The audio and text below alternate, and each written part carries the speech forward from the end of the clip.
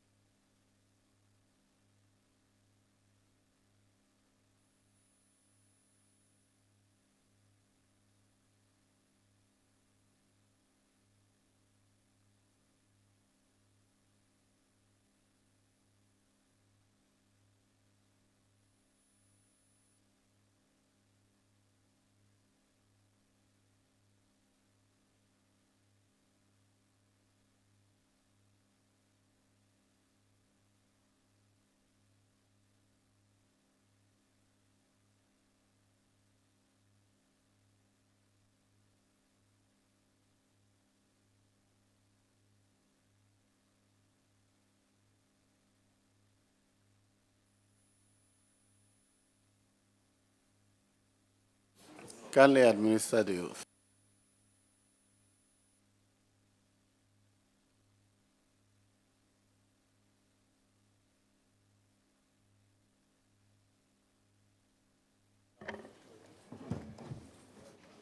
I, Abena Osei Asari, Swear by the Almighty God swear by the Almighty God that the evidence I shall give before this committee, that the evidence I shall give before this committee touching the matter in issue, touching the matter in issue shall be the truth, shall be the truth, the whole truth, the whole truth, and nothing but the truth. and nothing but the truth. So help me God. So help me God.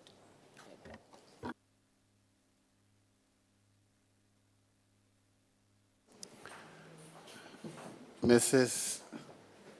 Abena Osasari, on behalf of the committee, we congratulate you on your elevation from Deputy Minister to Minister of State. You're not new to this committee. This will be your third appearance before the Appointments Committee in the last two parliaments. I should say that every one of us here knows you quite well. But just for the record, kindly take us through your CV.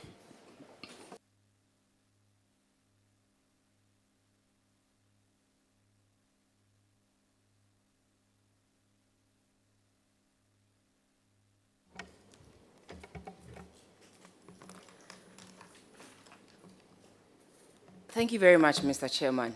Mr. Chairman, as I'm coming from the Ministry of Finance, I would like for us to observe a 1-minute silence for my departed colleague, Honorable John Kumar. Unfortunately, you don't have that luxury. I would like to seek your leave. We have observed a minute silence for him in the chamber. And this committee It's a kindly spare us. continuation. When you go there, we'll give you the opportunity back in the chamber again, okay? Thank you. We don't want you to break down again here, please. I won't. May the soul of my departed brother rest with the Lord. Thank you very much, Mr. Chairman. Mr. Chairman, like you said,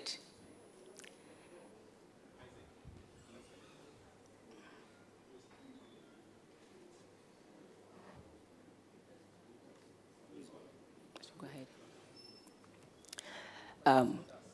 Just a little about myself, because I believe you all know me. I have sat in the chamber with some of you for the past 3 terms in Parliament. And for me, I began as right after national service with the President's Special Initiative on Textiles and Garment. I went through New York University as an assistant director in charge of facilities and finance.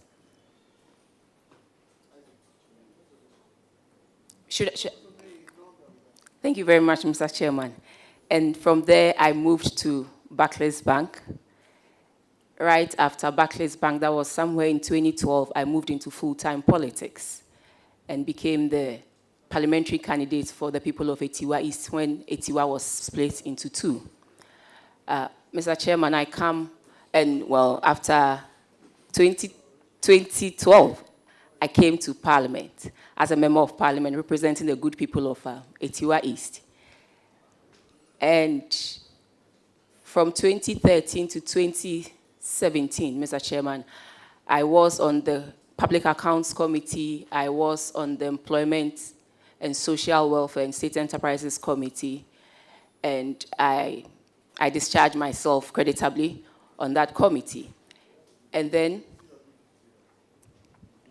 in 2017, we won power, and I was appointed through the good self of the good people of Etiwa East and the president of this republic. I was appointed the Deputy Minister of Finance, and I was in charge of the budget, where I had the opportunity to engage a lot with both sides and also help government implement the national budget throughout that period.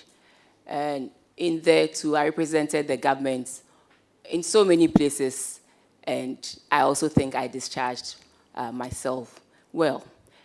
And then in 2020, I was again appointed as the Deputy Minister for Finance, and this time I was put in charge of revenue. And I have been supporting the minister in all matters concerning revenue, and also engaging with Parliament, acting as a liaison person between Parliament and the ministry, and any other task that I was given, or I have been given. And Mr. Chairman, and through that, I believe the Lord has done what he deems fit, and I'm here sitting in front of you, being vetted for the position of the Minister of State at the Finance Ministry.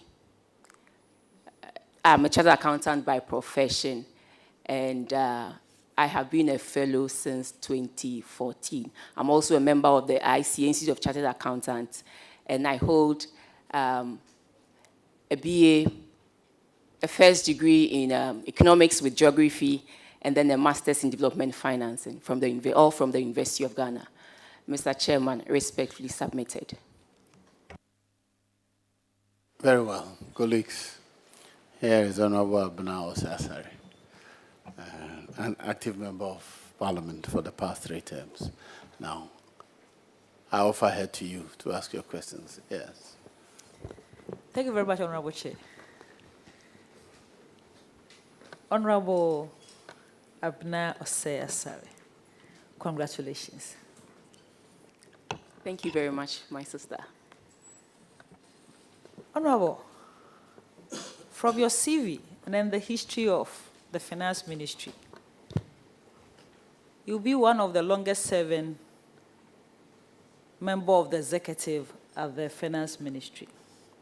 You've been Deputy Minister for Budget, Deputy Minister for Revenue, and now Minister of State.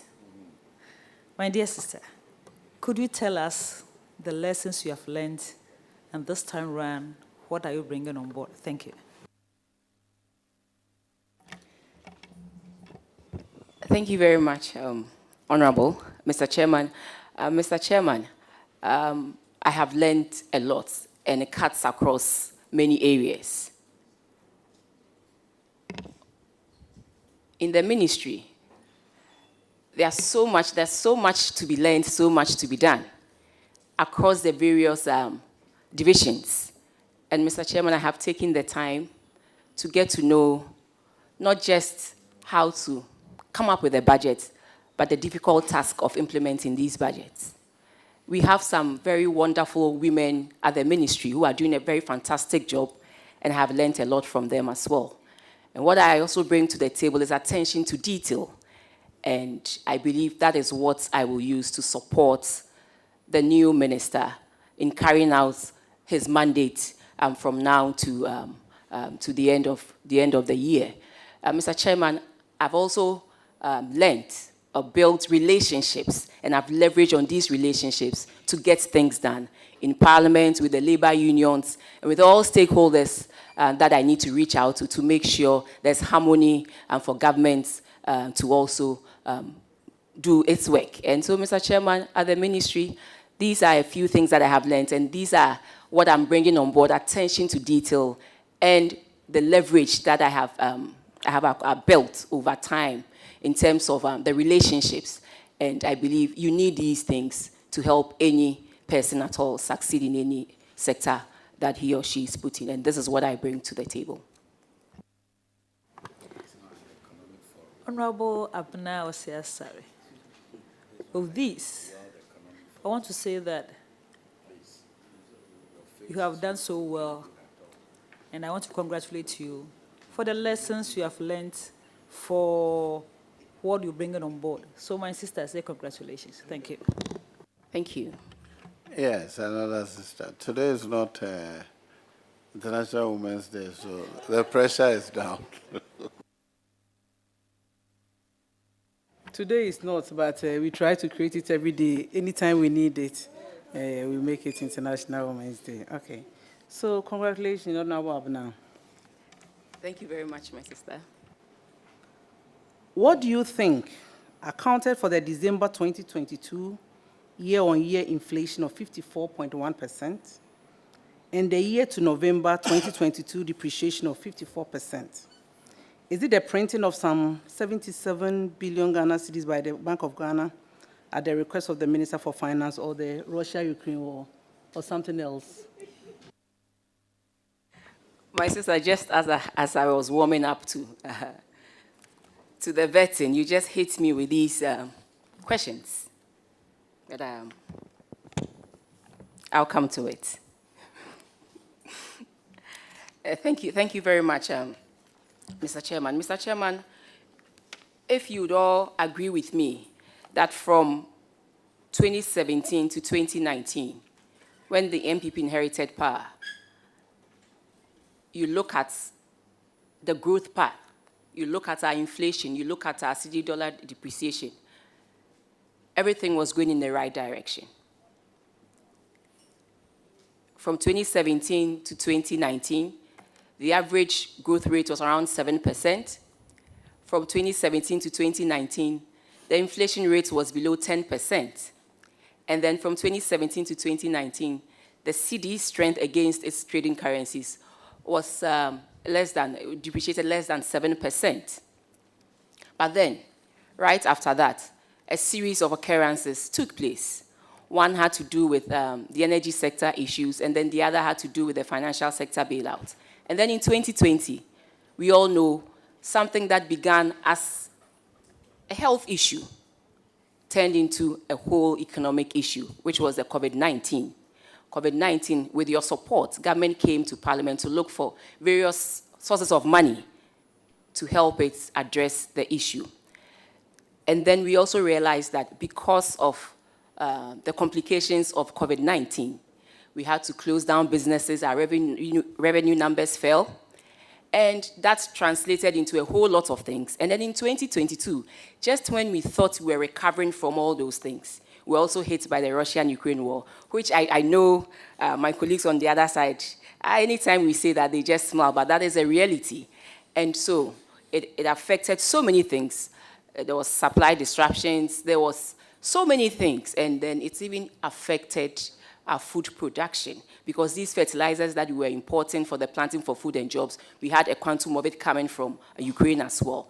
And so we saw in 2022, in addition to our own local factors, these external factors affected us. And yes, we saw inflation worsening to a point of 54%, and then our CD depreciating against the currencies by that quantum. But I'm happy to say that in the inflation issue, you look at the components, the various components of inflation. One had to do with food, one had to do with non-food. And so quickly we realized that the food component, played a huge role in inflation. Government quickly put some measures in place, and we revived the planting for food and jobs. And so as we speak, Mr. Chairman, the food components of inflation, which was around, Mr. Chairman, it was around 59.7% in December 2022, has declined to 28.7% in December 2023. And also the non-food components, which had to do with businesses and other things, also declined from 49.9% in 2022 to 18.7% in 2022. So clearly, we have put measures in place. And if you would recall, in the 2023 budget, we came to Parliament to say that, yes, we acknowledge that times are hard globally and domestically. And so this is what we want to do to fight it. We came with a couple of recovery measures. One had to do with restoring the macroeconomic stability and also addressing our debt issue, then also ensuring that the vulnerable are well protected. And so, Mr. Chairman, as a result of this, it also affected our currency against the global currencies positively. And as we speak, right from February 2023 to December 2023, the cedi hasn't depreciated to that tune, but we saw the cedi hovering around, I think, 7% in that quarter. And we're doing everything possible. We are not there yet, Mr. Chairman, but we are doing everything possible to stabilize these important components of the macroeconomy to make sure that our people are best served in the way they need to be served. Okay. Considering the fact that as at last Friday, the cedi has lost some 7% of its value against the US dollar, some analysts predicting that year-end inflation will be higher than forecasted by the Minister for Finance. Do you think that the Ghanaian economy has really turned the corner?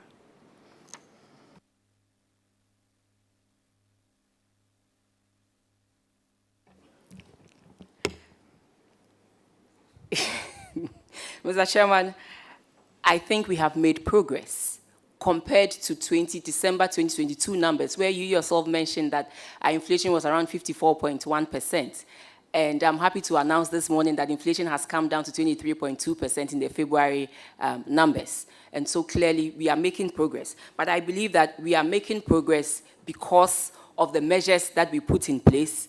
And so, yes, I can say that even though we haven't gotten there yet, yes, we are moving in a direction that I believe will turn things around and get the economy back on track. And so, yes. That's it. Okay. Even though we've not been able to turn the corner, I wish you all the best.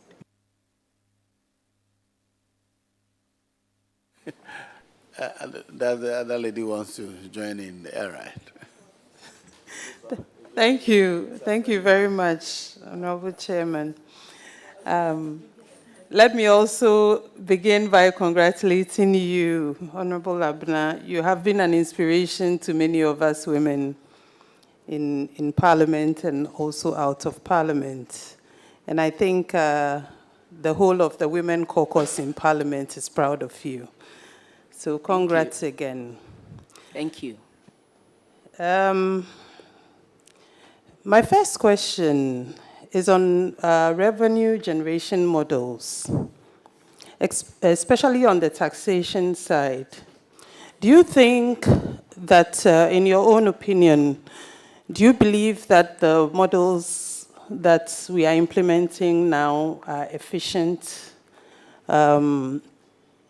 If you had your way, is there anything that you do differently with the way we generate revenue, making sure that we're maximizing our revenue and reducing the burden on the ordinary Ghanaian? Thank you. Thank you very much, Mr. Chairman. Mr. Chairman, we all know that the first point of call for every government or every economy when it comes to provision of amenities and development is the revenue that is generated domestically. And so revenue generation plays a very important role. Over the years, Mr. Chairman, we have come to notice that our tax to GDP ratio is very, very low compared to our peers in the sub-region. And so last year, government sought to put some measures in place to, one, help us generate more revenue and also help us raise our tax to GDP ratio above the 18%, which is seen amongst our peers in the sub-Saharan region. Currently, our tax to GDP ratio is around 13.1%, and in the sub-region is around 18%. And so what government did was to come up with a medium-term revenue strategy.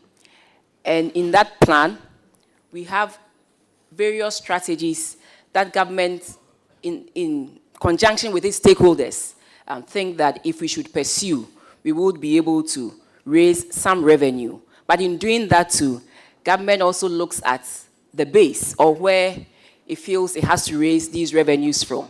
And so yes, we have put some measures in place, and we did bring about 7 or 8 of them to Parliament in the last budget that we passed. What government seeks to do with this medium-term revenue strategy is that it will go ahead and implement as planned, and it's published on the Ministry of Finance website. And then after 2025, first quarter of 2025, government will review all these revenue measures and see whether they are still impactful, whether we should tweak whatever it says that we have to do. So like I said initially, we haven't gotten to the final destination yet, but we believe that the midterm revenue measures that we have put in place, once we are able to implement it for a year and a quarter, we will review and then come back as and when we need to come back to tweak things. But the most important thing is that we should be able to raise the needed revenue for our own development. Thank you. Thank you very much. My second question has to do with tax exemptions. There's been a lot of talk, both in the public domain and also on the floor of Parliament. What is your general impression about the last few tax exemption requests that have been presented on the floor? And in your opinion, is it something that we must continue to pursue? Are there any suggestions you make as far as tax exemptions are concerned? Thank you. Thank you very much, Mr. Chairman. Mr. Chairman, we all know how sensitive these exemptions are to all of us. Prior to September 2021, we did not have any exemptions bill that was guiding us in the implementation of our exemptions. But September 2021, with the support of the Ministry of Finance and some stakeholders, as well as the Finance Committee, we were able to come up with an exemptions bill that guides us whenever we are executing waivers or exemptions in this regard. And Mr. Chairman, I think clearly tells you that we all together want to address the exemptions issue and make sure that it is guided by law. 2, yes, we did finish that, Mr. Chairman. And then government also, wanting to boost the strength of the local economy, came up with a policy, that's the one district, one factory policy, where any local business who wants to expand or shows an interest in setting up factories in places where there are no factories, but will need some support in terms of equipment and other things, the government came in, one, to support with tax waivers. And this House approved a couple of them, quite a number of them, in our first term from 2017 to 2020, where local companies were given exemptions on the machines and equipment and certain aspects of their businesses that they were bringing to this country. And Mr. Chairman, this was to boost the industry sector, and also to make sure this creates jobs and brings in some monies into the country. Mr. Chairman, right after our first term, in the second term, we've had a series of issues concerning these same 1D, 1F policies, or these same 1D, 1F tax waivers that, that we were given in the previous term. But Mr. Chairman, what we're doing is, last Friday, the issue came up, and I pointed it out to our members that these exemptions that we are talking about are exemptions that we have all agreed to give to our local companies to boost them up and also to make sure they create the employment that we are all looking for. And we are hoping that we can meet at a point where we will give these exemptions and also help our local companies to also grow. In addition to that, Mr. Chairman, there are other exemptions that come with certain loans that we take. And that one, it is brought to Parliament, and Parliament works on it and agrees as to whether it should go through or not go through. So there are two kinds of exemptions. Exemptions under the 1D, 1F policy where we are boosting local companies, and then exemptions that come through the loans that we take. But in all this, we are guided by the Exemptions Act that is in place. Thank you, Mr. Chairman. Thank you.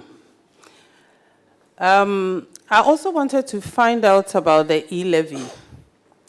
Do you believe that the e-levy is giving us the needed revenues as we had initially programmed? And do you believe that we can phase out the e-levy as planned in the next few years? Thank you. Thank you very much, Mr. Chairman. Mr. Chairman, the e-levy remains one of the thorny revenue measures that we have experienced in this country. But yes, it is still raising some form of revenue for us. And if you would agree with me, in the 2024 budget, some allocations were made, and we believe that we are on course to make sure we raise all revenue handles, including the e-levy. And for 2024, if for any reason after 2025, we would want to discontinue it, I think that is a policy issue that will come from the minister. But currently, e-levy has been assigned a certain quantum in the 2024 budget, which has been approved by Parliament. And just like all the other revenue handles, we are working hard to make sure we raise those revenues for the needed development that we all need. Thank you. Mr. Chairman, with your permission, my last question. This is Atu's favorite question. Today, I will ask it. The LGBTQ law that has been passed, there is a purported document that was cited. As I said, purported. I don't know if it's really true, but there's information around that a document containing some information about the impact of this law on our revenue, our external financing arrangements, and future facilitation of our revenue generation efforts was seen, and it's being discussed everywhere. I just want to know your take on this. Is this so-called document, is it true that there is such a document, a 4-page document? And if it is there any impact of this law on our future revenue generation efforts? Thank you.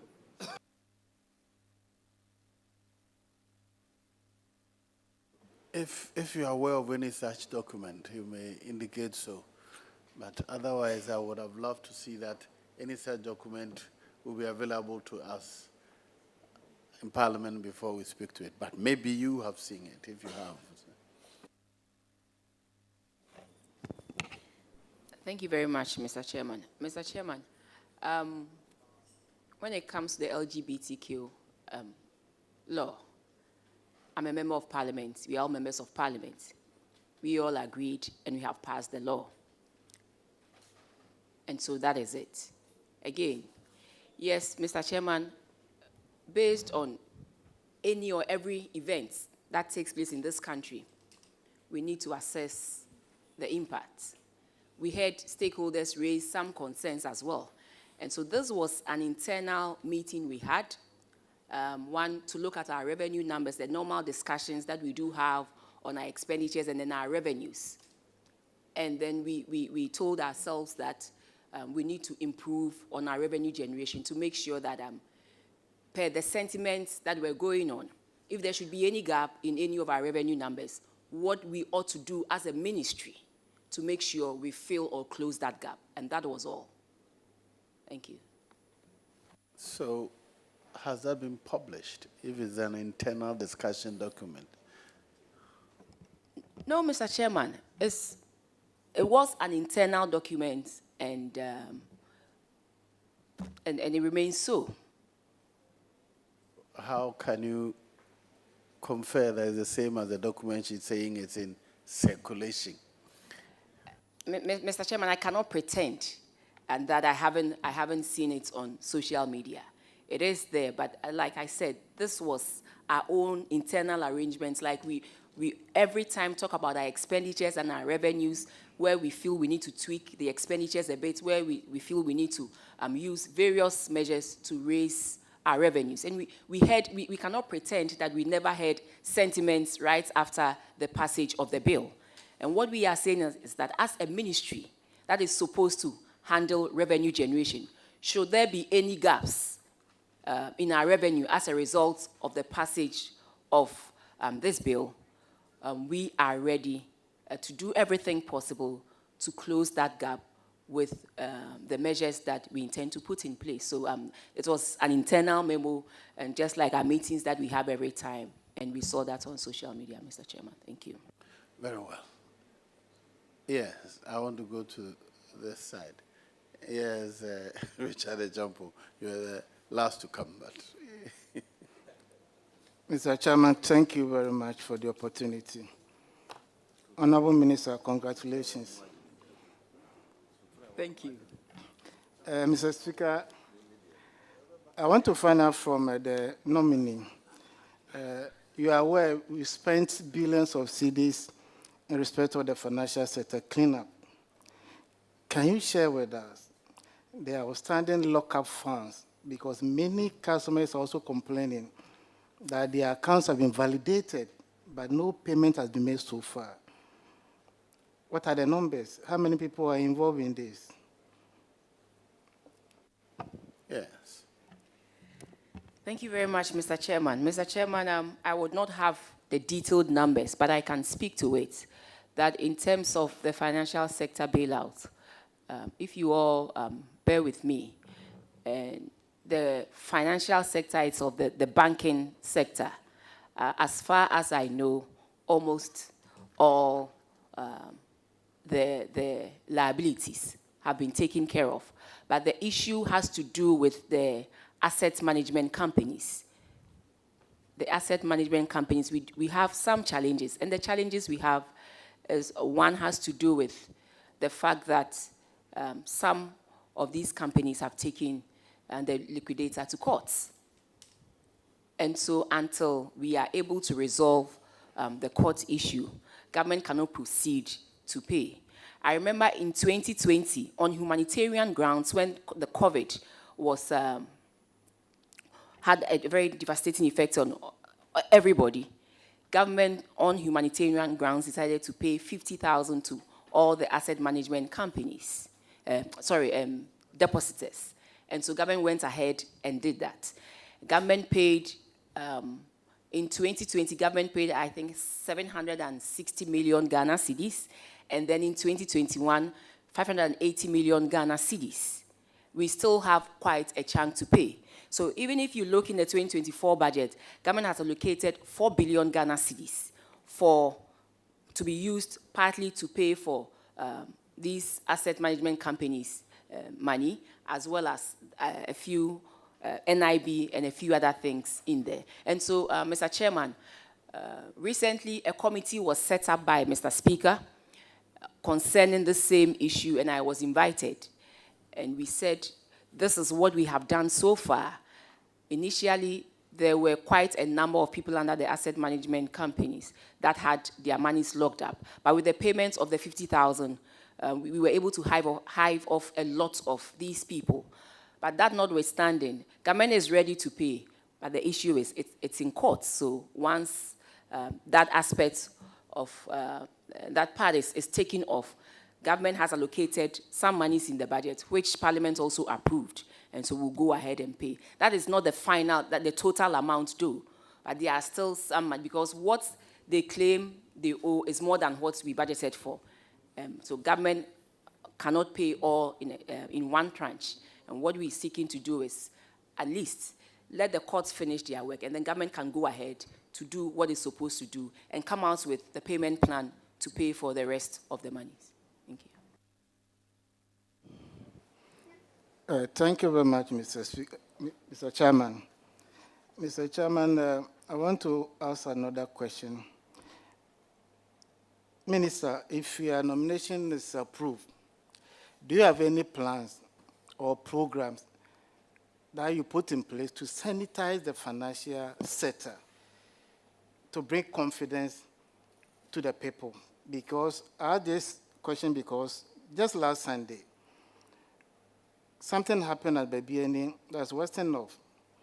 The Babiani, let me read to you. Babiani Royal Baptist Church Credit Union customers locked church demanding for their money as recent as this very Sunday. So meaning we spent money to sanitize the system, but still there are a lot of challenges facing the financial sector. So we can't pretend as if all is well. So what are your plans, programs that you're going to put in place to help us sanitize the financial sector? Thank you very much, Mr. Chairman. Mr. Chairman, when it comes to the financial sector, you know they have a regulator. And so government is going to give every support it can to the regulator to enable the regulator do its work. Because clearly, when it comes to these things, the buck stops with the regulator. And we will encourage the regulator and assist the regulator in any way possible, and to make sure they discharge their mandate as it's expected of them. And we believe that we are in this together. And so whatever we have to do, we will go ahead and do it, not just for Bank of Ghana, but also for Securities and Exchange Commission as well, to make sure together they bring back that confidence that we need in the financial space. Thank you.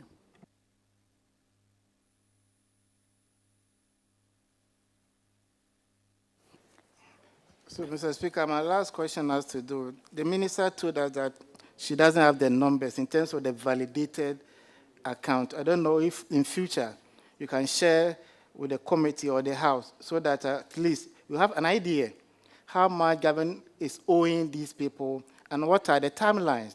Because this issue has been with us for almost 8 years. People are dying out of it. Some have been in prison because they took loans from other institutions. So if you can share the numbers with us and the plans to deal with it. Thank you very much. Thank you very much, Mr. Chairman.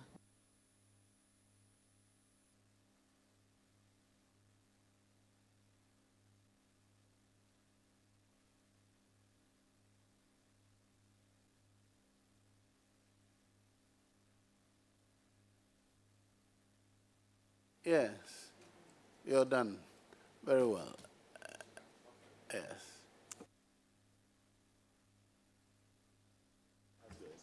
Yes, thank you, Mr. Chairman, for this opportunity.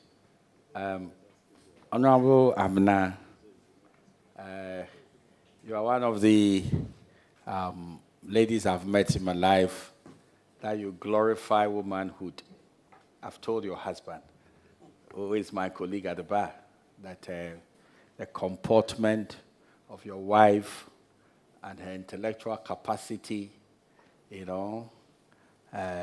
something that the whole of womanhood should look at and emulate. So I know that you go very far. I've no doubt in my mind that you go very far because of the kind of culture and personality you have. I'll ask a few questions.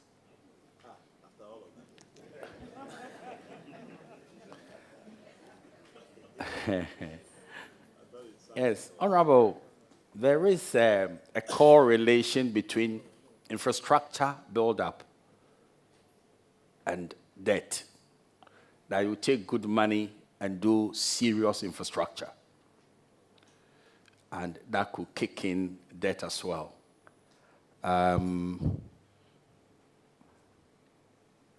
Would you say that the debt levels of the country now, one major factor explaining our debt portfolio, is a direct result of the massive infrastructure rollout by the Akufo-Addo government?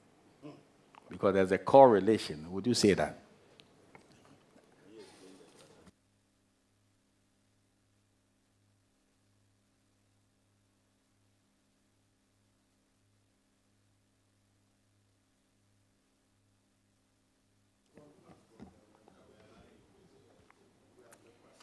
Thank you very much, Mr. Chairman. Yeah, Mr. Chairman, the Akufo-Addo government can point fingers to a lot of or massive infrastructure in this country. We have the roads, the interchange that we see around. We have the schools, the huge schools, the completion of e-blocks. Yes, there are so many that we can pinpoint to. Mr. Chairman, but like I said in the beginning, the first point of call for any funding of infrastructure is the domestic revenue that you generate. And so, this should be our burden, this should be our call, that we'll do everything possible to raise more revenue domestically to meet these needs. But that notwithstanding, if we have to provide this infrastructure for our people, and it means extending your options to loans, to debts, to make sure you fulfill certain needs, I think it is also what it is. Remember, with the coming into being of the free SHS, government needed to provide huge and massive infrastructure in that area. And so government did go in for some loans to make sure we are able to do that. And also in terms of health facilities, the COVID-19 really exposed our health systems, and government needed to address that issue as well. And so, and again, when you look at our road infrastructure, all of us sitting here, we all want roads in our constituencies. We want our roads tarred. We want, and you ask yourself, the amount of revenue that we raise, is it able to address all these things adequately? No. And so you look at those options that you need to help you address the needs of your citizens. Mr. Chairman, that notwithstanding, in 2022, we saw right after the COVID-19, with all the downward trend in our revenue generation and everything, indeed there was a gap.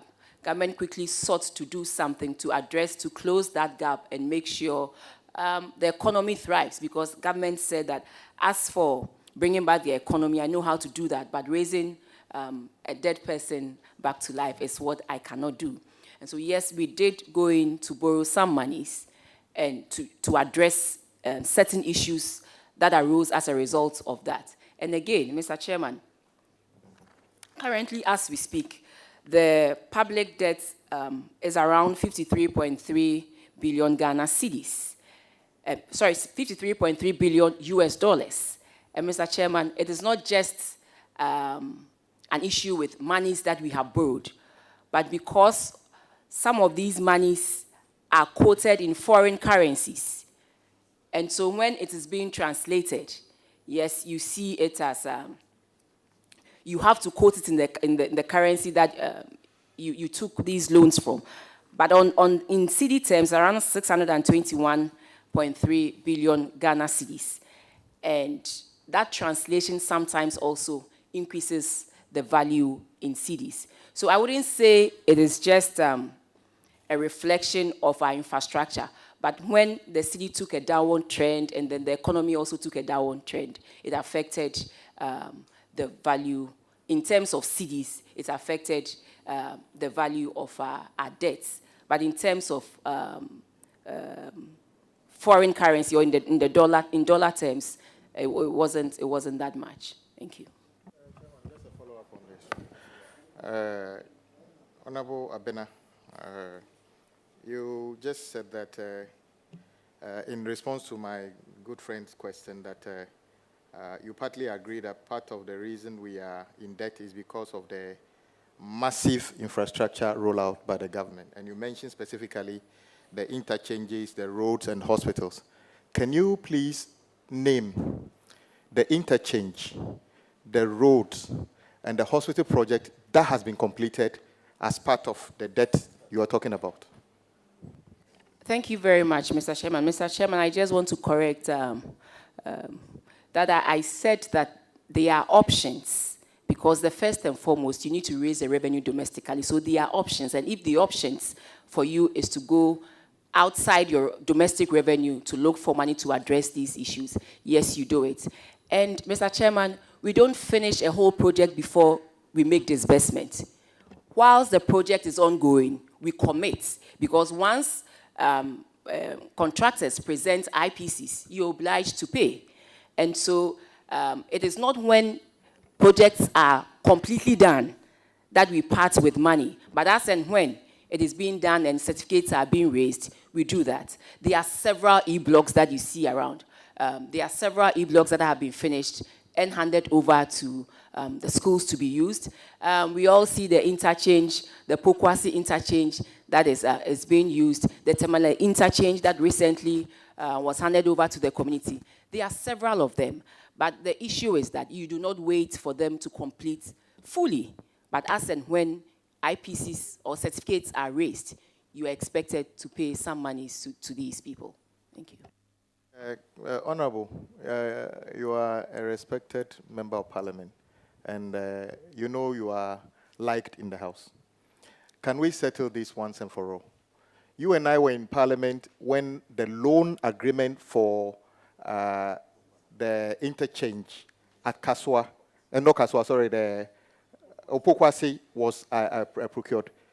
In reality, was that loan procured under President Akufo-Addo or under President John Dramani Mahama? Thank you very much. Honestly, I wasn't expecting this question, from you. A loan has been procured in the name of Ghana. The loan has been used to address a need. When did we take the loan? Was the loan loan taken under NDC or NPP? A need. And the need has satisfied the people of Ghana. Mr. Chairman, that is what I can say. As for those details, we can come back, I can provide those details. But respectfully, a loan was taken in the name of Ghana. We do not take loans in the name of persons, but in the name of the sovereign state. And that was done, Mr. Chairman, and that was used to address a certain need. But for the nitty-gritties of this loan, Mr. Chairman, I'll be very, very happy to bring the information, because honestly, it's been a while, and I will not have it on top of my head. Thank you. Yes, please continue. Thank you, Mr. Speaker and Chairman. Yes, Minister, in the message on the State of the Nation address by His Excellency President Nana Dankwa Akufo-Addo, he pronounced himself thus, and I want to quote, additionally, the government negotiating team restructuring of power purchase agreements and arrears with AXA, Amandi, Send Power, Senate, and Early Power, and is finalizing remaining definitive documentation of such terms, which will result in total expected savings in excess of $9.1 billion over the lifespan of the IPP projects. In the meantime, ECG has been able to secure a fixed monthly energy purchase price with all the IPPs. This has led to a monthly payment of $43 million instead of $77 million. That is monthly savings of $34 million, or 34% reduction in monthly payments. a far better outcome than the take or pay system we inherited.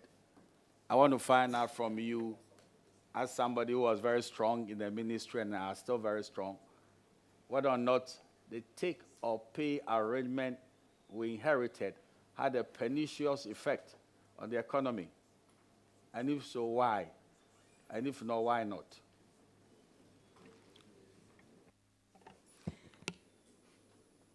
Thank you very much, Mr. Chairman. Mr. Chairman,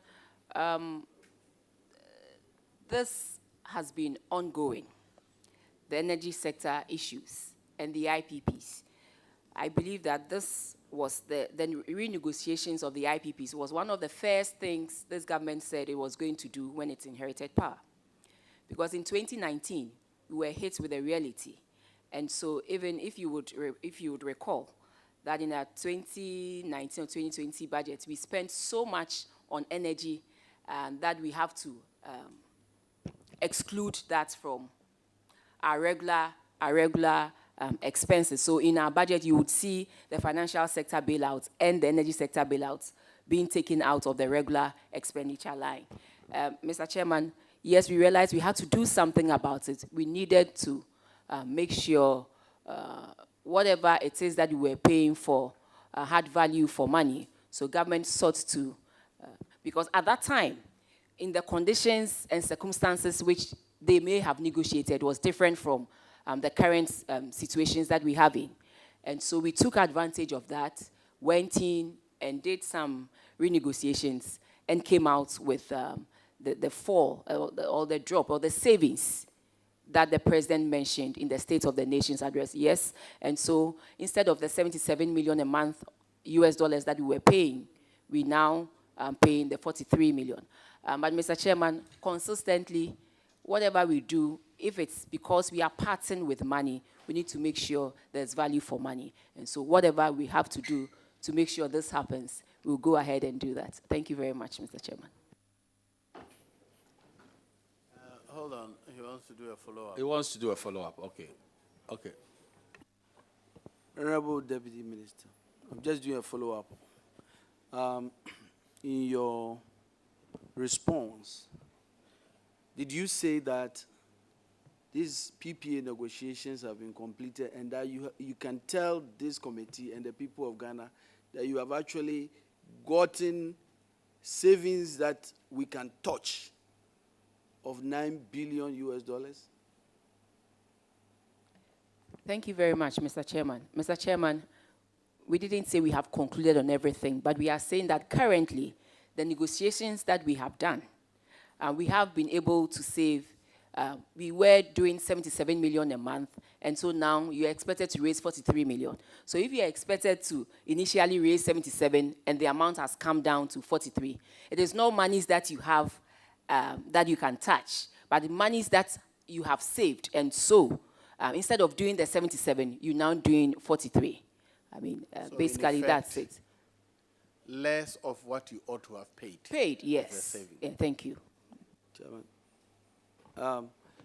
can you tell this committee that the real root causes of why we sign PPAs have all been resolved, and because of that, we no longer, as a country, have negotiated any power agreement that is take or pay? That is not a follow-up to his answer. No, you will get the opportunity, so you can answer. But the follow-up really is whether you've saved the money we can touch. But your main question, you will come. Well, you will get the opportunity on the answer. Yes, let me hear you. Thank you very much, Chairman. Nominee, you recall that the then Minister for Finance, Honorable Ken Oforiatta, appeared before members of this House to answer questions as to how much he has paid for take-or-pay and to itemize the various energy sector companies that he's made the payments since he became a finance minister right up to last year. And he arrived at a figure of 990 million Ghana cedis, not even 1 billion. Are you suggesting that you disagree with your former boss? We disagree on what, Mr. Chairman, a question was asked, a figure was quoted by a member, and I was asked whether it was real savings, actual savings that we can touch. I haven't put out any figure here, and so I don't know where the disagreement is coming from. But when it has to do with payments, yes, I can confirm that we have made some payments to the IPPs right from the time we inherited power to now. Thank you. Sorry, just, you are an accountant. Is the president quoting nominal values or present values over the life of those IPPs? Because you can't just tabulate nominal values over the life of an agreement and arrive at a figure and use that present value. What are the present value numbers, if any savings at all? I believe it was in the president's speech that as a result of the negotiations that have gone on, we have been able to make a certain amount of savings over the life of these IPPs. That I can say for sure. Like I said, if it's with the nitty-gritties, I'll be happy to provide the committee with that. Thank you. Yes, conclude your question. Yes, thank you, Mr. Chairman. Now, Honorable, one of the issues of grave concern to many Ghanaians are how monies of a lot of people are tied to bonds because people invested their fortunes in bonds. And this is what the president said at the message on the State of the Nation. I want to quote with the permission of Chairman. We requested an unprecedented number of bondholders to participate in a voluntary exchange. And were able to exchange successfully some 203 billion Ghana cedis worth of bonds. And then he added, a week ago, last Tuesday, on the 20th February 2024, the second coupon of 5.8 billion was paid to domestic bond holders. This is the largest coupon paid in a day in Ghana's history. Do you have any additional arrangements that all those who have coupons will be paid? And no, will be paid. Yes, those who have not been paid will be paid. And you have a sense of the timelines. Thank you very much, Mr. Chairman. Mr. Chairman, this arose as a result of the difficult but necessary arrangement that we had to go through when we had to bring our debt to sustainable levels. So government had to embark on a debt restructuring. We did the domestic one and completed that last year, and we are on course to also address the external debt restructuring. Yes, as a result of the debt restructuring, government made some proposals to bondholders where government adjusted the tenor and the rate as well. And so, Mr. Chairman, whenever it's due, initially when we began, it was a bit tough because clearly government wanted to address the issue of debt sustainability because it was struggling to pay its debts. And so we went through the debt restructuring. Yes, last year we were able to pay bondholders whatever was due them. And this year, like the president said, yes, we've paid the 5.8 million, and we are on schedule to pay whatever that is due as a result of the arrangements that we got with bondholders who subscribed to the debt restructuring. And for this, I would like to thank them that they rose to the occasion when the government or the nation demanded their support in addressing a very important issue. So, Mr. Chairman, we are on track, and whenever it is due, we will pay the coupon rates. Thank you. You're done. Oh, yes. So you have my blessings, and I know that when you are approved, you are going to be very successful, and that's all I have to say for now. Thank you very much. Yes, Honorable Dongo, before I come to leadership. You know, my big brother is very conflicted in this matter. And I was surprised that after all the praising, you still have questions to ask. Anyway, Honorable Minister, congratulations. We have worked with you over the years, but you are moving into a new role, a much more higher responsibility. You are taking that role at a time that your substantive finance minister himself is new. You are taking that role at a time that one of your deputies who is scheduled for today is also new. And unfortunately, by circumstances, there will be another new person probably joining you. So it is with respect to that I may ask you questions that are beyond your previous responsibilities. I heard you mention COVID and Russia-Ukraine war. I just want to remind you that COVID-19, we are now in the 4th anniversary of COVID-19. It's already gone. Russia-Ukraine war, we are already we've ended the 2nd anniversary of Russia-Ukraine war. And so I just want to find out, with your IMF program and with your understanding of Ghana's inflation targeting framework, and the fact that the IMF did not ask you to go and fight COVID-19. They did not ask you to stop the Russia-Ukraine war, but they rather ask you to stop printing money at the Bank of Ghana. How do you situate the fact that the IMF, in its wisdom, saw that your solution lies in reigning in fiscal dominance over monetary policy and asked you to sign an agreement to observe zero financing? Do you still stand by COVID-19 and Russia-Ukraine war in the midst of this evidence? That's a loaded question.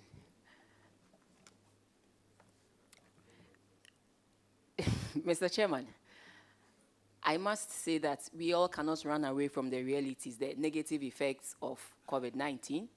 We cannot say it didn't happen.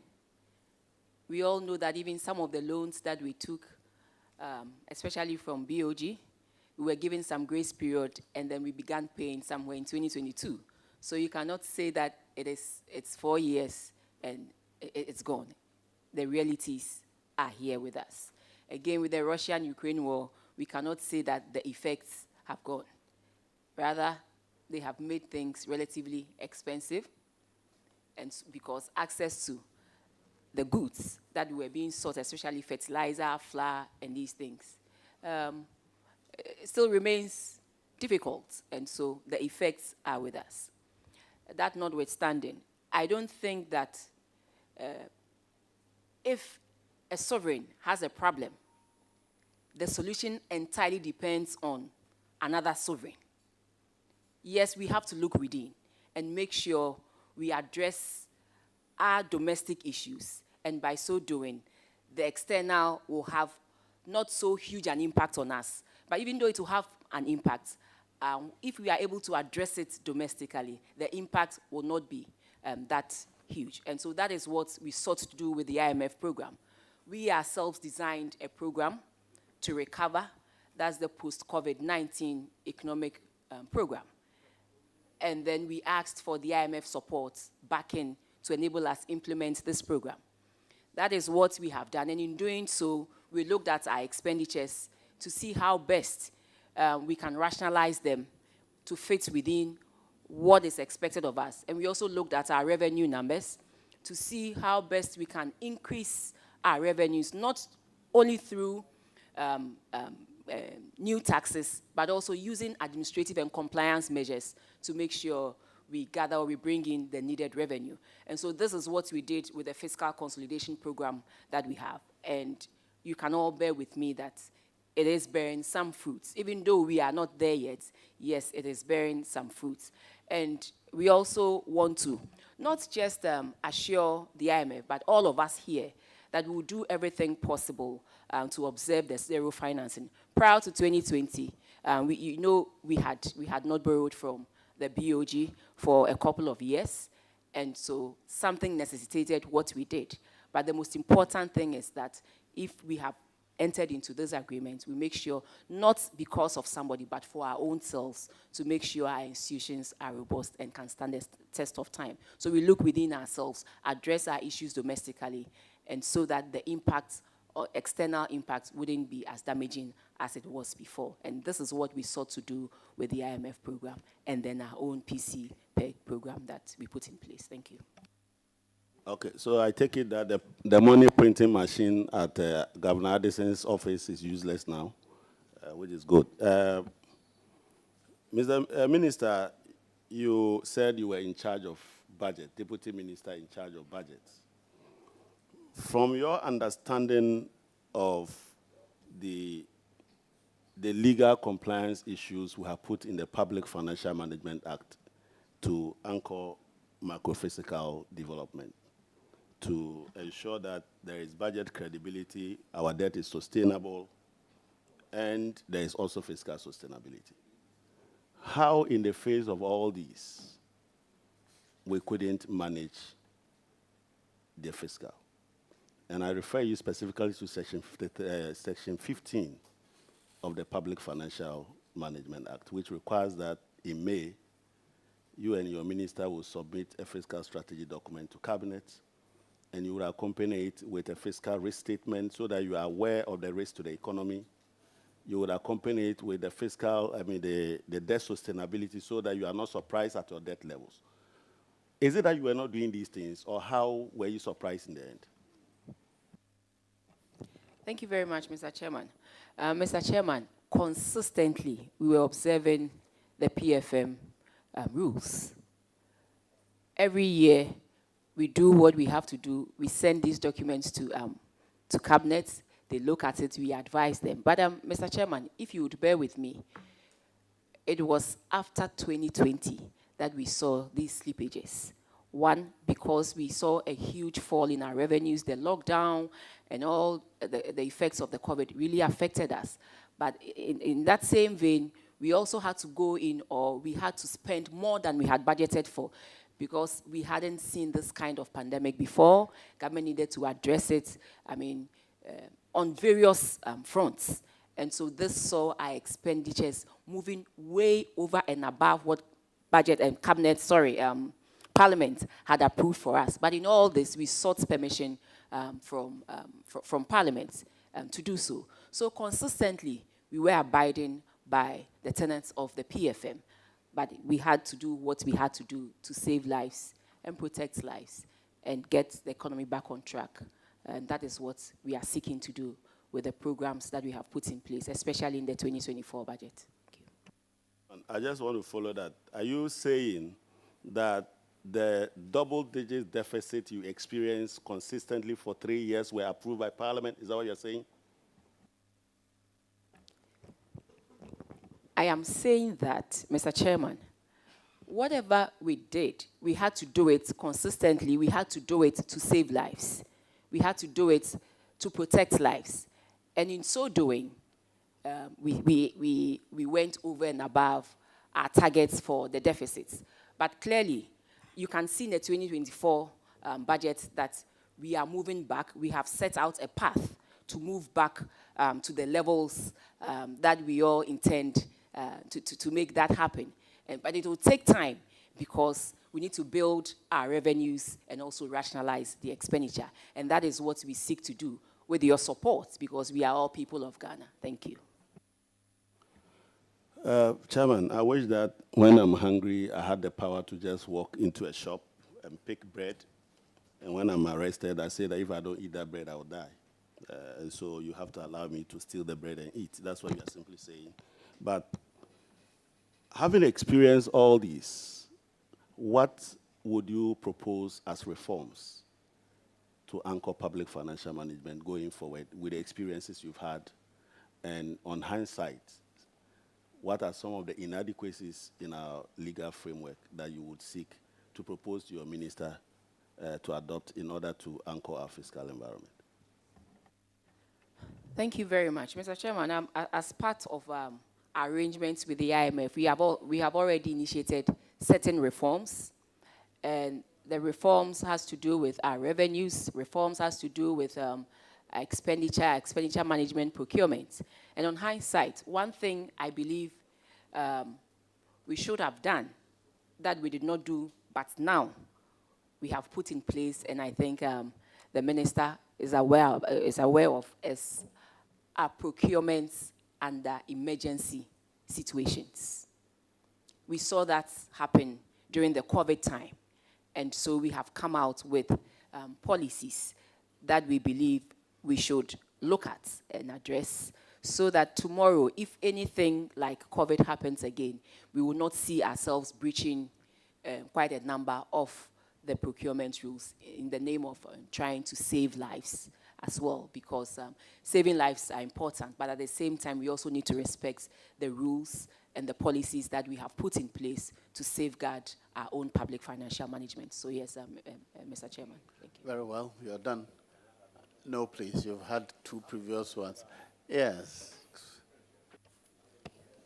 Thank you, Mr. Chairman. Honorable, congratulations. Yes.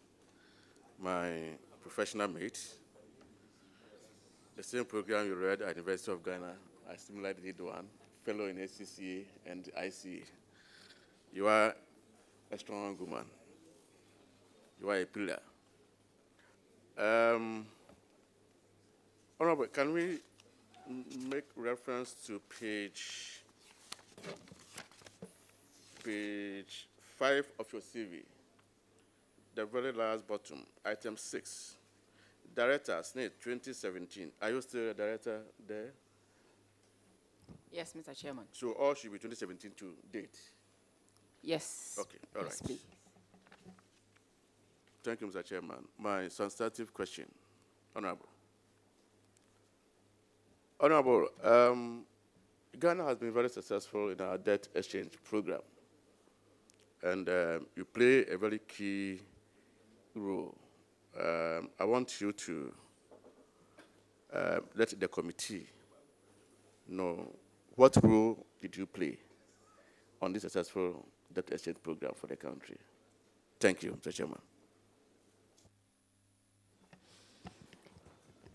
Thank you very much, Mr. Chairman. Mr. Chairman, I only assisted the then minister to carry out its mandates in terms of the debt restructuring. And the most important thing is that the minister sought to engage every stakeholder in this situation. And we saw that bearing fruits because we had about 97 or 96% of people handing in their bonds for the new ones that we proposed. And so I only assisted the minister, but it was because we engaged them and I think we were transparent enough to tell them that this is the situation and we needed their support at that time to make things happen. And knowing the people of Ghana and knowing how we all want to chip in as and when and share our burdens and make sure our nation succeed. That was what happened, Mr. Chairman. And that's how come we got that successful outcome of about 96% in the domestic debt restructuring that we did. Thank you, Mr. Chairman. My second question. In your CV, you've indicated that you supported the then minister in the revenue mobilization for this country. In your view, do you think in the medium term, can Ghana prepare a surplus budget instead of a deficit? Thank you.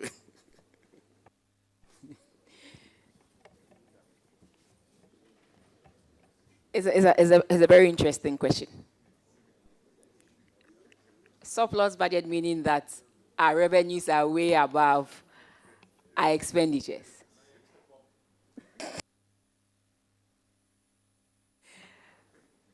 But, Mr. Chairman, when you look at a country where its infrastructure needs are huge, you need to address these things. And also, where a country where your revenue to GDP ratio is 13.1%, whilst your peers are doing 18%, then you need to also look at your revenue issues and how you can raise revenue efficiently. And that is the only way you can think of one being at par and then let alone creating a surplus. And so we need to address these two issues. And it all depends on all of us. If that is what we want, I believe we can all work together and make our tax system robust to raise the needed revenue and also look at our expenditures, address our infrastructural issues, and as much as possible, take some of government and place it in the hands of private people, and so that you can take that huge weight when it comes to capital expenditure. And that is the only way when you are raising revenue and you are reducing your expenditure by that quantum, you can think of a budget surplus. But it is something that we should all think about and see how best we can work together. Thank you, Mr. Chairman. I'm very grateful. Very well. I can come to leadership now. Yes. Honorable Abena, once again, congratulations.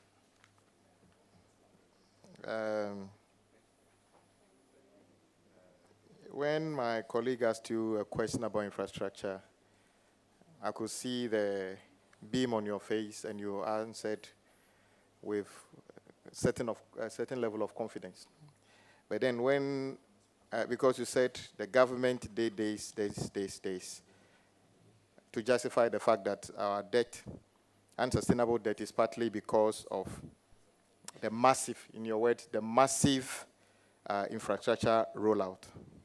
When I tend to ask you to, and then in fact, you mentioned Pokwasi. When I tend to ask you whether Pokwasi interchange is part of what you are classifying as your debt at the time, you said the state is the one taking the loan. The state is the one doing borrowing to do state programs. But on the other hand, you are taking credit on behalf of your government for the same thing. So let me remind you. You appear to say you don't remember. You and I were actually in the House on the 2nd of November 2016. And you can read even from Daily Graphic. Parliament approves 83.6 million for Pokwasi to ACP Junction project.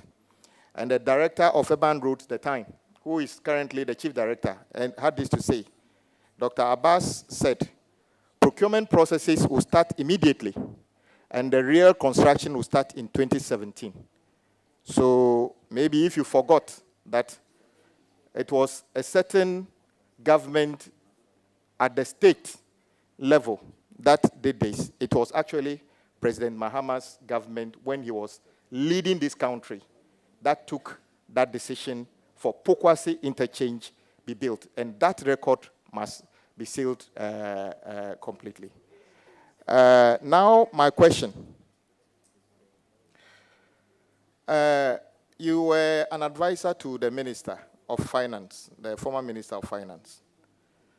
At the eve of, or just as after e-levy was passed, the Ministry of Finance and then the Ministry of Roads issued a statement suspending the collection of road tolls and suggested that there will be no need for road tolls because e-levy was enough to deal with all these infrastructure problems. In fact, there's a record of many of your colleagues on the side saying e-levy, when you ask a question on the floor about your telecom problem, they said, pass e-levy, your problem will be solved. When you say healthcare, they say, pass e-levy. If you talk about road, pass e-levy, your road will be done. If you say water, they say, pass e-levy. If you say, even if you are sick, pass e-levy, you'll be healed. E-levy has been passed. May I know from you, were you part of the decision to suspend the collection of road tolls? Thank you very much, Mr. Chairman. Mr. Chairman, I just want to put on record that the total cost of the interchange wasn't $86 million US dollars. It was $150 million US dollars. And so if the previous government took 86 million, yes, we needed the addition to complete it. But that is not important. The most important thing is that loans were sought for to address a need. The need has been addressed. And for that, we are grateful to the sovereign. I agree with you. The same vein, President Kufuor was the one who actually took the first part of the loan to build Bui Dam. You know very well that in this house, under the NDC, additional funds were procured to build Bui Dam.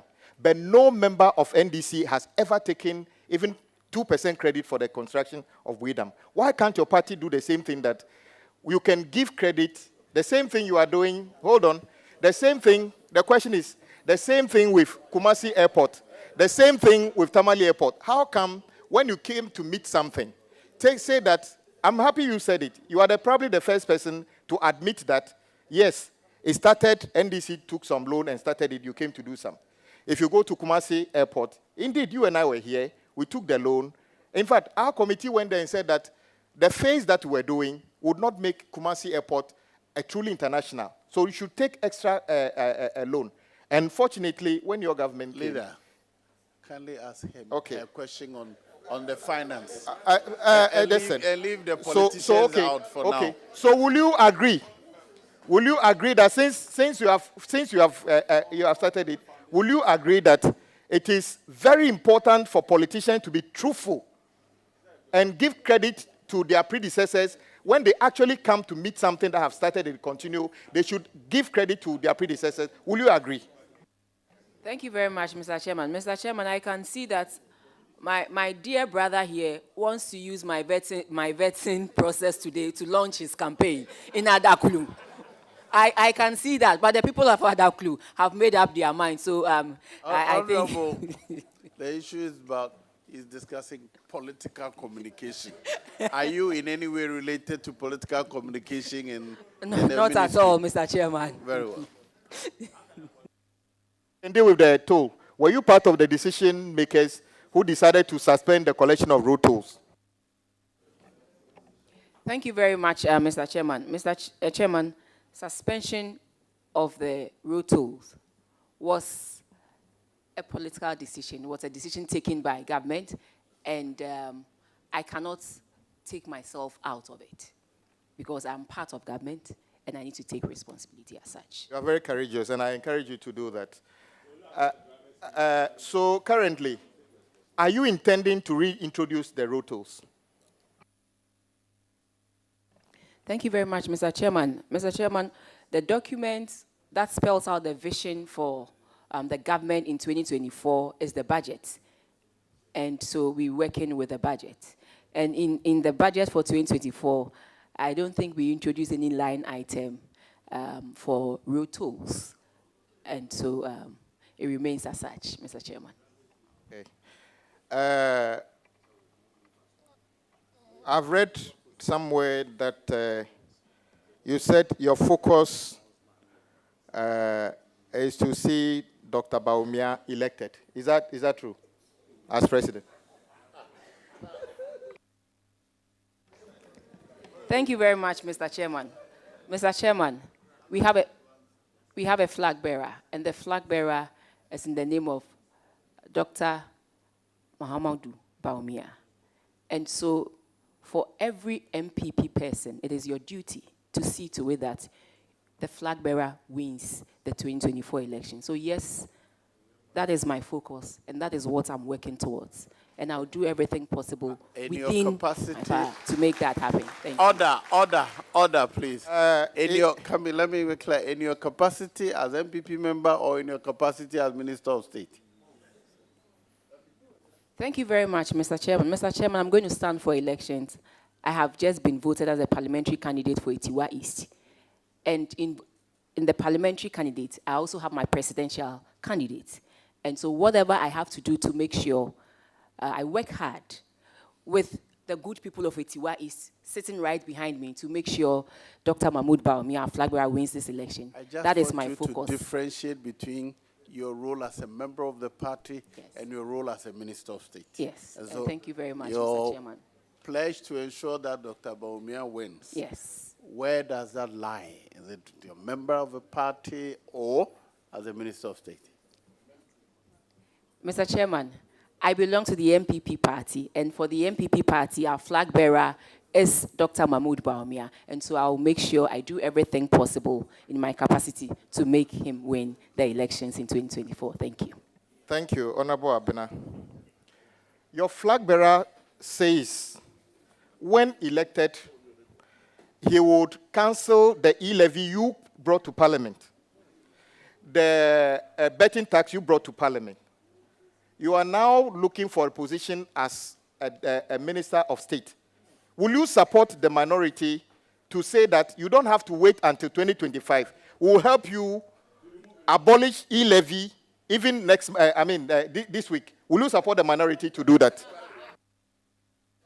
Thank you very much, Mr. Chairman. Mr. Chairman, in the 2024 budget, I'm not talking about 2024 budget. I'm saying asking that your question. will you support the minority to abolish e-levy because Ghanaians are already suffering? We don't have to wait to 2025. Will you support the call by the minority leader that e-levy should be abolished now? Now, will you support that call? Thank you very much, Mr. Chairman. Mr. Chairman, my same brothers on the other side are the people who are telling us to live within our means. And so we have voted a certain quantum of revenue numbers for the 2024 budget and expenditure in the 2024 budget. And so if you're telling us to live within our means, by taking off the revenue numbers on e-levy, how then do we live within our means? Mr. Speaker, for 2024, You mean Dr. Bawumia is not real with the economy? we will go ahead. For 2024, we will go ahead as has been passed for us in Parliament by both the majority and the minority.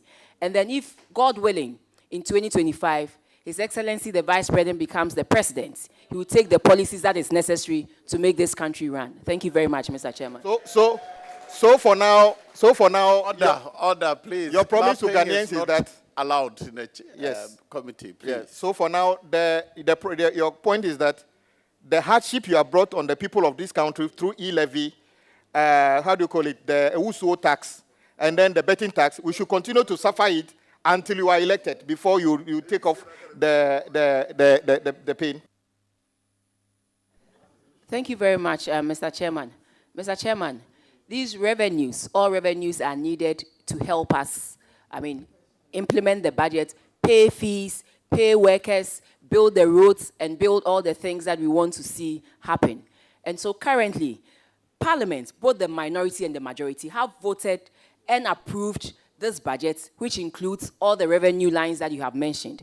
And we'll work hard to make sure we realize those numbers. And then if for any reason we come back next year to review and we feel we should review it in a way differently than what you have approved here, I think we will do that. We are not afraid to do that at all. We have done it before and we'll do that again.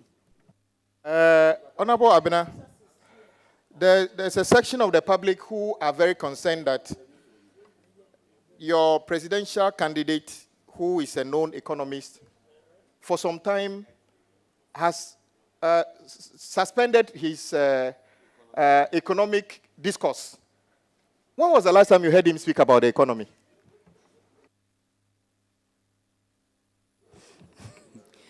Thank you very much, Mr. Chairman. Mr. Chairman, consistently he's been doing that. Consistently he's in charge. When was the last time you heard him speak about the economy? I said consistently, and even publicly on February 7th, we saw him give a very comprehensive, not just on the economy, but all aspects of the society, of the facets of this country. And so, Mr. Chairman, it is not about going out there doing this, but he's on top of it. He's helping us, currently working on the manifesto, and we believe that we will put all the things in place. And hopefully, God willing, we will win the 2024 elections. Thank you.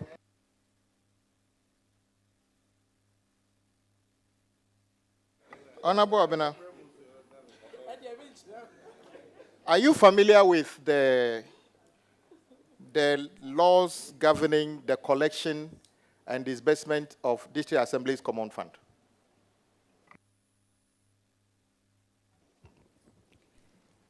Yes, Mr. Chairman, I wouldn't say, but I know how the DACF is raised and collected. That I know.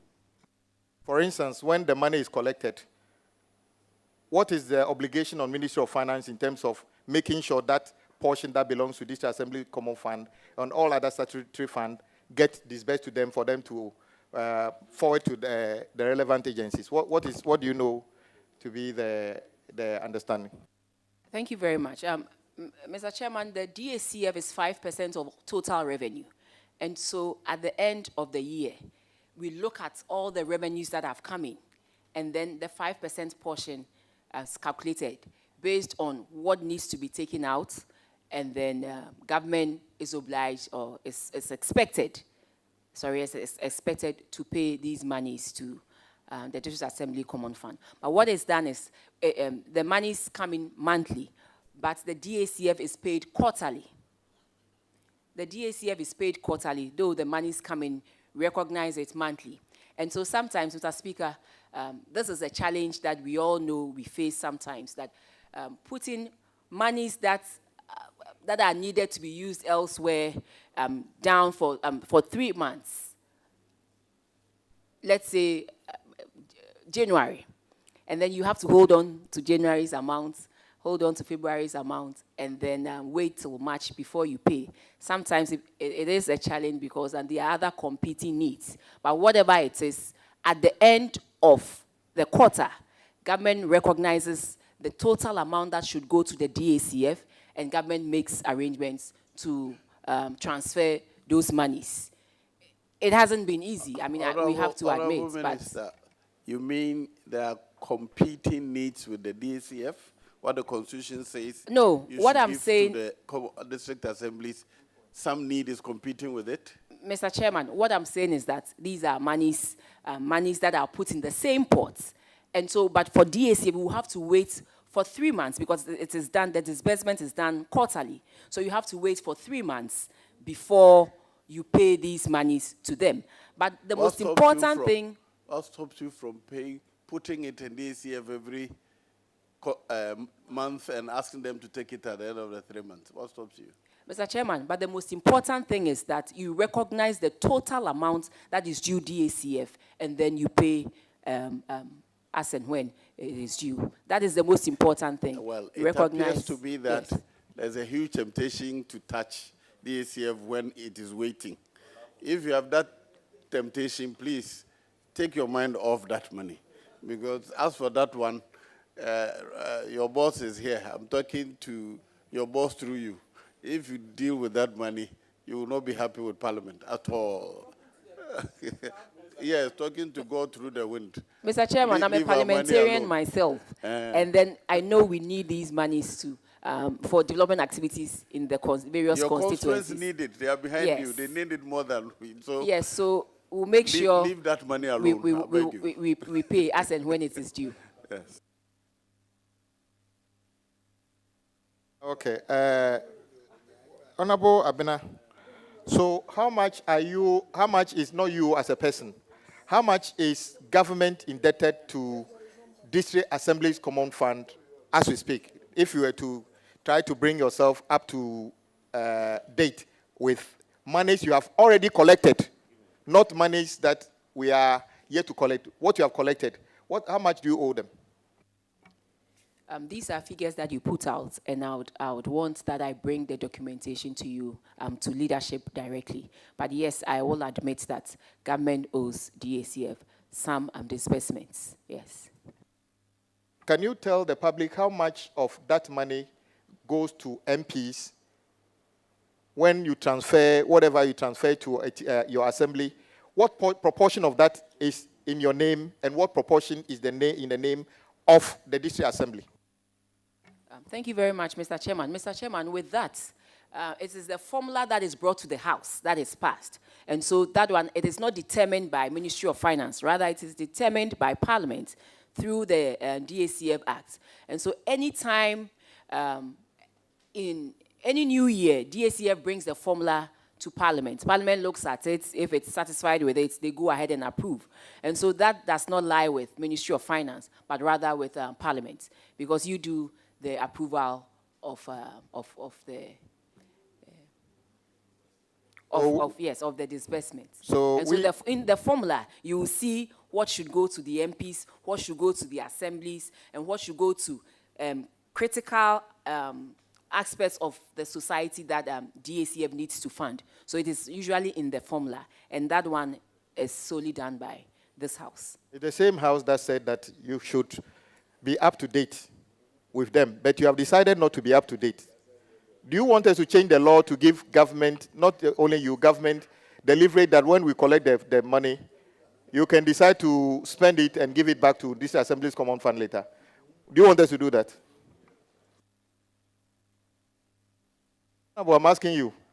Now, you say there's a challenge. That is why you are not able to release the monies you've collected. So do you intend to bring a law that gives you the legitimacy to continue to do what you are doing?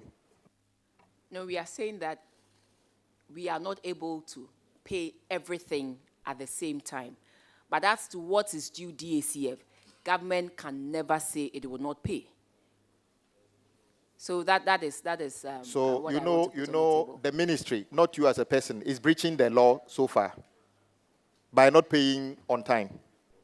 It probably happened in other government, but you know that not being able to pay is a breach of the law passed by Parliament.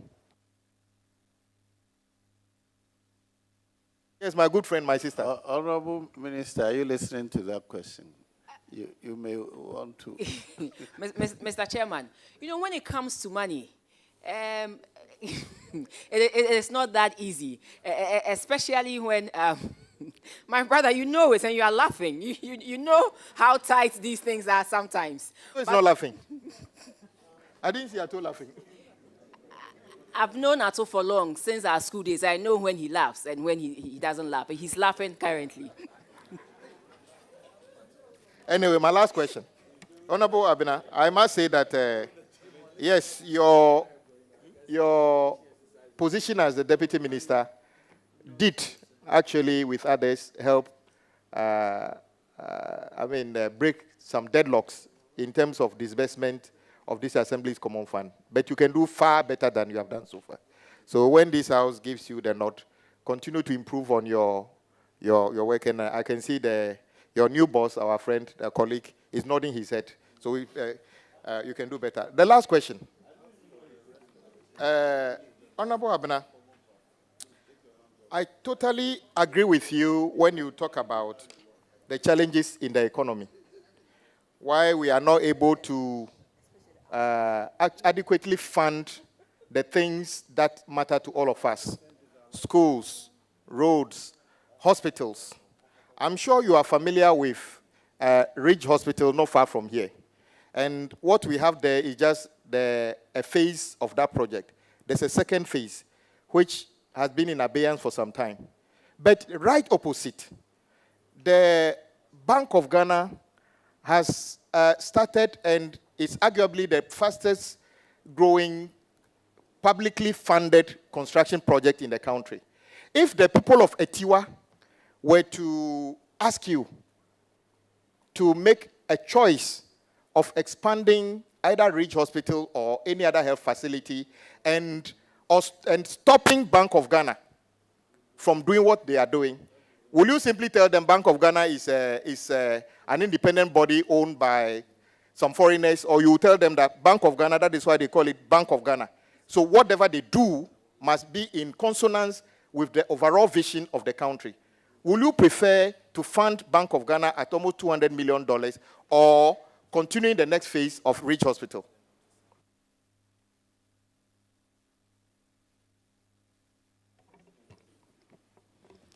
Thank you very much, Mr. Chairman. This question needs a lot of, thank you, that's the right word, meditation. Because it touches on a lot of nerves. And what I can say is that we should look at the need to adequately fund the phase 2, because we all know how well the Ridge Hospital is serving the people of Ghana. And so for me, that is how we should approach it, and look at how best we can address the funding for the phase 2. because this is something that belongs to all of us. And with health, it is very, very important. It is when you are sick that you realize how important you need to have these systems in place. So I agree with you that we need to look for the funding to complete the phase 2 of the REACH project. Thank you. And I don't have any further question, and I believe our colleague with his ministry, if she is approved, will continue to work with Parliament to make sure we address those things, especially the indebtedness to common fund, which doesn't help any of us and others. And I hope when the minority leader finally tables the private members bill to abolish e-levy, betting tax, and other things, you will be counted among those people who voted in support of his private members bill. Thank you, Mr. Speaker. Yes, sir. Honorable Abna Osei, congratulations on your nomination. Thank you. I have to say that you've been a valuable link for the Ministry of Finance and Parliament. And I know that the new minister will understand how important you have been to the Ministry of Finance in helping them achieve a lot of the things they have. But Honorable Abna, I start with a press release on Monday, the 4th of March, that you, working with your minister, wrote to the President of the Republic, and you wrote to the President in that press statement, and according to your letter, Ghana stands to lose substantial amount of World Bank financing, estimating it at a potential loss of $3.8 billion for the next 5 years to 6 years if the President assents to the LBGT. I just heard you saying that you as a member of Parliament, you supported Parliament's position. But as Deputy Minister of Finance, this letter came from your outfit. And you were the strong advocate advising the President not to assent to it. Can you tell us the basis for your letter, whether or not you received a letter from the World Bank, and how you came up with this $3.8 billion in the next 5 to 6 years? Thank you very much. Mr. Chairman, I had answered this previously because one person asked. But Mr. Chairman, respectfully, this was an internal memo that the ministry,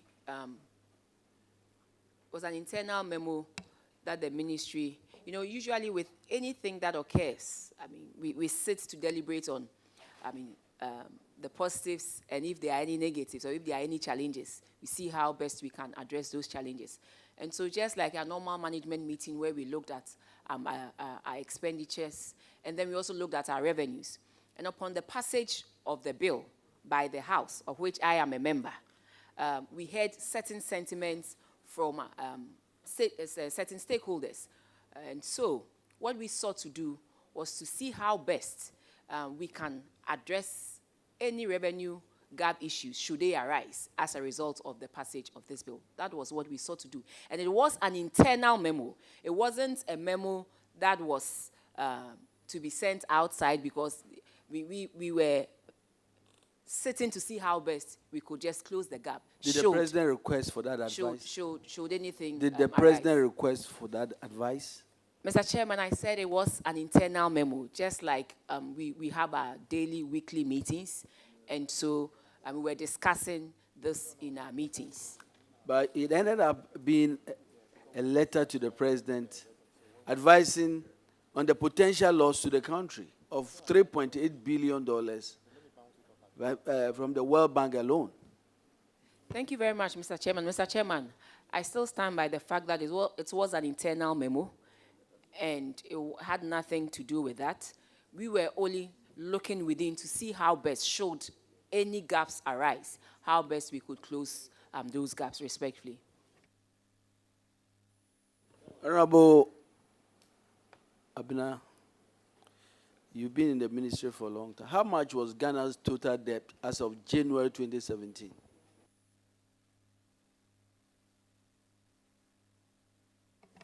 Thank you very much, Mr. Chairman. Mr. Chairman, at the end of December 2016, it was 122 billion Ghana cedis. Ghana's total debt as at December 2023? That's 621 billion Ghana cedis. You are saying that as of January it was 122 billion, and as of December 2023 it is how much? 621 billion. 621 billion. Mr.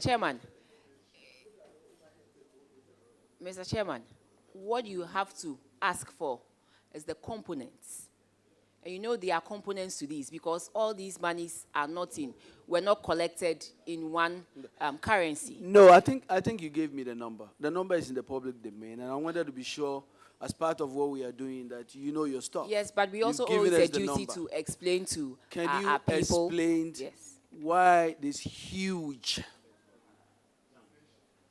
gap? Thank you very much, Gap Mr. from Chairman. 122 to 621 billion. Exactly what explains this huge gap? Because this 122 billion, if you accept, is our debt from Kwame Nkrumah all the way to John Dramani Mahama. And you are telling us that for 7 years, President Akufo-Addo has accumulated almost 4 times the debt that was accumulated since independence up to. Can you explain? Yes. Thank you very much, Mr. Chairman. Mr. Chairman, in that debt component, you have the CD dollar issue because they are not all dispersed in in the local currency. And so you need to translate the various currencies. So Ghana faces a high debt burden and rising inflation. Mr. Chairman, I haven't completed but I heard my brother, minority leader, saying something. That's why I paused. Can they ignore all their sites? Yes. Once they don't speak through the mic, ignore them. This is not your committee meeting, please. Honorable Abna. Thank you very much, Mr. Chairman. Mr. Chairman, like I said, there are various components. Yes, a chunk of it belongs to the developments, the infrastructure that we have, and also there's a part that has to do with the foreign exchange losses, if I should put it that way. And so that is why you see that huge translation. Over 100 billion has to do with that in 2022 alone. And that is why we realized that if we should continue on this path, our debts will become unsustainable. In 2022 alone, an additional 100 billion or more was added to our debts, not because we had borrowed, but because of the strength of our currency against our major trading currency. So that is the issue. Well, obviously, we are where we are. Ghana faces a huge debt burden and rising inflation because of what you said. Building on your experiences in the ministry,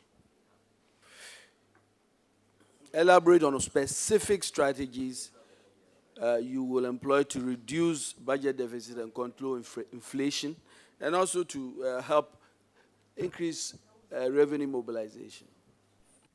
Thank you very much. Mr. Chairman, all that vision is in the 2024 budget.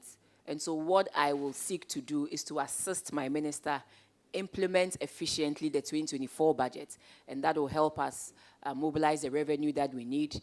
The expenditure rationalization is also in the budget, as well as the reforms that we are putting in place in the energy sector, in the public sector financial space, and then the financial sector space too. And that is what I'm going to do to support my minister, because the vision and the strategies are already in the budget, and Parliament has approved that for us. So together, I will support my minister to make sure it is implemented. Thank you. The Energy Sector Levies Act was passed in 2015. Among other things, it was to consolidate existing energy sector levies and correct imbalances and improve the financial viability of the energy sector SOEs. Today, Honorable, all the SOEs are on their knees.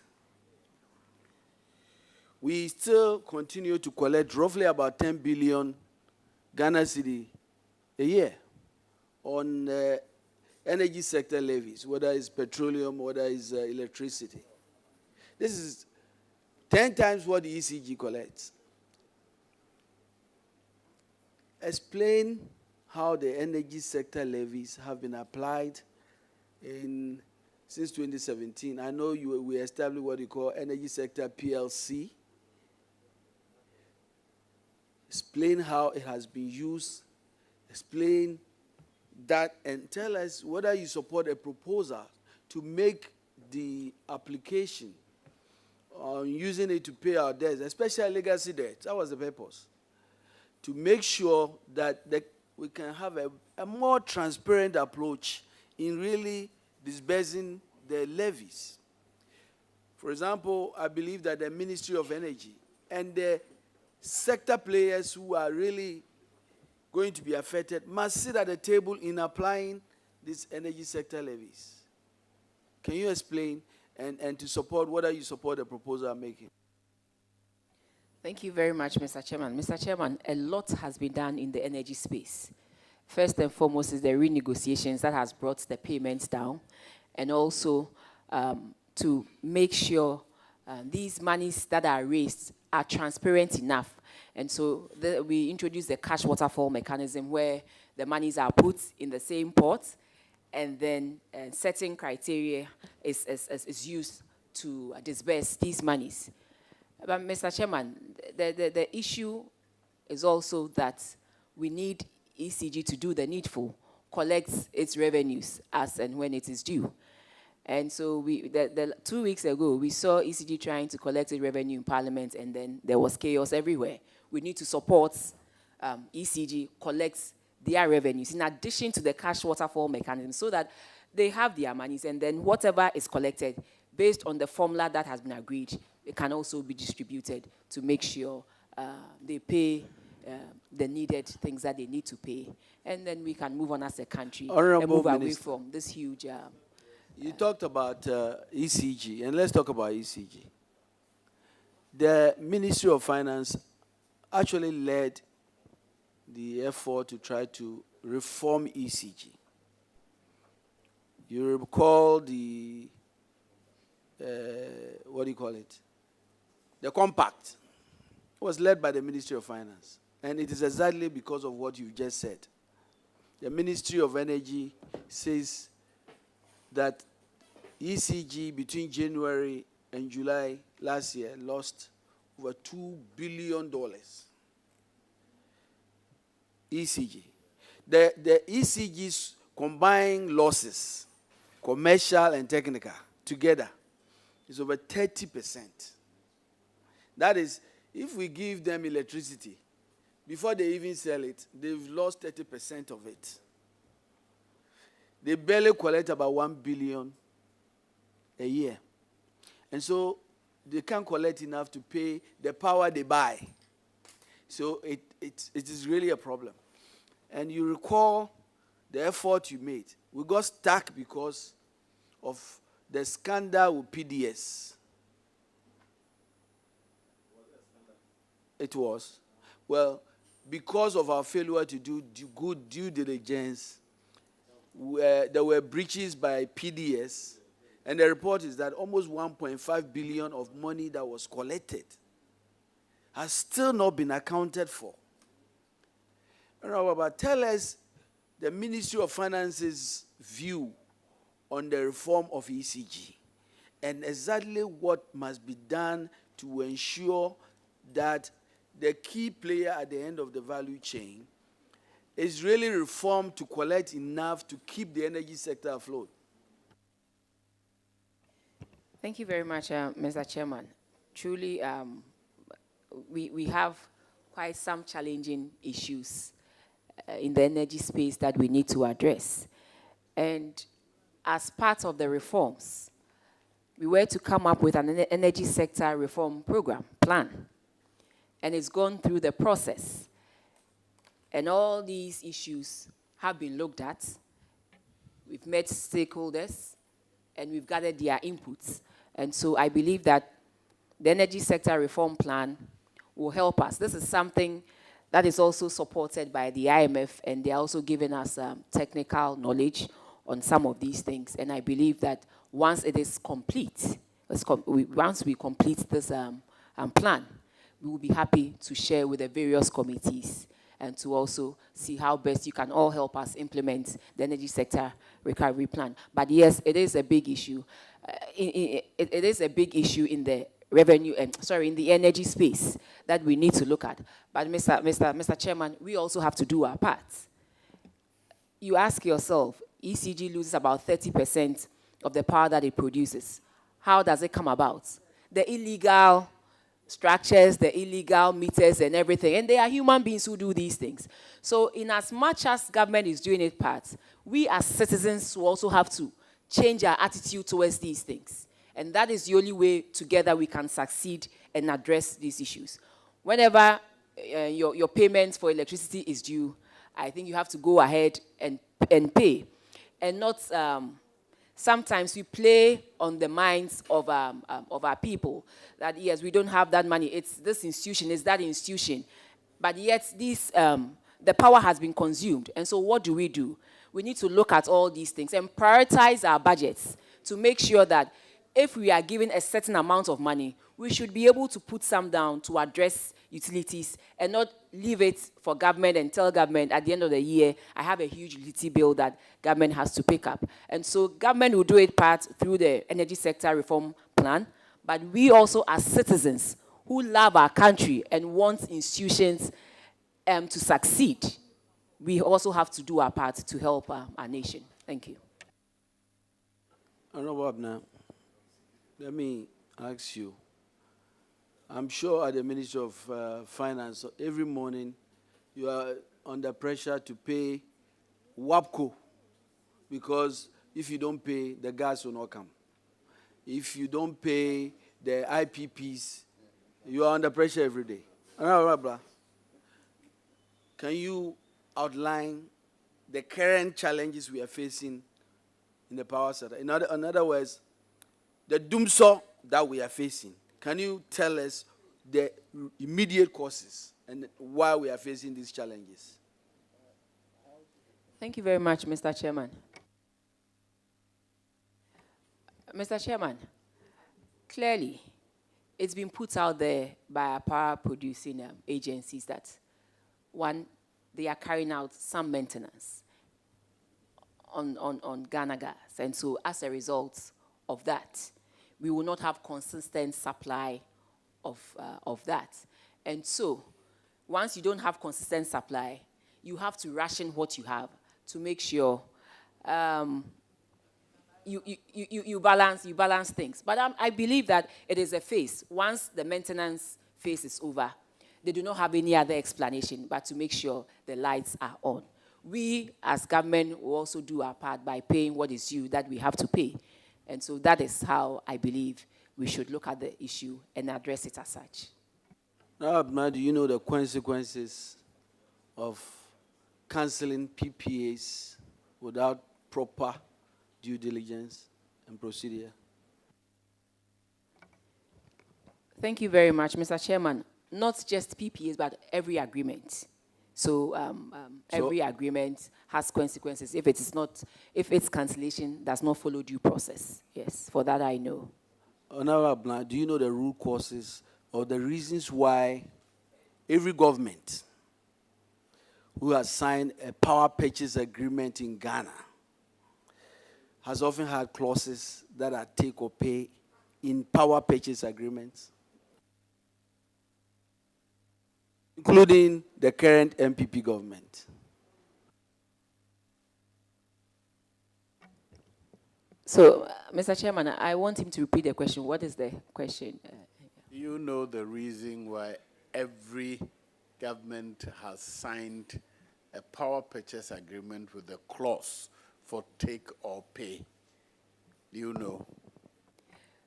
Mr. Chairman, we put clauses in agreements to sort of bind the various parties. I mean, that is what, If- but do in you relation to this one, I cannot specifically say yes or no, but I know that we put clauses in agreements to safeguard the agreement. Yeah. Deputy Finance Minister, you are aware that the Ministry of Finance plays a key role in PPA negotiation. So you should know that the current MPP government has supervised the negotiation of AXA, a power purchase agreement, and Tema LNG. And they have take or pay clauses. Is he aware of it? Thank you, Mr. Chairman. Mr. Chairman, I think we have addressed, I have addressed this question, but as to specifically AXA. Please, can I and answer the question? Yes or no? As to AXA and LNG, I am not privy to that, please. Thank you. I'm very surprised. Well, let me humbly submit to you that those agreements have take or pay clauses. And the reasons why any investor in his right mind who is coming to invest in Ghana is going to try to get these guarantees is because of what you've described. The losses, the high 30% losses of ECG, and all the challenges you've done so that they can recoup their investments. Now, that's why the MPP government, after making all that noise, have take or pay agreements in the agreements. So that's just to educate you, since you are not familiar. But let me move on. Honorable, let me take you to some worrisome trend, because as Minister of State responsible for finance, increase in our oil receipts must always interest you. Am I correct? Am I correct? It brings in more revenue, so yes. So we need more revenue. It is something that is so important, right? It's something that is so important to you. I'm trying to give you some data from PIAC, a very worrisome trend about our revenues and how it is declining. Actually, what is happening is that if you look at the numbers, and this is PIAC, it says that during the period under review, oil production declined, resulting in corresponding decline in revenue accrued. And I take you to some of the numbers that are here. And if you look at the numbers, in 2022, Jubilee Field receipts we got 267 million. 2023, 223 million, a reduction of 16.2%. Sankofa by year 9, 206 million plus. In 2023, 73 million, a huge reduction in receipt of 64%. Why am I saying all of this? As a minister responsible for finance, you should be very worried about these receipts that you are not going to get to address the pressures you face. Yet, yesterday, ENI, who has just moved its headquarters to Côte d'Ivoire, who was there in Ghana actively focusing on discovering more oil, says that we have not treated them well. They've left the country. So are huge players in the upstream petroleum sector.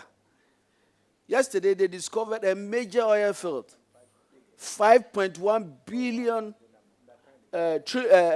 barrels of oil in Côte d'Ivoire. For 7 years, this government, led by President Akufo-Addo, has not attracted a major investor in the upstream petroleum sector. We are stuck with 3 oil-producing fields, and it's declining.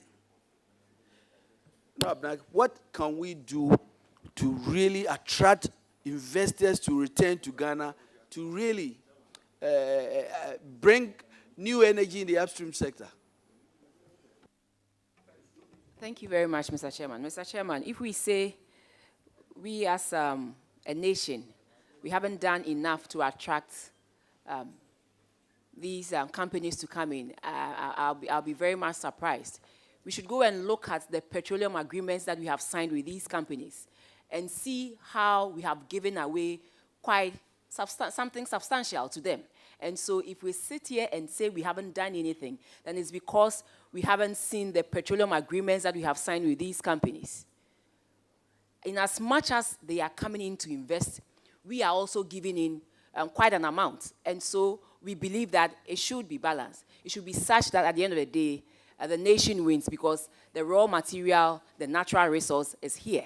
It is up to these companies to pump in new investments to make sure they discover new wells.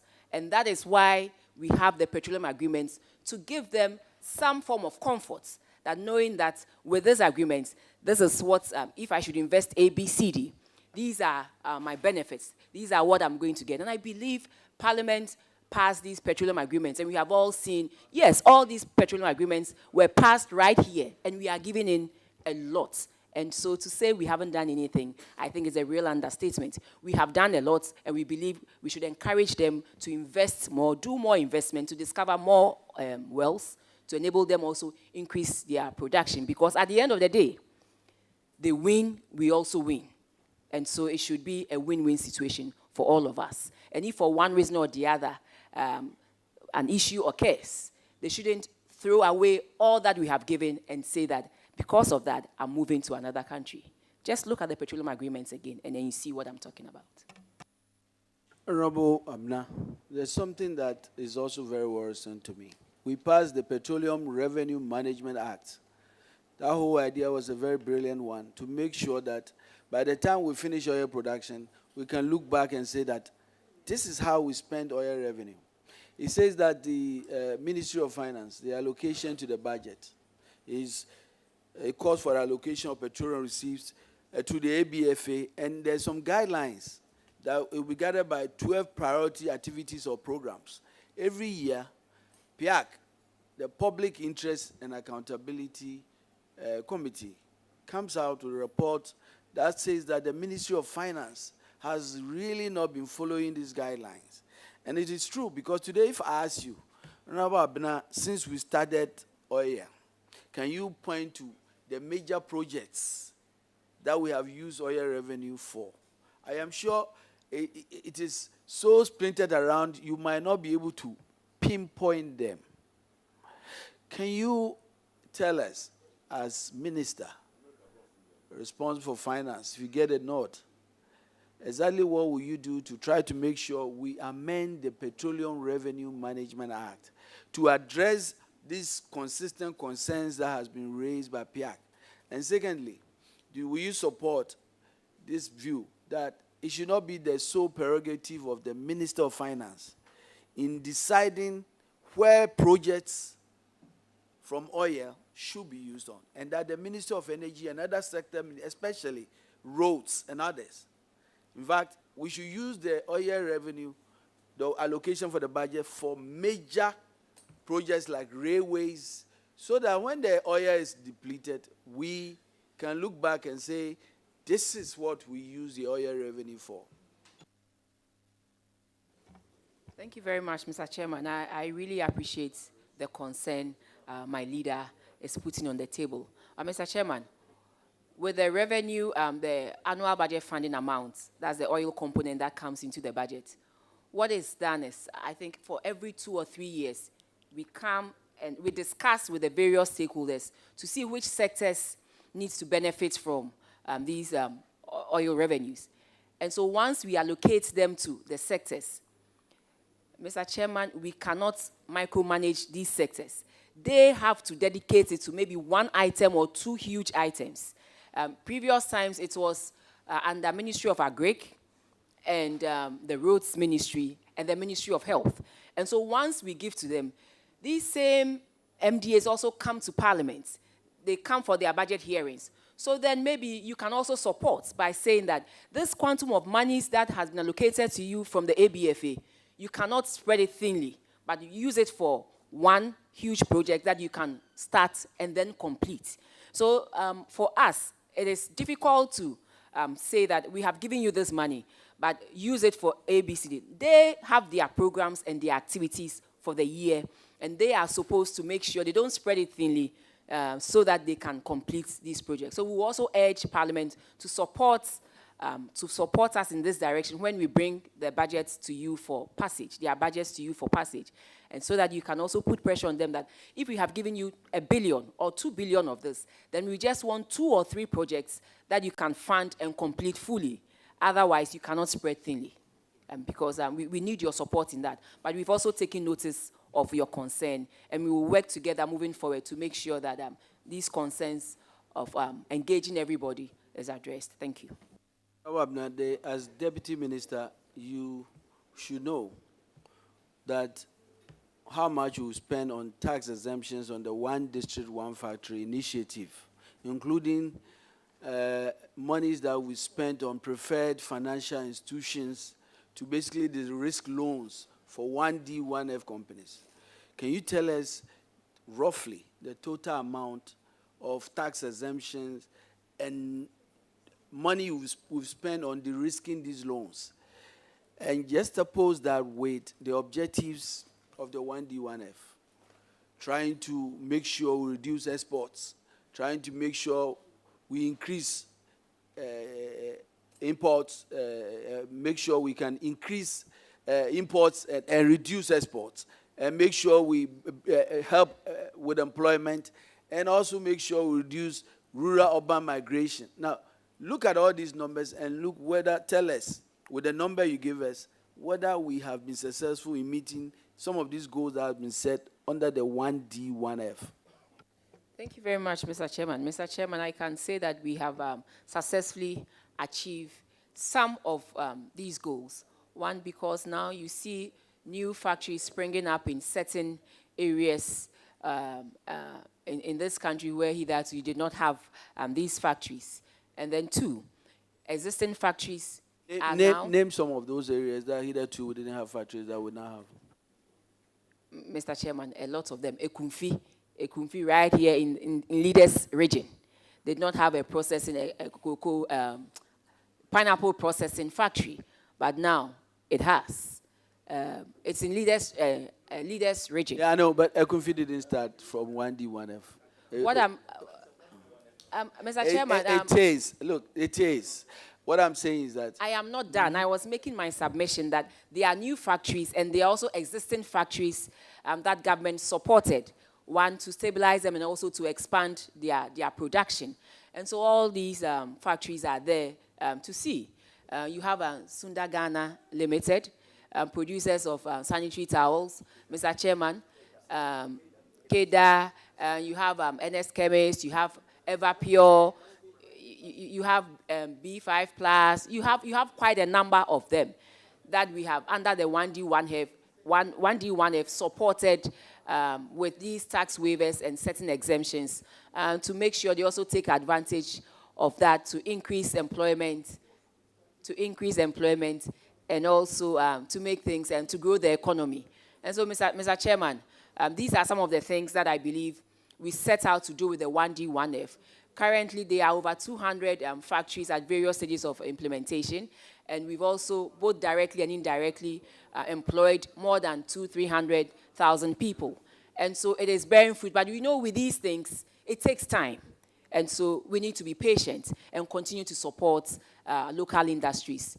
Because the various industries we see out there, they also began like this. And special interventions by their governments so that they stood the test of time. And so that is what we also have to do and to make sure we do same. Thank you. Thank you, Leader. You've done, I'm concluding. Let me done more than enough. Let me conclude. Congratulations. Let me submit that a statement made by the former Minister of Finance simply states that we are even spending more importing products today than when we started 1D, 1F. So, by the way, congratulations for all the best. Yes, Honorable Minority Leader. Never give credit to anyone. And so we are surprised that the public doesn't respect anything. Because if I do something, you attack it. You do something, I will attack it. Honorable Abena Osei. I know you as Honorable Abena Osei. Later on, I got to know there's Asari. but I will take it like that. And first, my position on tax exemptions is known, and I don't think it does anything to investment in your country. I personally don't think so. As a tax policy analyst, I don't believe that. Let me take you to your own answer in a question posed by the Deputy Minority Leader, the Honorable Amakofibua. You indicated that Ghana's debt, nominal debt, is 621 billion cedis. Does this amount include the ESLA bond? Thank you very much, Mr. Chairman. Mr. Chairman, we have in the ESLA, the Dache, and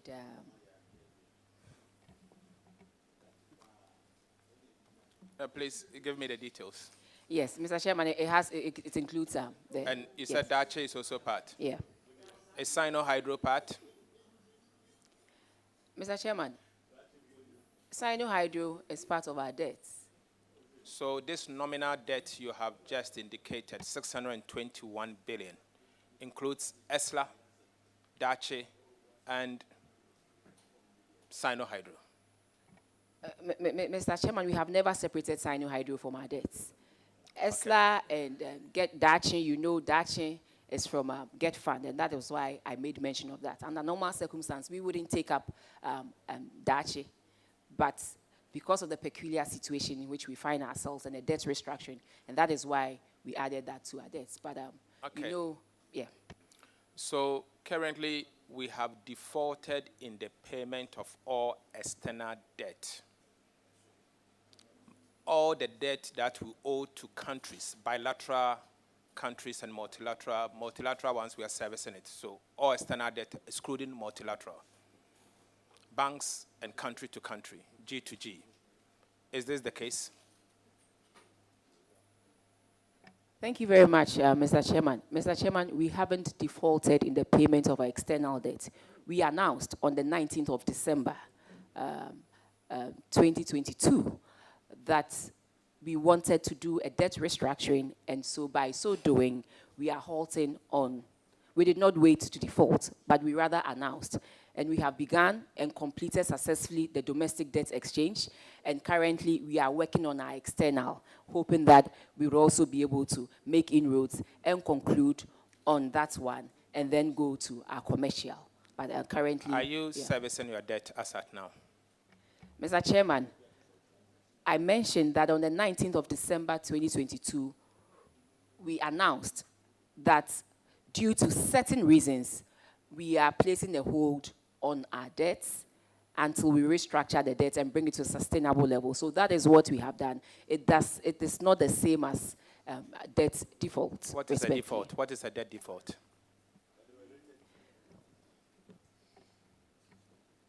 Mr. Chairman, I mean, in layman's terms, a debt default. No, I want the technical definition as an accountant. Technical or layman's term is monies that is owed that you are supposed to pay that you haven't paid and you haven't explained. You haven't given any reason why you haven't been able to do that. No, because on the 19th of December, Mr. Chairman, we announced that currently, due to certain issues and occurrences, both domestic and external, our debt levels have become unsustainable, and so we need to strategize to bring our debt levels down. And that is what we sought to do. And anytime you announce such a thing, you are given that opportunity to engage your debtors, and that is what we are currently doing. And that does not amount to a default, Mr. Chairman. Did you agree with the bondholders and your debtors, or it was unilateral decision that you took? Thank you very much, Mr. Chairman. Mr. Chairman, I think what we did was to announce that currently this is where we are, and these are the processes or the strategies that we need to employ to make sure we bring our debt levels to a sustainable level. And so we engaged all the stakeholders. And currently, like I said, we are done with the domestic debt exchange, and we are working on the external to make sure we conclude on that one too, Mr. Chairman. Let me take you to the definition of default. A default occurs when a borrower stops making required payment on a debt. Default can occur on secured debt, such as mortgage loans, such as credit cards or other loans. Default can expose borrowers to legal claims and many limit their future access to credit opportunities. I want to find out, can you go to the bond market now? Mr. Chairman, respectfully, you know how this all began.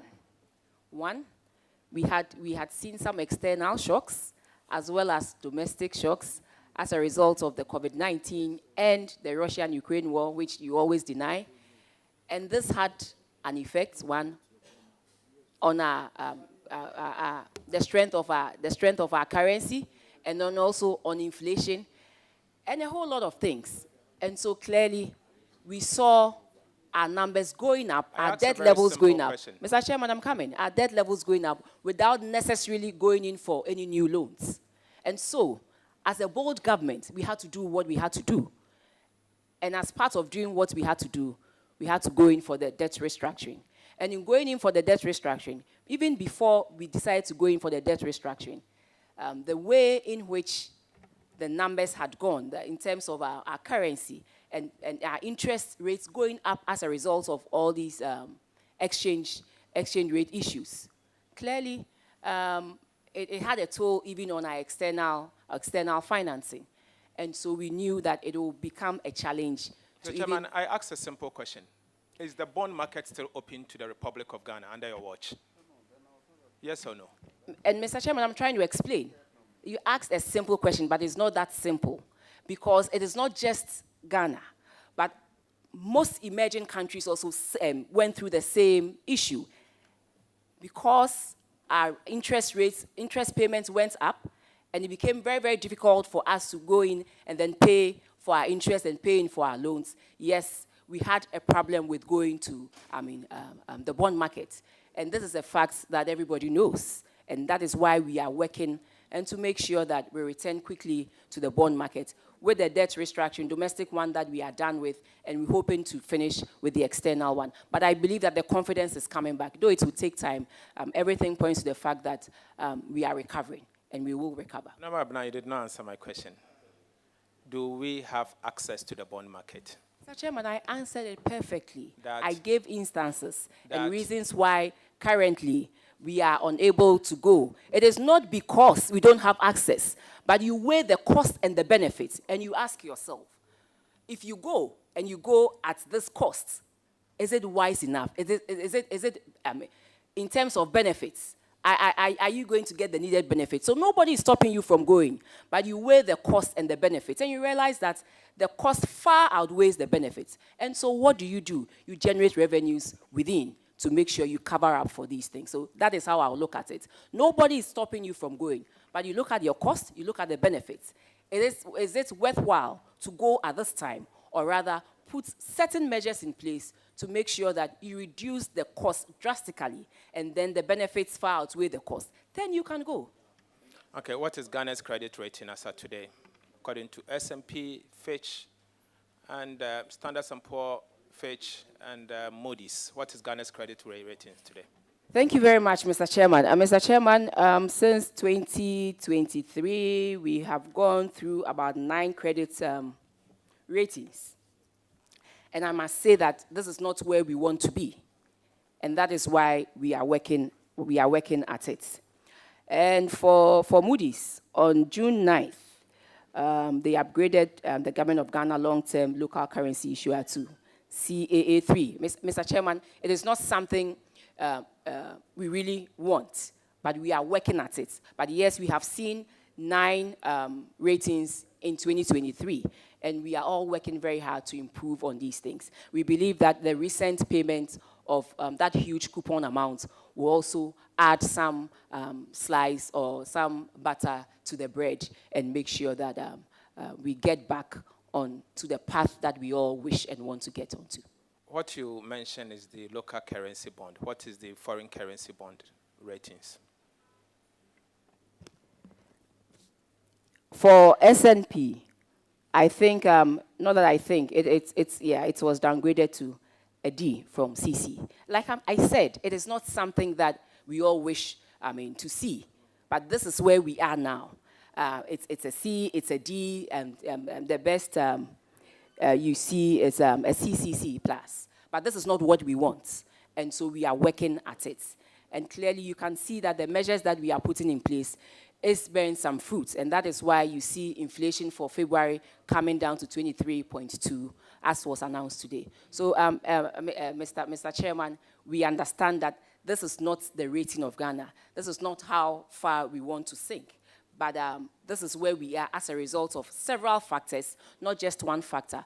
But even with this, we are working at it and making sure we rise Chairman, again. I want to ask you, what is the meaning of the D that you mentioned? What is the meaning of the D?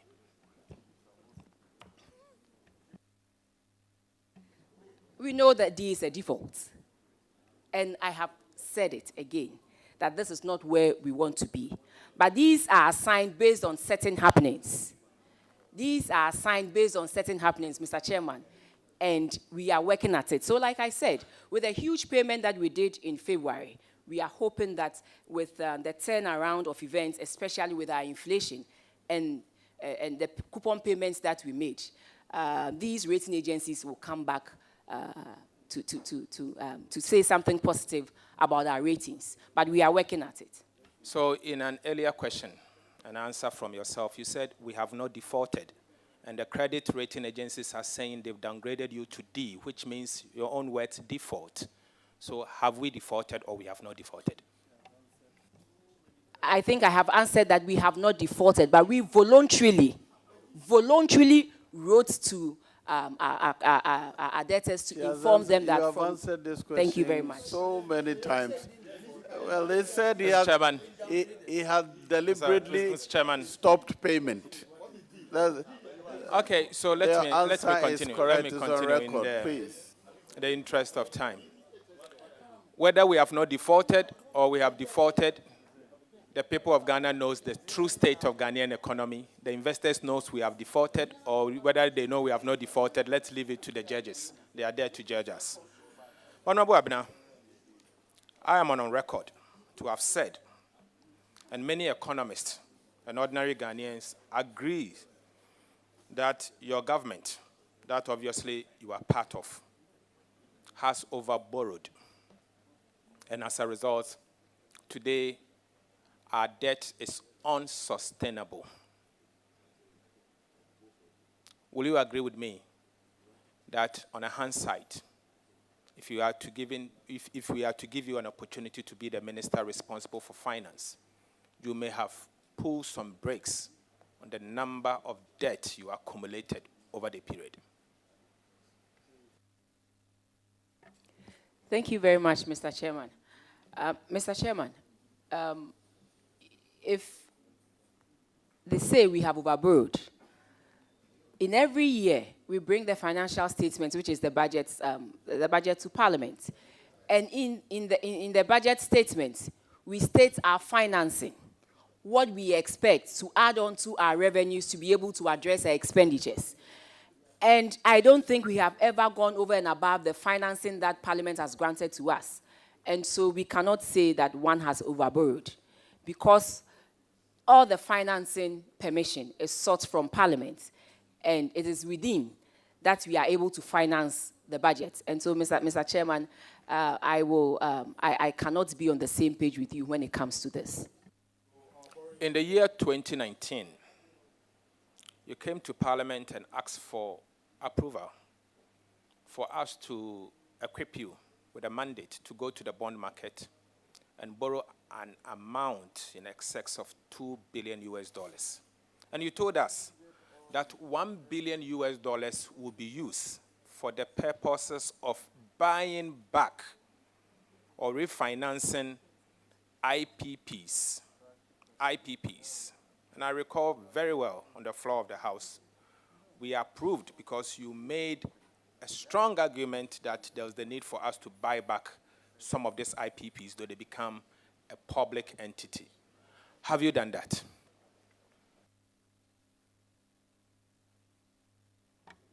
And Honorable Abuya, you attended committee at the time, I remember. I remember.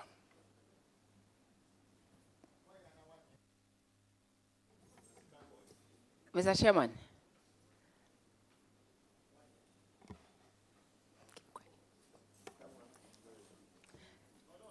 Mr. Chairman, respectfully, yes, we said we were going to set aside $1 billion to do the negotiations and then, if possible, pay off.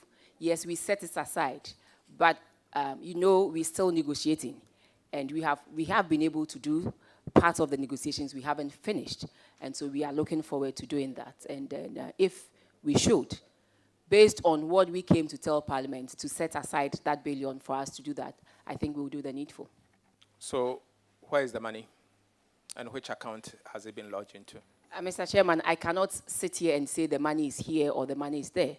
But what we asked you to give us permission to do with the money, we haven't concluded. And so maybe you should wait for us to conclude. And then if it's still hanging, then you can ask this question that where is the money and then where is it? But currently, because we haven't finished with the negotiations and we said we're going to use that to complete the negotiations, I respectfully ask that we conclude the negotiations. You call for a committee meeting or whatever it is for us to show to you that clearly we are done and then we are making payments or not. Thank you. So can you confirm to this committee that the money is there? Mr. Chairman, I really don't understand this question. These are monies that were voted for this, and we're saying that we haven't concluded. Once we haven't concluded, wait, let's conclude, and let's not pay. And then you can come and ask the questions you're asking. Chairman, I beg to differ. The money hasn't gone anywhere. We set aside money to do. Honorable nominee, if you have an answer, give an answer. If you don't have an answer, tell him you don't have an answer. But don't ask questions back, please. Mr. Chairman, my question was very simple. The money was voted for something. He has confirmed that they have not concluded. My question is the money still available? Thank you very much, Mr. Chairman. Mr. Chairman, I will need to check. But once we haven't finished, I cannot say that the money is there or the money is not there. I will need to check. But what we sought to do with the money, we haven't concluded. And so that is it. Is it not, if you have not concluded, then necessarily the difference must be there, shouldn't it? It should, and so that's why I'm a bit surprised that he's asking. I'm not just asking this question, because I'm hearing that the Bank of Ghana has swept the money and the money is not available, and that is why I'm putting this question to you.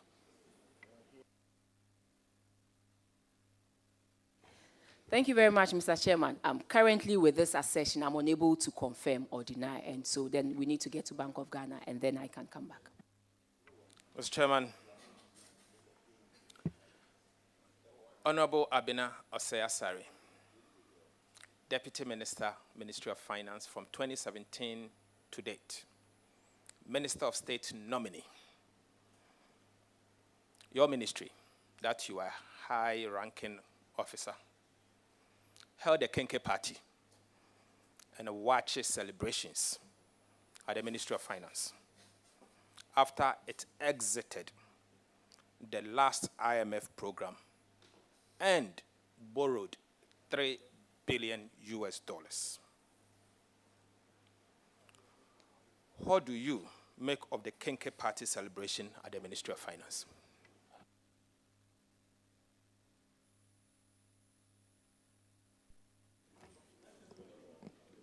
Thank you very much, Mr. Chairman. Mr. Chairman, with this, I have no comments to make. Thank you. Mr. Chairman, were you at the Kenke party? Were you at the Kenke party?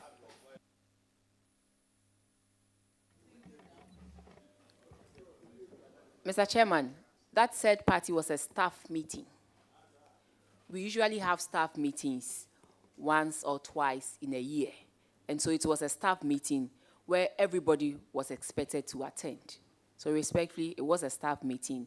I'm a staff of the Ministry of Finance. And so, yes, I attended the staff meeting, not a Kenke party. Honorable Kwame wants me to ask you what you ate. Is it Fanti Kenke or Gak Kenke?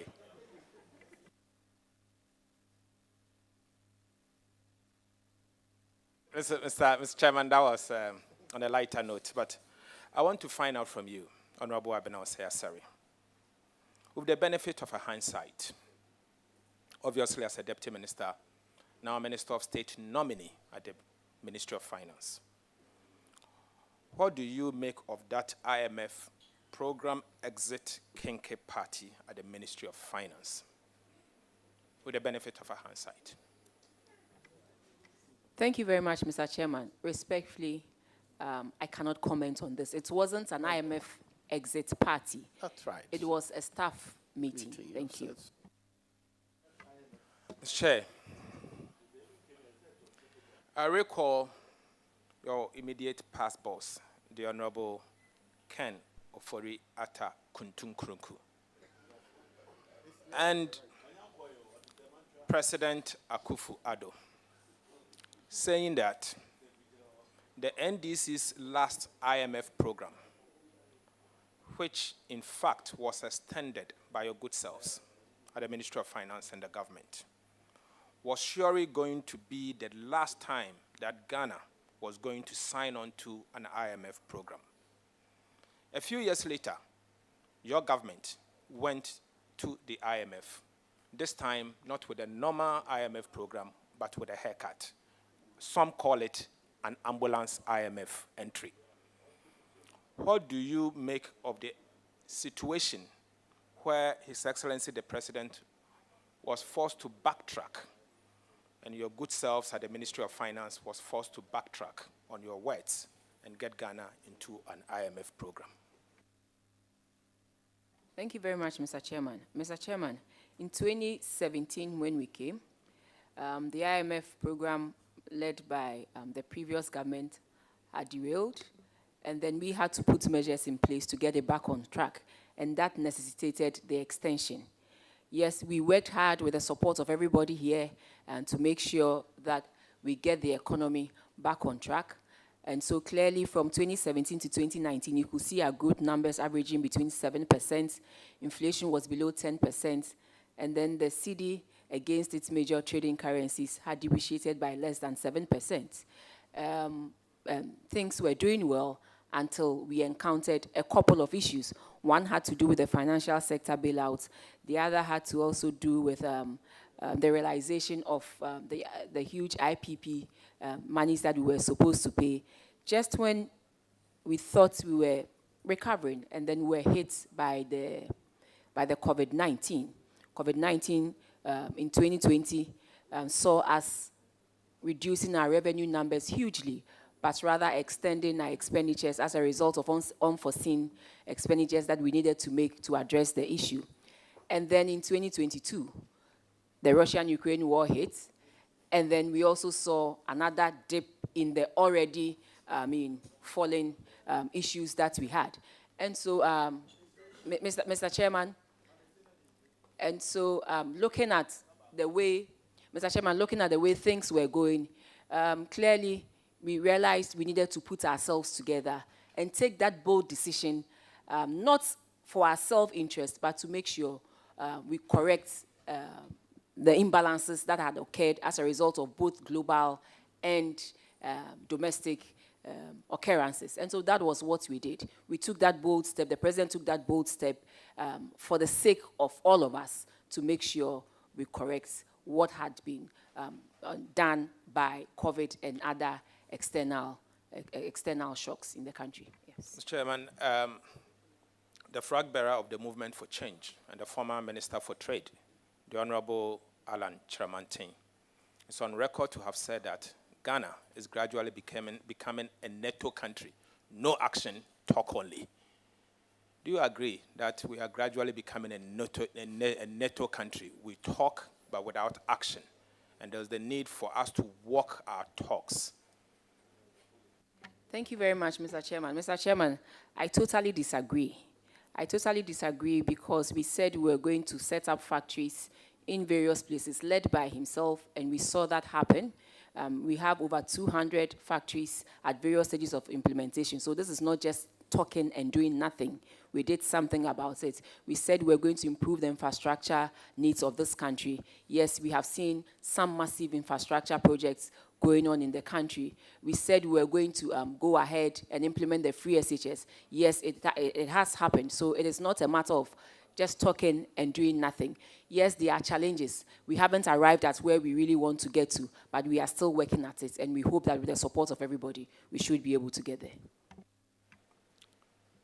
Your flag bearer and the Vice President of the Republic of Ghana, Dr. Bawumia, it's on record to have said that the exchange rate will expose you if the fundamentals are weak.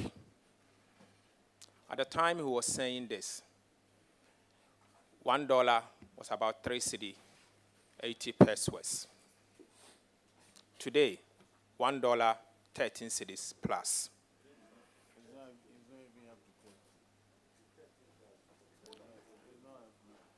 I want to find out from you, Honorable Abena, has the exchange rate exposed your flag bearer? Thank you very much, Mr. Chairman. Mr. Chairman, what I can say to this is that every era and the challenges that they face. When President Kufuor was leaving government, the dollar was, the cedi was, it was 1 cedi to $1. And so we cannot say, we use that same historical background and that same historical setting to judge when President Mahama was leaving, and then the cedi had gone above 4 cedis. The dollar to the cedi had gone above 4 cedis. Yes, there are some fundamentals that we need to correct in our system. Otherwise, it will come back to haunt us every time we go through pressures like this. And that is what we are trying to address with the various policies that we have, like the 1D, 1F policy, like the planting for food and jobs, because clearly we have realized that we do more of imports than our own local production. And that is what we seek to address by this, so that if the demand on the foreign currency is less, you wouldn't have the cedi losing value to some of these things. So I mean, every era and what you are presented with. Are the fundamentals weak or strong now? It is relative. Relative to? Relative to the current circumstances in which we're facing. I don't think in 2009, I don't think in 2016, our country faced what it faced between 2020 and 2022. So the dynamics are different. But that notwithstanding, we need to do everything possible to make sure that we get things on track. That I cannot deny, and that is what we are doing. Factoring into all what the country is going through now, are the fundamentals strong or weak? Mr. Chairman, in 2022, things were really low. Inflation was at 54.1. Our cedi had lost strength against its major currencies by about 50%, and things were really tough. Cost of living had gone up. But come down to 2023, we have seen some improvements. Inflation is coming down, currently around 23.2. And also, Mr. Chairman, when you look at the components, the food components of inflation, it has reduced drastically. Now, businesses are springing up again. They're employing people. People are going to work. And so, yes, in 2022, things were really low. But now we are moving in a trajectory that we believe will set us on the right path, respectfully. Mr. Chairman, Honorable Abena Osei-Asare, the unemployment situation in our country is becoming a major worry, particularly with the youth. Youth unemployment is hitting the roof. Your position as a Deputy Minister of Finance is certainly not the same as a Minister of State at the Ministry of Finance. You will be elevated if approved. What is your fiscal stance? What will you do differently to help the ordinary Ghanaian youth that is unemployed today to have some hope? Thank you very much, Mr. Chairman. Mr. Chairman, I understand where you are coming from, and this is a concern that we all share.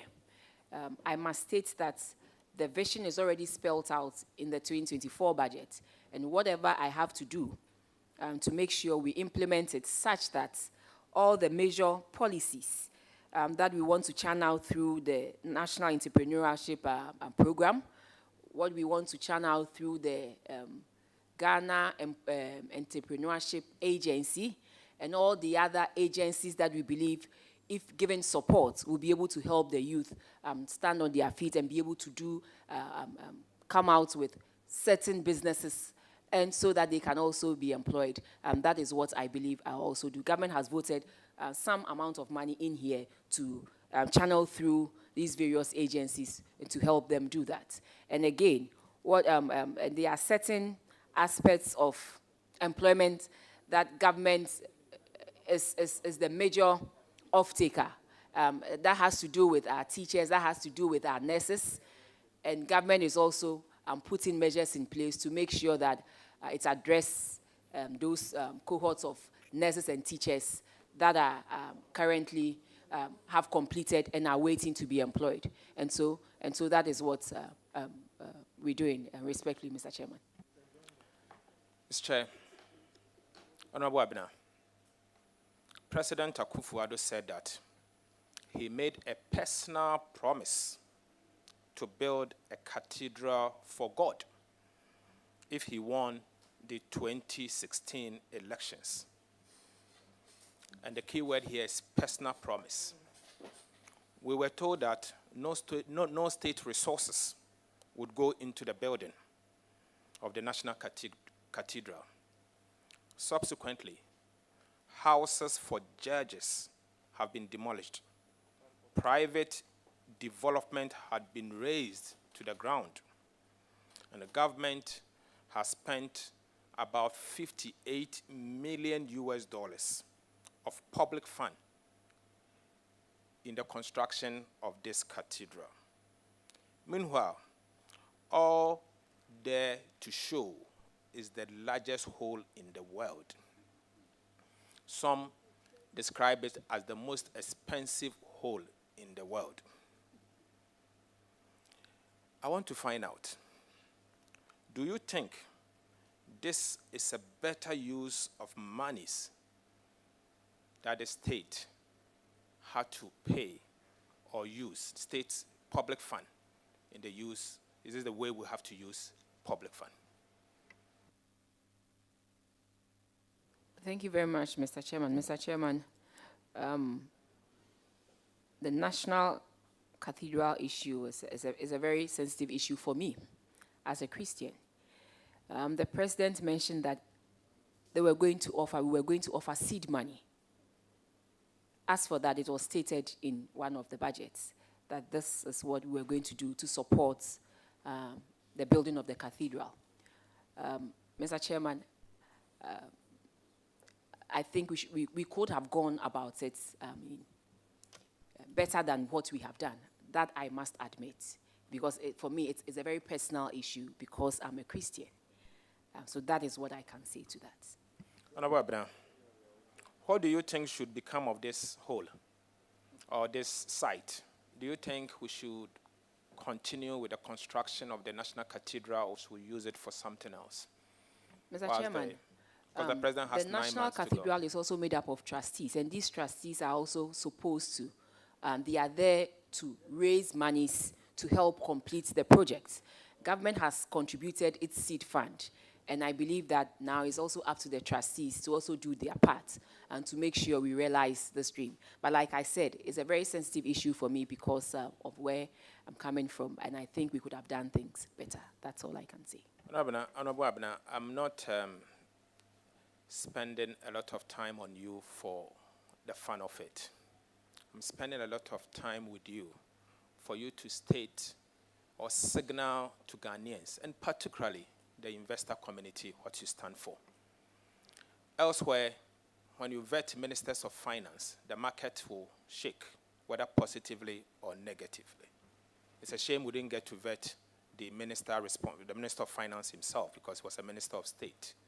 So you have a golden opportunity to send to the investor community what you stand for, and it can be beneficial to the people of Ghana. The city can appreciate based on what you say. The city can tumble also based on what you say. And the stocks market can move based on what you say today. So seize the moment. I want to ask you one more question. Honorable Abner, why are things so bad? Why are things so bad? After your government has received so much tax revenue and has borrowed or received proceeds from borrowed funds. And let me give you some statistics, and this is coming from your own fiscal data that has been published at the Ministry of Finance website. And this data excludes grants. In the year 2017, you received tax and non-tax revenue worth 39.6 billion Ghana cedis. 2018, again, you received 47.6 billion Ghana cedis in taxes and non-tax revenue. 53.3 billion Ghana cedis in 2019. 55.1 billion in the year 2020. 70.9 billion in the year 2021. 98.08 billion in the year 2022. 2023, you had tax and non-tax revenue worth 113.06 billion Ghana cedis. Revenue alone put together in 7 years. This year is not part because you have received some minimal revenue, and I don't want to add projected revenues. You have received 477.9 billion Ghana cedis in tax and non-tax revenue. Grants are not part. Let me take you to the borrowings also, how much you have borrowed. 20 billion 2017, 33 billion 2018, 45.1 billion 2019, 73.4 billion 2020, 60.2 billion 21, 94.5 billion 22, and 121 billion in 23. Another 447.3 billion. The two put together comes to approximately 925 billion Ghana cedis in 7 years. If I'm to reflect this in exchange rate terms, year by year, you have received 134.4 billion US dollars in 7 years. I want to find out from you, Honorable Abner. Nasikane wahi. Where is the money? What did we use this money for? Thank you very much, Mr. Chairman. But it's interesting how my colleague on the other side states just one arm of the issue and refuses to acknowledge the expenditure. Go into the expenditures and clearly you see the story there. We cannot mention just revenues and omit the expenditures as if the expenditures never existed. But they do exist. Clearly, Mr. Chairman, we see all the tarred roads around us. I'm just using just Osu Parliament area, the tarred road around us. When you go to Tamale, you see the state-of-the-art interchange there. When you go to Pokwase, you see the fourth-tier interchange there. You see the huge hospitals spread all around. You see the quantum of monies that we are spending on free SHS, and that has enabled children who wouldn't have been able to go to school had it been the regular course of things. The regular course of things. And now we have students to the tune of about 1.5 million enrolled in senior high school. This has never happened. And so when you tell us that Sikani is in the things that we are seeing, the things that we see around, you look at the planting for food and job, the planting for food and jobs that we see around the 1D, 1F, And Mr. Speaker, Mr. Chairman, thank you very much. Parliament, for the first time, has seen a billion in expenditures. And so that is where the monies are. You look at the revenues that have come in, and then you are able to also, you should also look at the expenditures that have been incurred, and we see the expenditures around. That's how come you have seen the refurbishment going on in Parliament. Hitherto, we hadn't completed the other parts of the Job 600 Annex. Under this government, we have been able to complete those things. So then we cannot say that you only mention one leg and leave the other leg. The two legs work together, respectfully, Mr. Chairman.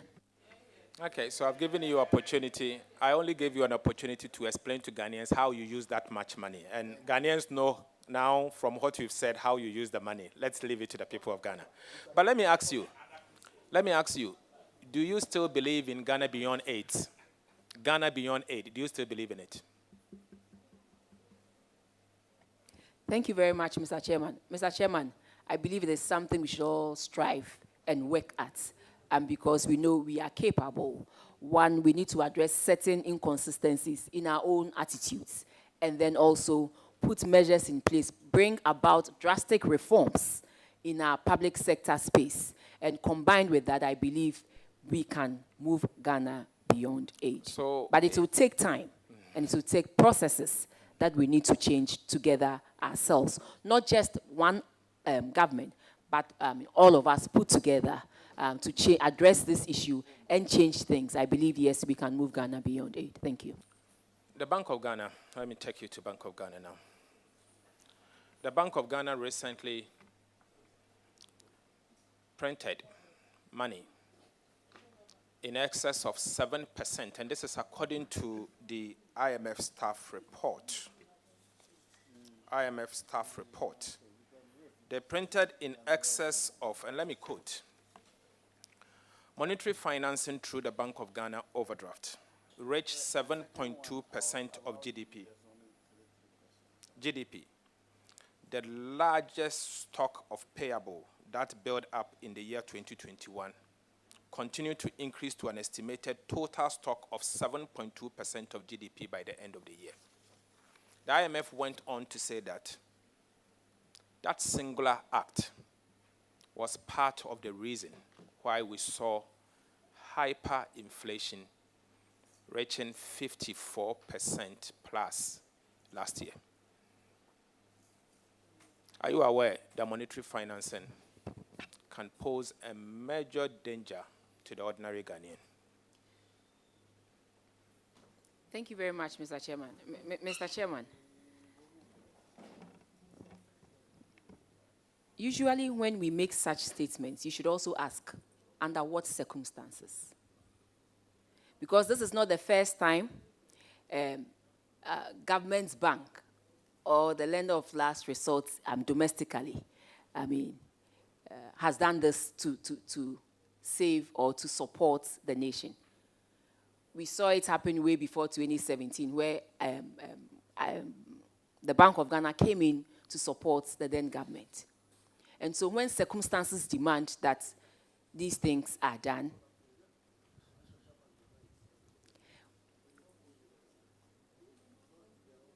when circumstances demand that these things are done, yes, it should be done.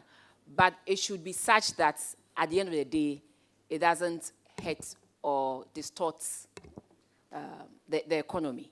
And so that is it. And that wasn't the only reason why we saw inflation go up to 54.1. There were several factors as well. You know about our food. Food inflation played a very important role in that inflation number that you saw. In 2022, December, the food inflation component of inflation was 59.1%. And so there are other factors. And then the circumstances surrounding the cost of living also changed. And so all these factors together, previously you could just have one factor determining the rate of inflation. But from 2022 to part of 2023, there were various factors. And so we were not dealing with just one factor, but dealing with several factors. And so we needed to take measures that will help us address all those factors. And that was what we did by coming up with the PCPEG program to assist revive the economy, and also announcing that we had to go to the IMF for some support to help us back the program that we had initiated. Thank you. Honorable Abena, you mentioned food inflation, and it's a major concern to all of us. For example, the prices of foodstuffs have gone over the roof. Maize that used to sell at 170 Ghana cedis in the year 2016 is now 1,020 Ghana cedis, a bag of maize. Yam, a tuber of yam, in 2016 was 5 Ghana cedis. And you go to the market, it's 25 Ghana cedis. Obviously, as a woman and working at the Ministry of Finance, inflation is a major issue of concern, and it should be of concern to you. Olonka of Gare, we used to sell it, we used to buy it at 6 Ghana cedis in 2016. Today, it's about 40 Ghana cedis. A cup of beans was, at the time, we were selling it at 1 cedi 50 pesos. Today, it's going for 10 Ghana cedis, a cup of beans. And many more. I can go on and on. Like onions, for example. A bucket of onion was 15 Ghana cedis. Today, it's going for 75 Ghana cedis. Sachet water. A bag of sachet water was 1 cedi 50 pesos. Today, you are buying it at 11 Ghana cedis. 1 kilogram of Gino rice was 6 Ghana cedis. Today, we are selling it, we are buying it at 40 Ghana cedis. Key soap, for example, was 4 Ghana cedis. Today, it's being sold for 25 Ghana cedis. A sack of konkonte was 200 Ghana cedis in 2016. Today, it's 920 Ghana cedis, a sack of konkonte. A crate of egg, 2016 was 12 Ghana cedis. You know, today, you will struggle to buy it at 65 Ghana cedis, 1 crate of egg. But I want to find out from you, talking about food inflation and all what we see, and how prices of food is astronomically increasing, vis-a-vis the investment for planting for food and jobs. The investment, how much money the country has pumped. And I remember between 17 to 20, you were the deputy minister responsible for budget. So I know the allocations you have personally supervised in sending to the Ministry of Agriculture. Do you think planting for food and jobs has worked for the Republic of Ghana? Thank you very much, Mr. Chairman. Mr. Chairman, yes, we have seen some improvements in our food production. And had it not been for the planting for food and jobs policy, things could have gotten worse. One, because when you check our numbers from 2018 downwards, you realize that the prices of maize and even rice dropped. And coming down to 2019, we even reduced the amount of imports we did for maize and rice. But clearly, after 2020, when the COVID hit, other countries around us were also affected, and they started competing with our local farmers for the same food that we were also buying. And that resulted in some increase in prices. Mr. Chairman, the various amounts that he stated were prices were for December 2022. But like I said, the food inflation component, as we speak, has reduced from the 59.1% to about 28.7%. So clearly we've seen some reduction in food prices. And we're working very hard with the phase 2. And the phase 2 this time for planting for food and jobs, we are involving the senior high schools so that they can also produce what they eat. We are also involving not just seeds and fertilizer, but this time we're also looking at the issue of land and post-harvest storage.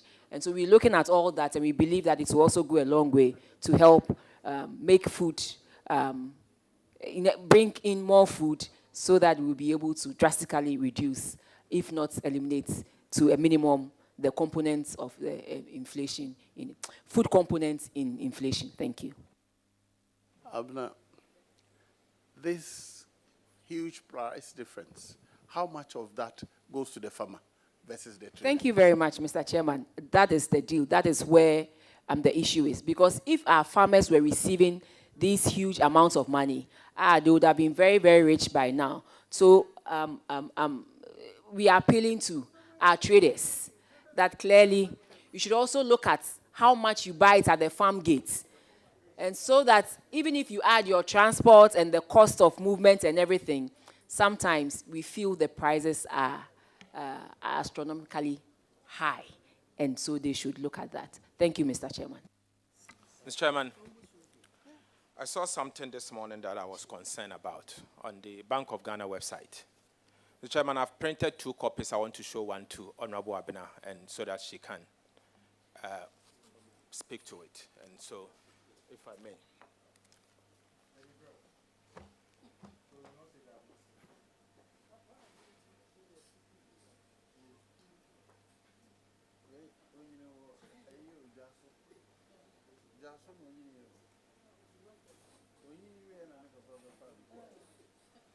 Honorable Abena, this is the annual report and financial statement of the Bank of Ghana for the year 2021. Annual report and financial statement for the Bank of Ghana 2021. Let me refer you to page 60 of the document. 60.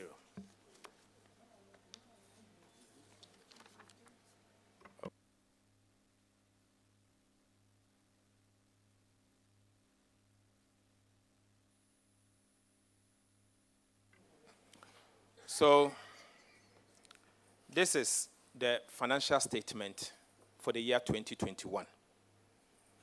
And it was signed by Deloitte. The auditors are Deloitte. And on behalf of Deloitte and Touche, and as chartered accountants, we all have numbers. So their numbers are there. You have the number there and the chartered accountant and all that. The date is 13th April 2021. 13th April 2021 for a financial statement beginning from January 1st, 2021 to 31st December 2021. And the financial statement was audited and signed on the 13th April 2021. How is that possible? Thank you very much, Mr. Chairman. Mr. Chairman, this is clearly an error that needs to be rectified by them. It's clearly an error, please. Can I conclude that the audit probably did not happen? Because looking at this date, how can you audit a financial statement from January to December in April the same year? So you are not, obviously you are not the one to audit. You are using your knowledge as a chartered accountant to conclude that it's an audit. It may be an error. But will I be wrong to conclude that maybe the audit was not done and it was signed earlier than? Will I be wrong as a layman? Yeah, thank you very much, Mr. Chairman. Mr. Chairman, you look at the financial statements itself. If it speaks to events happening in 2021, then clearly you would know that the audit has taken place. I can see that this is a genuine error. It does happen sometimes, but it's just that they need to be more careful and pay attention to detail. But when you look at the financial statement and it speaks to events occurring in 2021, respectfully, I deemed it as the audits haven't been done. Thank you. Granted that this is an error, but you agree with me that this is grave. It's grave for a central bank to make such an error.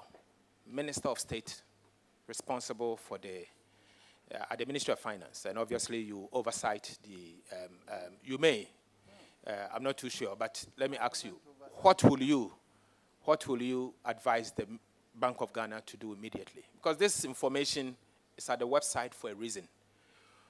We are not the only ones reading it.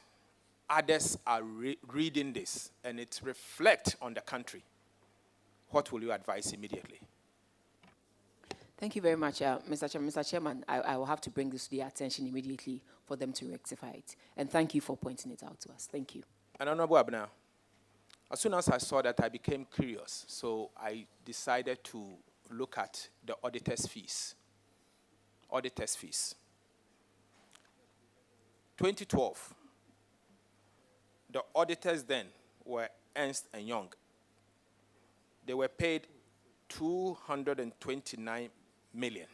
So I will not even mention the names of the auditors because they are not here to defend themselves. Let me mention the amount. So they were paid 229 million, 2012.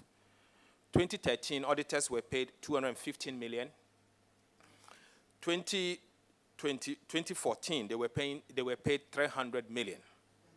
2015, they were paid 347 million Ghana cedis. 2016, auditors were paid 361 million Ghana cedis. 2017, auditors who audited Bank of Ghana were paid 420 million Ghana cedis. 2018, auditors were paid 515 million Ghana cedis. 2020, auditors were paid 600 million Ghana cedis. 2020, they were paid 754 million Ghana cedis. And 2021, when this error happened, it increased from 754 million Ghana cedis to 1.3 billion Ghana cedis. Then 2022, this auditor's fees reduced to 1,044 million. And this is in all the financial statements. If you review them, it's on their website. I want to find out from you. The reason why I ask this question is that you will notice that the 2021 auditor's fee is a bit of an outlier in terms of the quantum leap from the prior year to the present year. Yet, that was the year that they made that mistake. Can I conclude that this was a deliberate mistake, using this auditor's fee to guide me? Mr. Chairman, respectfully, this is a question for Bank of Ghana to answer. I, sitting here, I cannot hold brief for Bank of Ghana, so they should be the ones to answer these questions. Thank you. Mr. Chairman, thank you very much. I won't burden you with that, but I will ask my last question and end. My last question.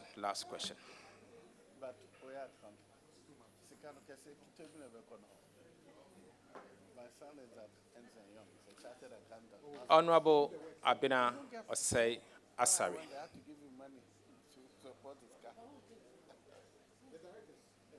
This is what the Vice President said.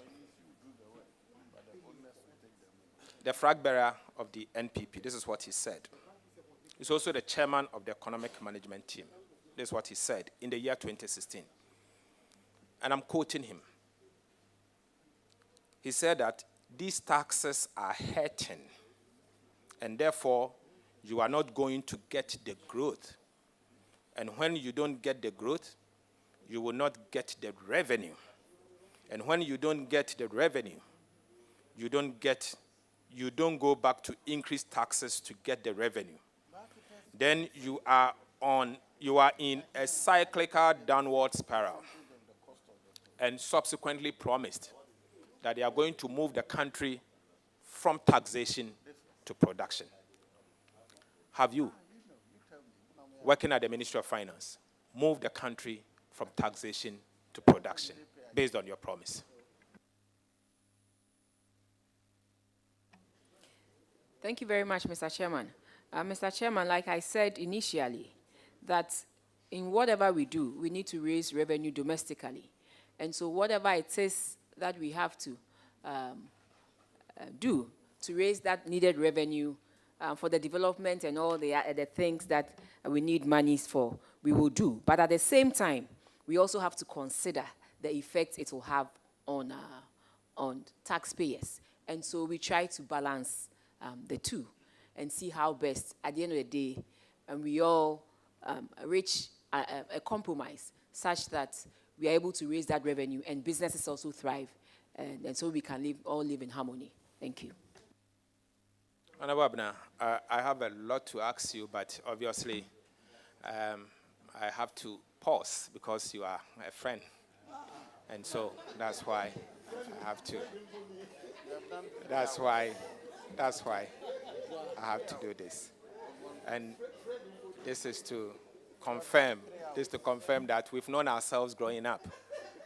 And so I have to be charitable. So I wish you well. In fact, this is the longest one. We were supposed to start at 10. We moved it to 11, and we started at 12, and we have done 3 hours. So I think every question that is necessary has been asked. You have demonstrated sufficient confidence and knowledge. It enhances your own capability, I think. But I only give one advice.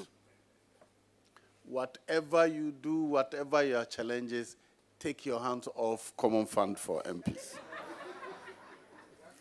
That 5%, which is the lifeline of every MP in his or her constituency, please take your hands off them, however distressed you are. That's all I'll tell you. Now let me acknowledge the dignitaries who have waited 6 hours behind you. First, we have Burma Okujia Abusia Benin Diodu, the Nyinemu Hine. Nana, we thank you for coming. Burma Apia Nkrumah Champong, the third, Abakwa Sehine. Nana, we thank you for coming. Oh, Akroma Champong, thank you for coming. Burma Dr. Usutechi Sechrehine. Achem Sechere, very well, thank you for coming, Nana. Nanam Ponsa Entrywa the second at the Swase Hima. Nana, we thank you for coming. Nana Kwam Pepra, Bemuhine of Asamantamfoy. Nana, we thank you for coming. Nana Anane Japan, Jesiwa Hine Asamantamfoy. We thank you for coming. Nana Kwesiesi Edu Boating, Sana Hine of Enyinem. Nana, we thank you for coming. Opening Banya Boa, Abusia Penning, Enyinem. We thank you all for coming. Lawrence Ajinsam, you are a politician like us, so it's okay if you endure the struggle. But we thank you for coming to support Abna. I have here also the clergy, Apostle OWK Sedu, Christ Apostolic Church, Accra. We thank you for coming, Apostle. Pastor Francis Tenge, the Resurrection Power Living Bread, and you name. Thank you. Reverend Yao Bing Jr., Assemblies of God, and you name. We thank you. Reverend Prince Asari, Christ Apostolic Church, Navrongo. Wow, you came from Navrongo. Thank you for coming. Ifa Ohine J, Catechist, and you name Presby Church. We thank you. Nelson Mandela, the Catechist of Enyinem Presby Church. Thank you. Then we have the Constituency Executive, led by Chairman Albert Nyama. Chairman and your team, we thank you all for coming to support her. We have Takamra from Pong, Deputy Director of Protocol, MPP Head Office. Thank you for coming. Adamu Raha, Regional Youth Organizer, Eastern Region. Adamu, we thank you for coming. Albert Entry, former Constituency Chairman at Tiwa East. Albert, we thank you for coming. And Kuja Mega, National Communication Team Member, NPP. We thank you. Honorable Francis Osu Echam, Parliamentary Candidate Jabbing, NPP. You came to replace Amma. Where are you? Let's see you. Thank you for coming anyway. Thank you. And then, Mr. Gogo Sasari, it's been a long day for you. He's my opponent. You know that when you come here, I'm in control. Thank you for coming to support Abra. Abra, it's been a long day. For now, you're discharged. You hear from us. Yes, and I have my mom here and my uncle as well, my father. And so Ms. Irene Ashi and my uncle Wafa Mrs. Kwejo Irene Koteka Ashi, yes. Koteka Ashi. Yes. We thank you so much for coming. And Uncle, unfortunately I don't have your name, but Uncle, we thank you for coming to support her. Kojo Yabua, we thank you for coming. And everybody who came, whose name wasn't mentioned, I really value, the support you have given to Let me. me apologize. Thank We you. started rather late, so please forgive us for the long wait. But thank you all for coming. Brian, you are now discharged. Thank you. Thank you very much, Mr. Chairman. Some friends I have.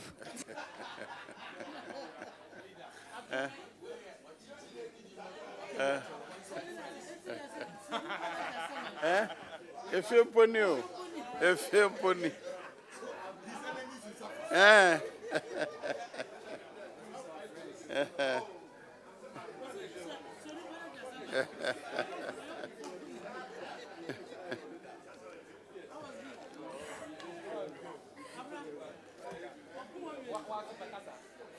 She was enjoying it. That's right.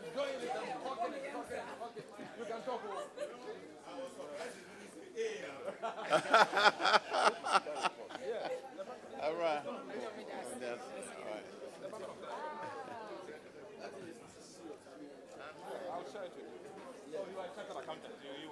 All right.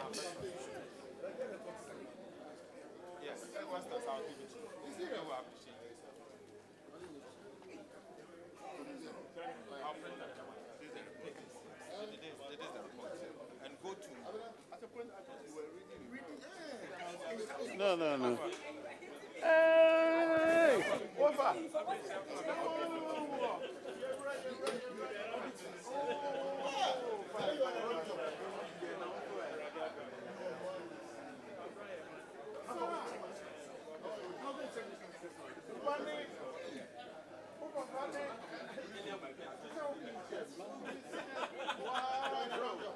Oh, very well, very nice.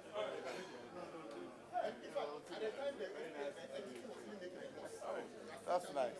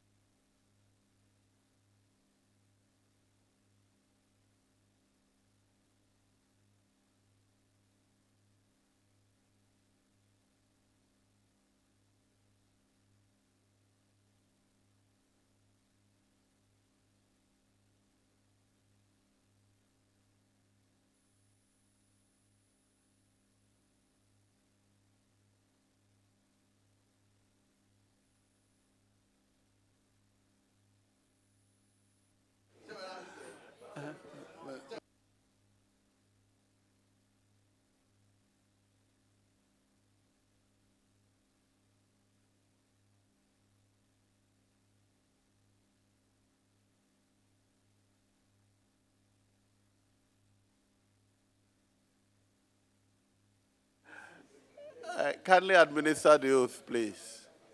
Can all those taking their photos wait? When we finish, you have enough time to take the pictures, please.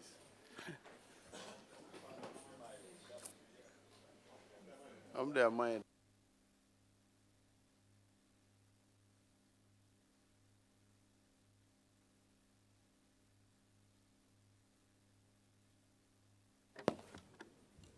I Alexander Ampavi, swear by the Almighty God swear by the Almighty God that the evidence I shall give before this committee that the evidence I shall give before this committee touching the matter in issue touching the matter and the issues shall be the truth, shall be the truth, the whole truth, the whole truth, and nothing but the truth. and nothing but the truth. So help me God. So help me God.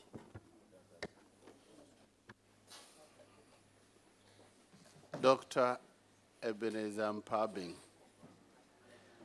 Sorry, Alexander Mpabing. On behalf of the committee, I congratulate you on your nomination as a Deputy Minister for the Ministry of Finance. You are not a member of Parliament, and so your eligibility is an issue as much as your suitability. So take us through your CV. So we confirm that indeed you're eligible before we ask you questions relating to your suitability. Thank you, Mr. Chairman. So my name is Alexander Ampavi.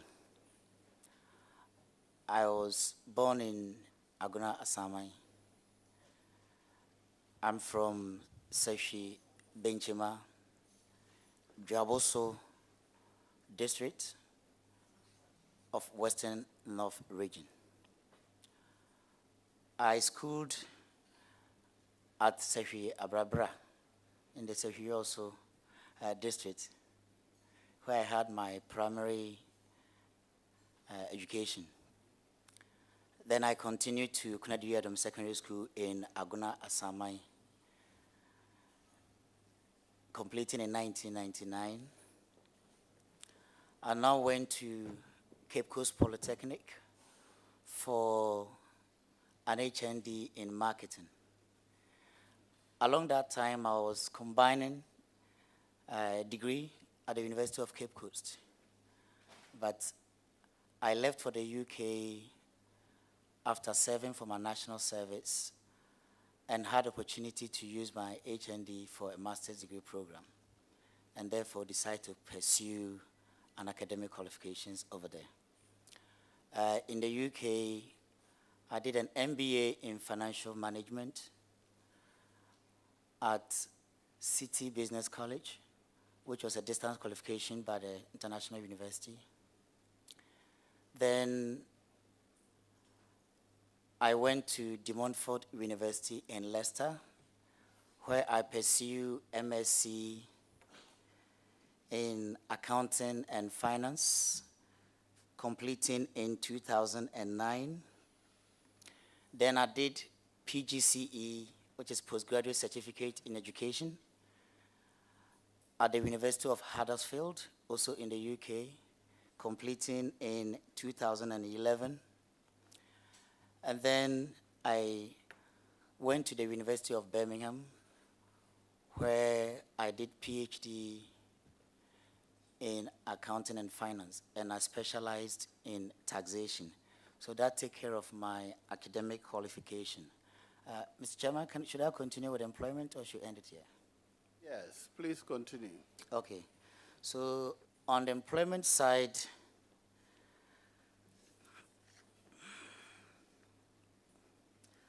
following my national service, I left for the UK in 2004. And my first major role there was with the Milton Keynes General Hospital as a learning and development administrator. Here supporting doctors and medical professionals on their mandatory training, which is a requirement in the medical profession. I was in charge of issuing notifications to them on overdue trainings. Then, still with the National Health Service, the NHS in the UK, I work as financial accounts assistant at the Leicester City Hospitals, in charge of debtors, and mainly working with what they call the service level agreement, support on partner contracts, and what have you. Then I went to Community College, Birmingham, as a Director of Studies, which was a private college in the UK, a Tier 4 or a licensed institution able to bring international students to the UK. Here I was in charge of leading a number of lecturers. I work as an IQA, which is Internal Quality Assurer, somebody who is in charge of the quality assurance of the college, dealing with awarding organizations. You were dealing with EdExcel, NOCN, and a host of international accredited organizations. So I was a point of call between the college and the awarding institutions. I was in charge of training other colleague lecturers and supporting the quality assurance processes, making sure assignments and students' work meet the quality standards as prescribed by the UK ISI, which is the Independent Inspectorate Board. Then I move into teaching. Along this side, Mr. Chairman, permit me to also say, during this time I was a lecturer. Sorry, I was a student at the University of Birmingham pursuing my PhD on a part-time basis. So you will see on the CV there are lots of conflicting dates. Most of times I was doing more than one job at a time, as mostly my colleagues in the UK will testify. So I entered academia proper as a university lecturer at the University of Warwick as an associate lecturer, delivering tax, advanced, introduction to advanced taxation. Then, whilst I was with community, huge revenue potential. And here by informal sector, I'm not referring to the cocoa or the watches seller, but I'm talking about the huge drivers or potentials in the sector. And if you look at, so to make an example, Mr. Chairman, if I want to build a house now, I will need the services of a mason, a plumber, a carpenter, a POP person. As it stands, it's very difficult in our tax codes how most of these individuals are paid, are accounted for in our taxes. Voluntary compliance among this sector is really, really low. And the question now is, how do we rope in? Because the informal sector, we believe, contributes to almost 70% of economic activities in the country. So then it becomes a challenge that we live in a country where 30% in the formal sector are carrying the burden of 100% population. That, to me, contributes to why we have so low tax to GDP. And I do believe that on that sector, there is something to suggest to my minister for consideration on some of the creative steps I believe you can do to rope them in. In addition, we have, the world has moved on from brick and mortar to more digitized economy. Luckily, Ghana is not part of the OECD inclusive framework, meaning that Ghana is free to introduce our own DST, and here I'm referring to digital service tax. Lots of businesses are ongoing in that sector. Again, I think we are losing a huge revenue over there, and it's one area I believe in the last few years, some of the work we have done working with Oxfam and other INGOs where I'm coming from, you'll be able to make some proposal to the minister for consideration to see how some of these untapped revenue potentials will contribute to Ghana's GRM efforts. Thank you, Mr. Chairman. Thank you very much. You mentioned the impact of digitalization on revenue collection. I want to know what you think about taxing services that are provided on the internet.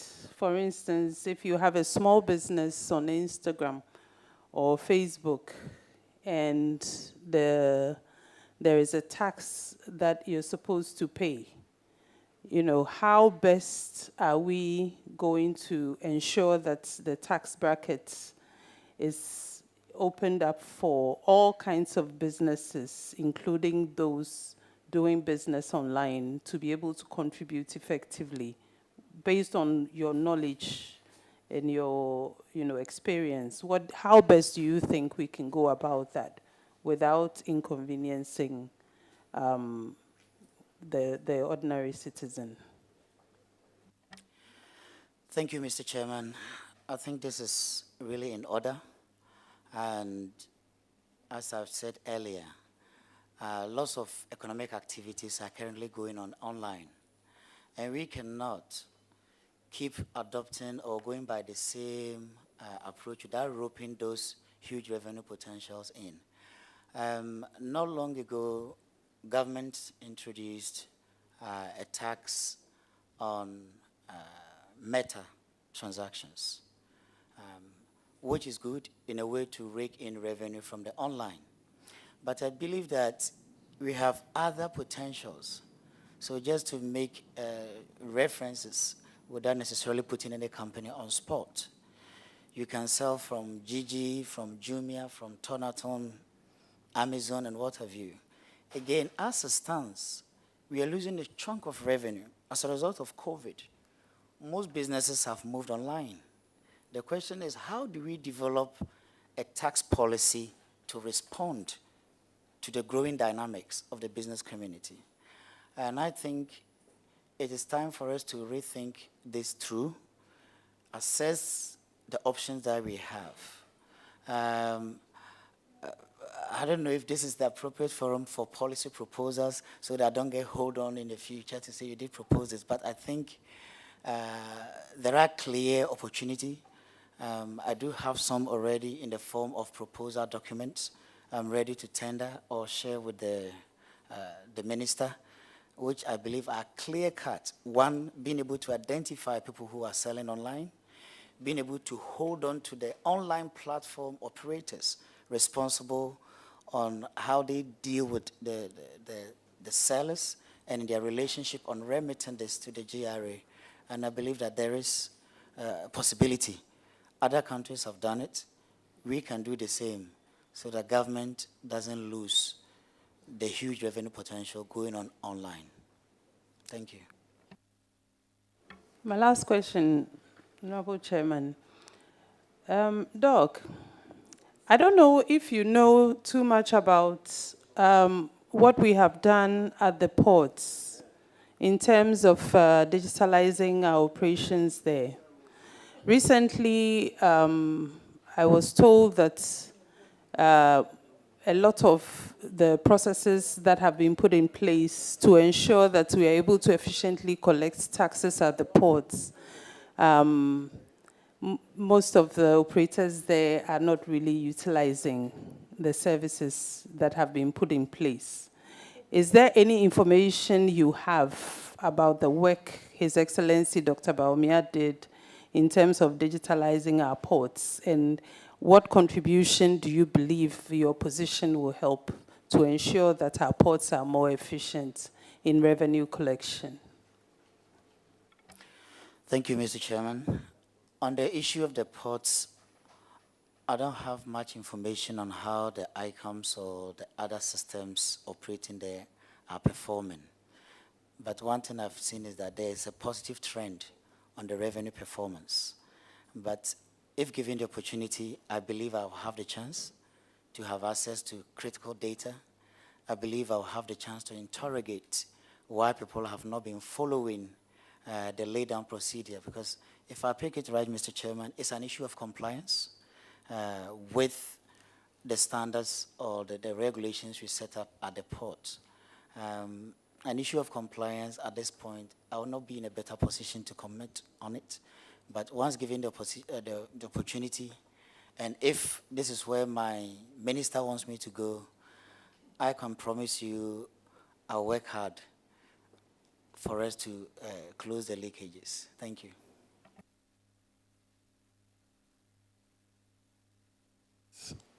Yes.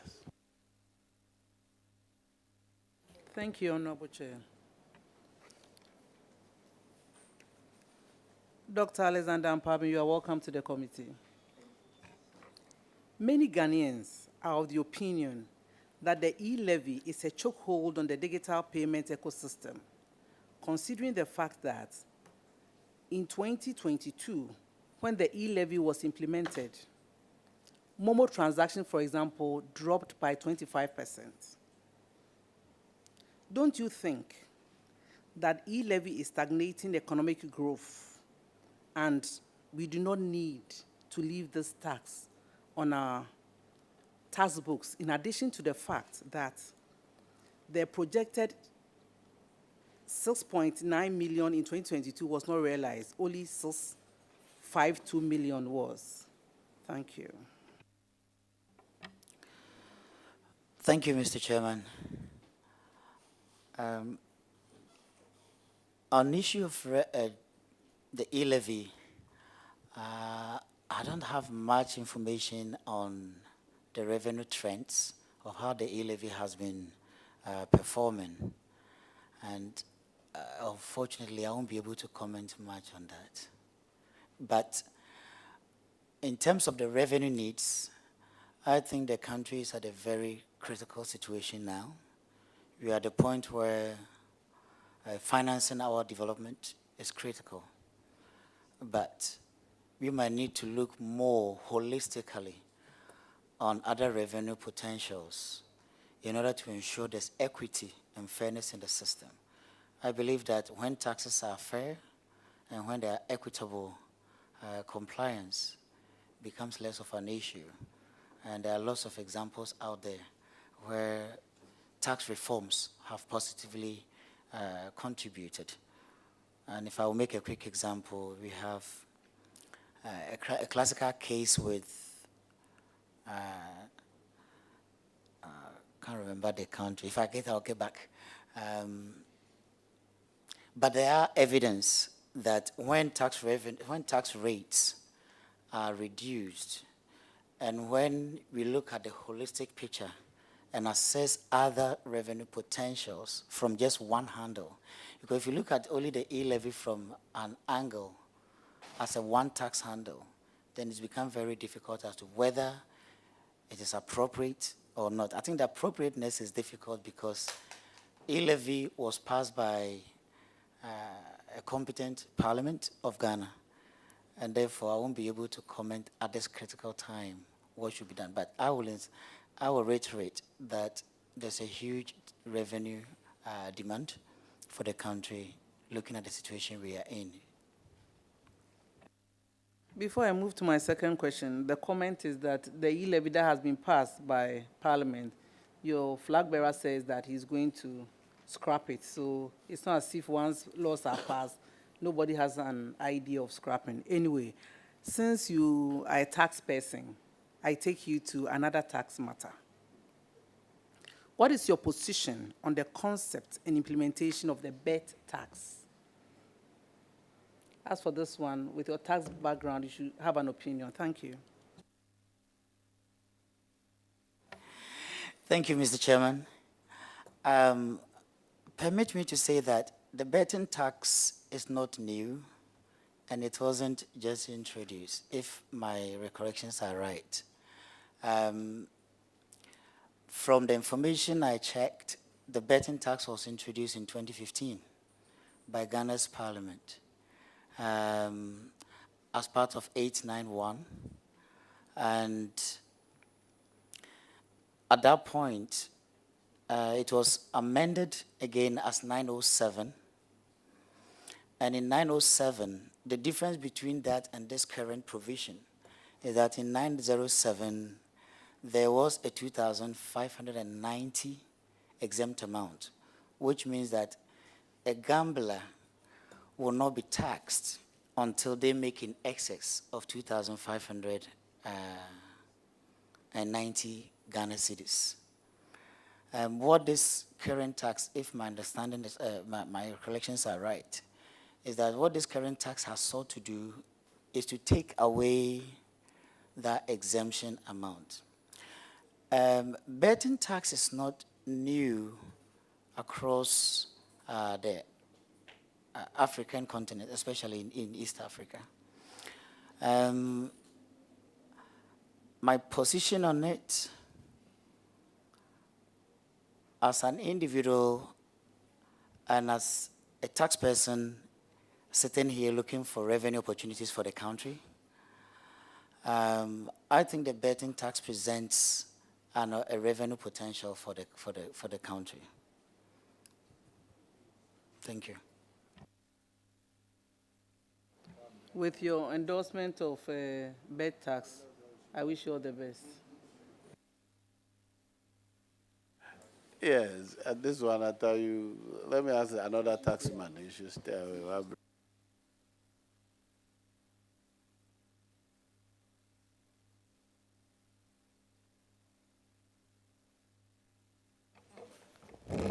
Thank you, Mr. Chairman. Dr. Alexander Pabe, congratulations on your nomination. Yes. You've touched on a very sensitive issue on the taxes in the informal sector, which happens to be your specialized area.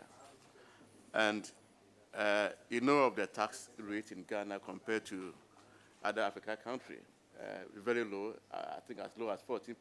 And like you rightly pointed out, the informal sector constitutes about 70% of the labor force.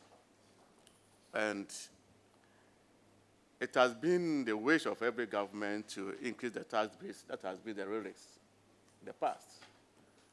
But to date, we still have that low tax rate.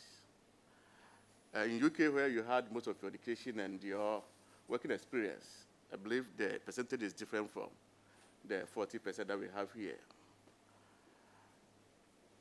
What are you going to put in place to make sure at least we bring in this informal sector on board? Because for me, the critical factor that we are having such problems in this country. So the taxes on the informal sector, practically, what are you going to put in place so that we can embrace them into the tax bracket?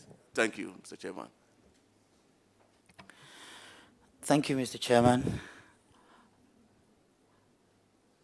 As a Deputy Finance Minister, if successful, I will work on the instruction of my minister. But one thing I know for sure is that the Ghana informal sector presents a huge revenue potential. And some work we did previously shows that there are businesses in the informal sector who are there for deliberate reasons or for some other reasons. And it's not a measure of economic strength that puts some businesses in the informal sector. So, as I said earlier, I wouldn't go, with your indulgence, not go into the conversation of policy, specific policy proposals, because there are some proposals I believe I'll be sharing with the minister, given the opportunity. But one thing I will say is that identification of operators in the informal sector has been our main challenge and issue of compliance. So in terms of identification, how do we go about it? Now with the digitized address system, now with your TIN number linked to your bank accounts, we are more than better placed to be able to track businesses in the informal sector.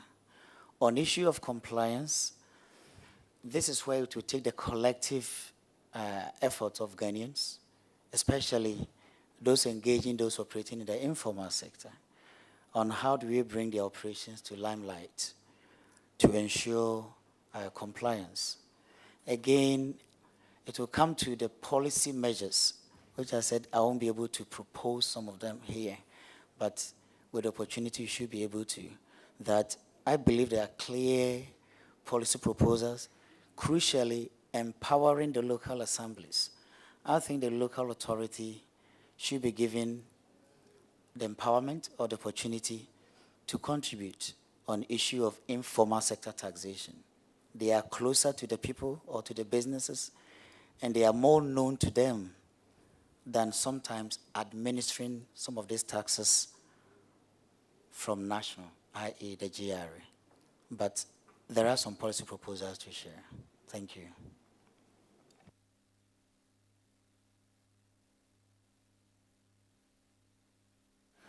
Yes. Dr. Mpabin, you're welcome and congratulations.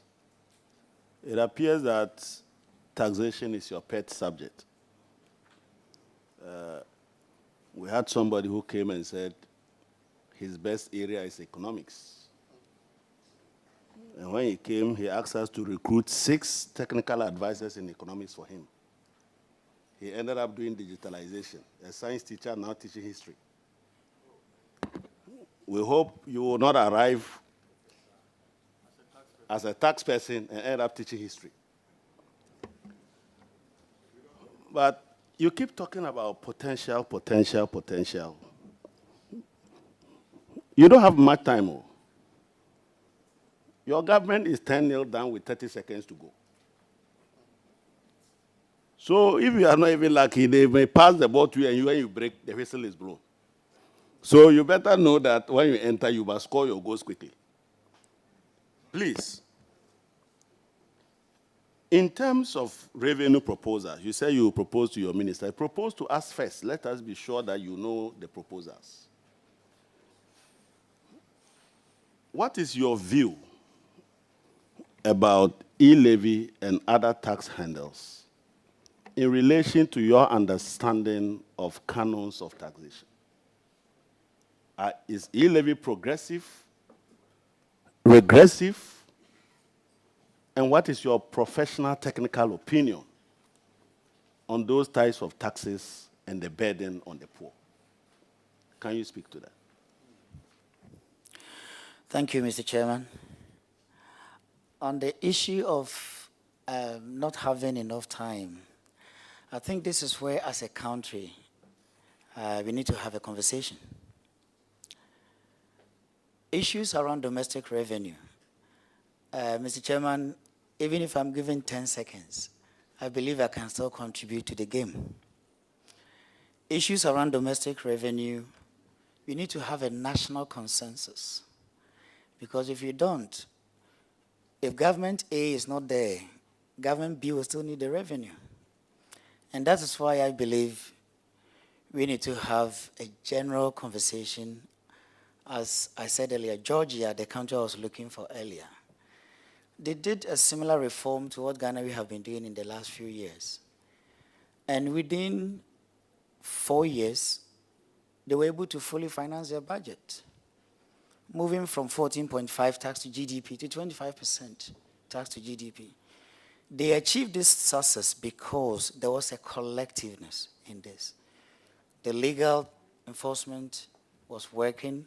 Political parties of all forms were willing to come on board. And I think when they go to issue of national revenue, we will need a general conversation and a general understanding where we all come to consensus. On e-levy, personally, I had a couple of proposals prior to the implementation, which I believe some of you have come across already. And the proposal was that e-levy, I believe, could have, from where I sat at the time, have a different feel or different purpose. So, for example, you could use the e-levy as a compliance mechanism,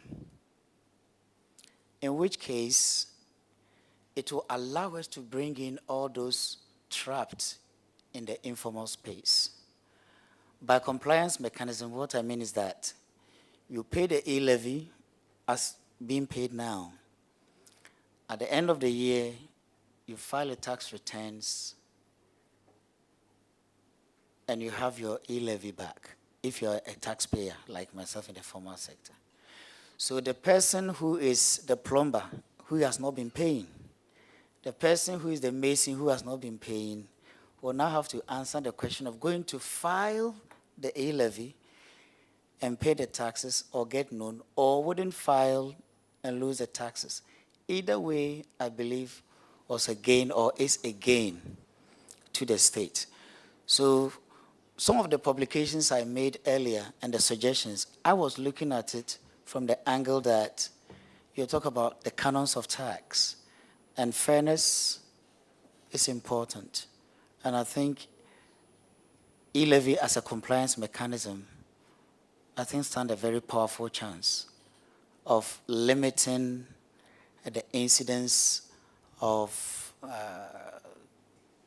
extra layer, if you like to call it, or burden of having to pay tax on maybe a tax we have paid already. But for now, it's generating revenue for the state. For now, we're already with the IMF, and now I think you go to the point where everyone has to contribute. So from that angle, and if I'll pick the word of the former finance minister, burden sharing, this is not to endorse e-levy or not to speak against the e-levy, but I think at the crossroads where we are as a country and with the revenue e-levy is generating, I think it's good for now. But the good news is that the flag bearer of the MPP, His Excellency Dr. Mahmoud Bawumia, has made a commitment of abolishing the e-levy if given the opportunity. But I think from now till December, it will fetch some revenue to the state. Thank you. Answered my question. Is it regressive? Is it just be candid with me on the poor. Is the poor paying more proportionately than the rich? Tell me. Thank you, Mr. Chairman. E-levy as an indirect tax is difficult to argue of progressivity. Thank you. They will not withdraw your nomination, so be bold. I'm happy that you compared Ghana to Georgia. Have you taken your time to study the GDP structure of Ghana? About 45–50% of the contribution to the GDP are coming from the extractive sector and the mining sector. And about 50% coming from the non-oil real sector. And if you are very familiar with our legal regime, we have several stability agreements that basically takes a chunk of our GDP outside of the revenue basket from which we can tax. So if you look at it in terms of that and you isolate that, Ghanaians are really paying very high tax burden. But if you look at the whole picture, then you will say it's about 13% or 14% of GDP. But if you consider the stability agreements and some of the tax incentives we have already given out, and you consider what you really can tax from, you are probably generating 30 to 40% of that as tax revenue. So having considered those rigidities within our budget, and I hear you speak a lot about digitalization. ICOMS. Are you familiar with ICOMS and the suspense regime? No, Mr. Chairman. Okay. So that limits my question because our major problem with ICOMS is the suspense regime. So I wanted to know whether you have some solutions to that. But let me give you an indication. When our brothers and sisters in the landlord countries pass their cargo through our ports. They don't pay the duty because it's destined for their countries. They only pay port charges. The challenge is, how do we ensure that those goods destined for Burkina Faso actually go to Burkina Faso?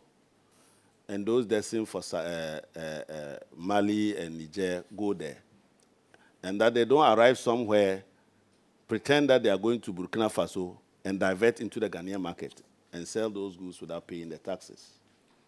We have our bonded warehouses regime, where almost all the auto companies don't pay taxes at the point of clearing, and they put them into warehousing.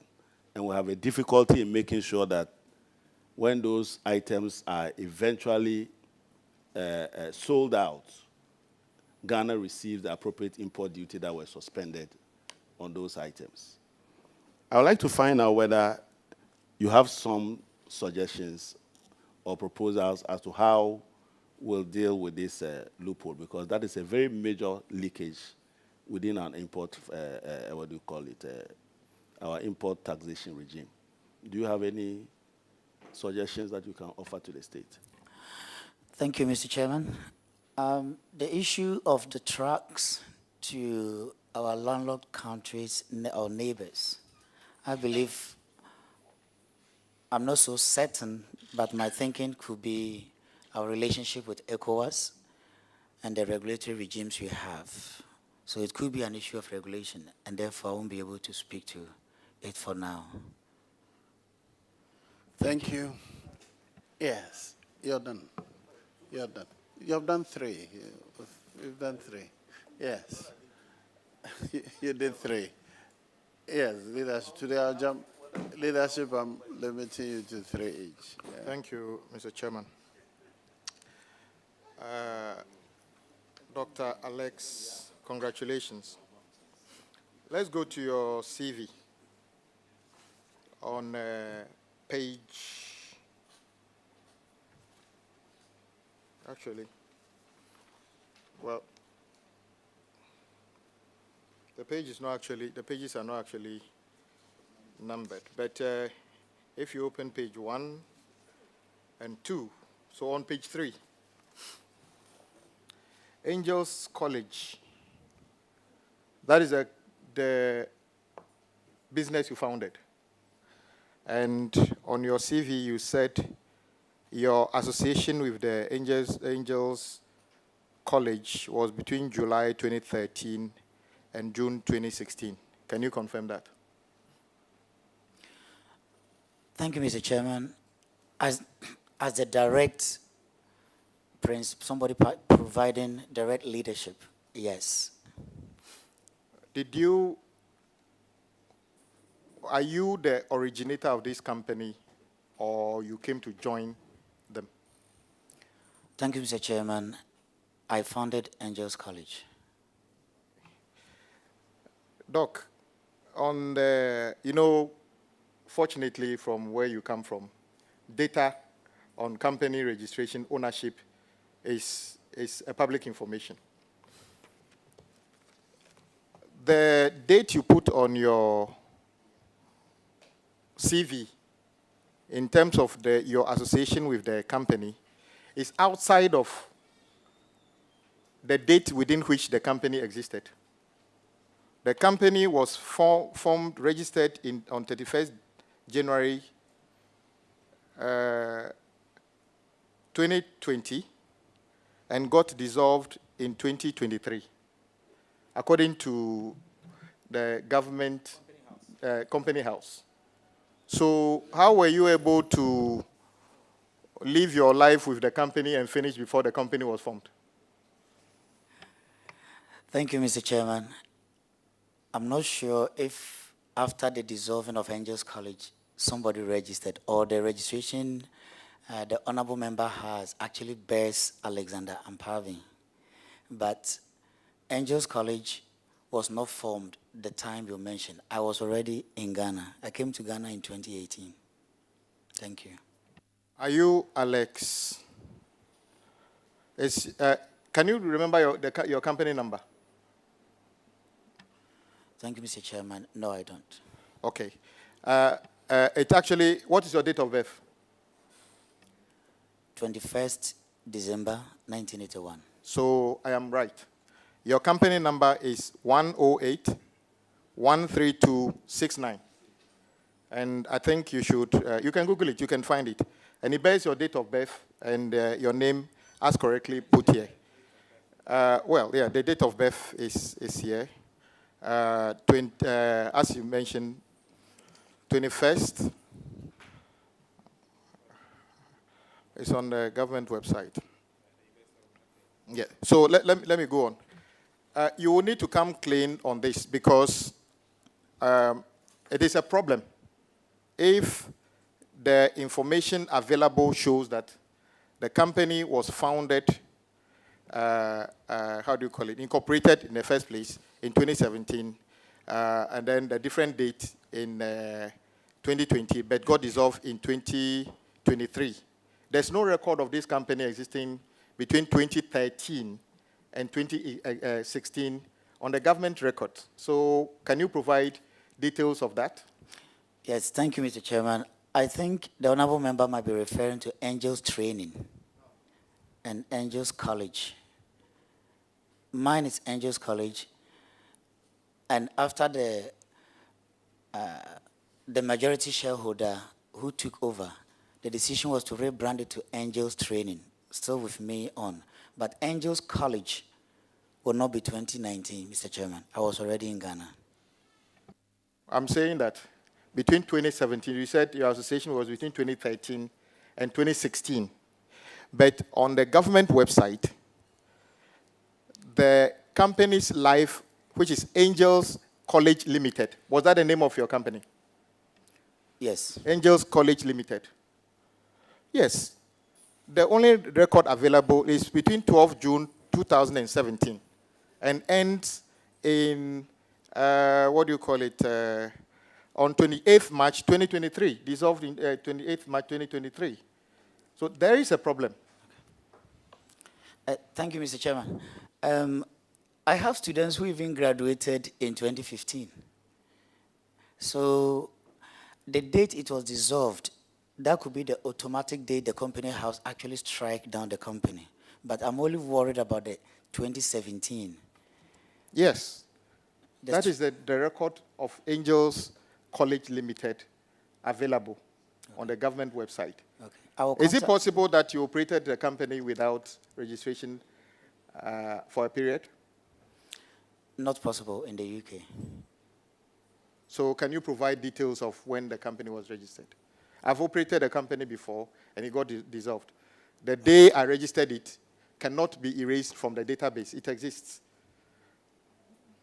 Okay, so at the moment, on your CV, there's a great disparity between the date you stated on your CV in terms of your association with the college and what exists in government database. In fact, you have actually lived your life in the company and finished before the company was registered. That is the record. So you will need to furnish the committee with this gap. Secondly, did you ever file a tax return whilst you were in charge of this company? Thank you, Mr. Chairman. I did. Do you know if you file a tax return in UK, it also gets recorded on your company record? Yes. Are you able to download that and show to the committee if we give you time? Because I can't find much record. I normally file the abbreviated account, so the abbreviated account should be on the company's website.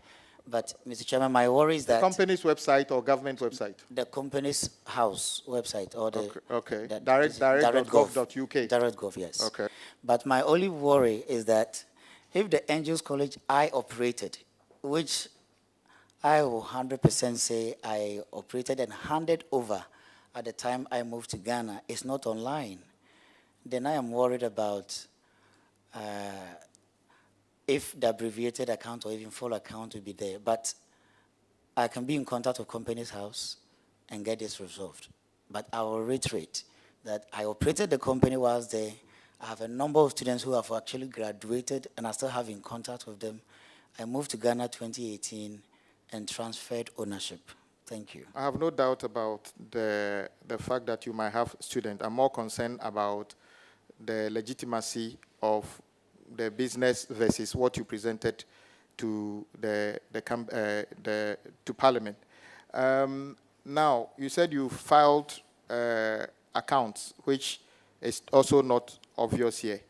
Now, how many directors were in this company at the time you were in charge of the company? Thank you, Mr. Chairman. You were 2. You were 2. So did you hand over, did you pass on the company to the second person? Or a new person came to take over your interest in the company? The new person came. At the time of the being the majority shareholder, you were 2 directors. But then at the time when I sold the share, we became 4 directors, if my memory serves me right. The database of the government of the United Kingdom, since inception of the company, there are about six directors, including yourself.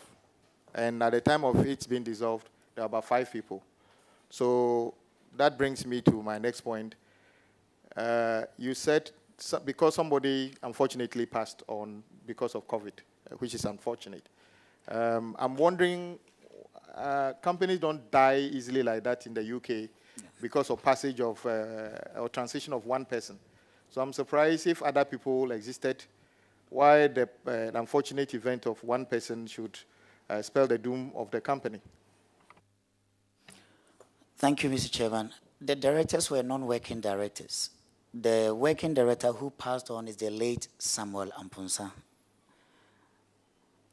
The name you mentioned appears on the record of the company. So I was talking about the right company. Yes.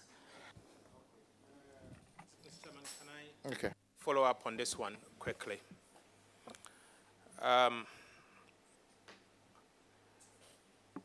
The company's address on the company house website. Do you remember the postcode? Was it in Coventry? Thank you, Mr. Chairman. It moved to Coventry after I sold the shares. So yes, with Mr. Amponsa, it will be in Coventry. So can I say the postcode was CV12FJ in number 118 Road? Possible.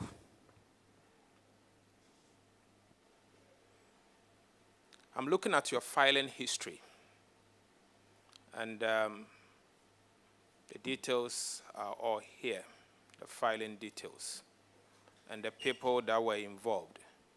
I see Ampabin Alex. Is that yourself? Were you living at West Bromwich? Yes, I was. And the postcode was B700QP, and it was 31 Thames Street. Okay. So the company concern is exactly what he's making reference to. And your date of birth here on the website is December 1981. That's correct. Okay. All right, I'll leave that. I'll come back to that later. Yes, Doc, you are a tax person, and as we all aspire to, and I agree with you, Ghanaians must pay for what we want to enjoy, and I agree with you. It is not the business of anybody in another country to pay our way in life. And you are a tax person, and I heard you say, you mentioned the carpenter, the painter, the POP installer, all these people, in your view, they are potential taxpayers who are not paying currently. Can you describe to me, when you were living in the UK, how were these people captured that when somebody turned up to do a dividing wall in your house using plasterboard, whatever you pay him, you are able to make sure that the tax component gets to government? How are you able to, what do you notice about that, which is missing? Thank you, Mr. Chairman. I think broadly it's an issue of compliance culture and also the revenue authority's ability to detect and the severity of punishment you lash out. These factors do contribute a lot as to how people should comply voluntarily. The system in the UK, as you know, can be really tough on those who fail to comply voluntarily. The punishment and the severity of the application is difficult. And also, tracking of financial transactions is quite easier over there. So at any point in time, you can be requested to provide evidence of incomes coming into your account. So people are wary of the systems and structures. I believe if we put some of those systems and structures here and increase fines and also improve on voluntary culture, I think people will comply. Normally, Ghana, what I hear is but if we can start demonstrating, and that's an issue of accountability. Of course, the tax revenue has been put to good use, but there's that general notion as to what the taxes have been used for. And I think it's an issue, it's a culture shift that you might need to change. I agree with you, but you and I know that is not entirely accurate to say that everybody who works in the United Kingdom pays tax. If you call an electrician to come and do something for you and you pay him cash, surely he's never going to call the tax man and say, have somebody paid me anything? There are so many other ways they do it. So don't raise the hope of anybody that the poor guy who is doing steel bending in a corner somewhere for maybe 40 cedis today is the reason your vast knowledge on taxation is going to make us raise more revenue, because it will be a dashed hope. But I want to end here by saying I have concerns about my inability to see the synergy between the things you put on paragraph 3 of page 3 of your CV and the information that exists from government sources from the jurisdiction of which you suggested you operated. And I'll be glad if you can provide the gap to the committee to personally help me make up my mind as to whether to back your nomination. Chairman, thank you very much. Mr. Chairman, Alexander Mpabe. Yes, sir. You worked at Oxfam. Yes, Mr. Chairman. And I have followed some of your commentary over the years. There is one of them that you're on record to have said, an engagement with City FM, and you said e-levy is a bad move. It is more than a double taxation. E-levy is a bad move. It is more than a double taxation. I have a beautiful picture of yours. Fiscal policy analyst at Oxfam, Dr. Alex Mpabe, is unhappy with the government following the introduction of the electronic transaction levy. He says the rollout of the tax and its planned mode of implementation is regressive and counterproductive to the government and the government's own digitalization drive. It went on, and you were speaking on Eyewitness News in a post-budget analysis. Dr. Mpabe shared his view. My question is, do you still stand by your words that e-levy is a bad move, a bad tax? It is regressive and counterproductive. Thank you, Mr. Chairman. I was, at the time, a staff of Oxfam. And what we did was working on progressivity and fairness or equity on taxes. The available data and analysis we did at the time, to me, pointed out that government's digital drive could be hampered if taxes are placed on digital transactions. That was my position at the time. I spoke for Oxfam as a third force in our country. Now, I need to assess, if given the opportunity, what information are out there which probably I didn't have to be able to make an informed decision. Thank you. I can share with you, obviously, as a tax person like myself, we can, at the back of the envelope, assess a good tax policy at any point in time. If you want data, I can give it to you based on the trends, what was projected, what was achieved over the years, and the challenges that it has gone through. And I'm sure you may have done that. Can you, at this time,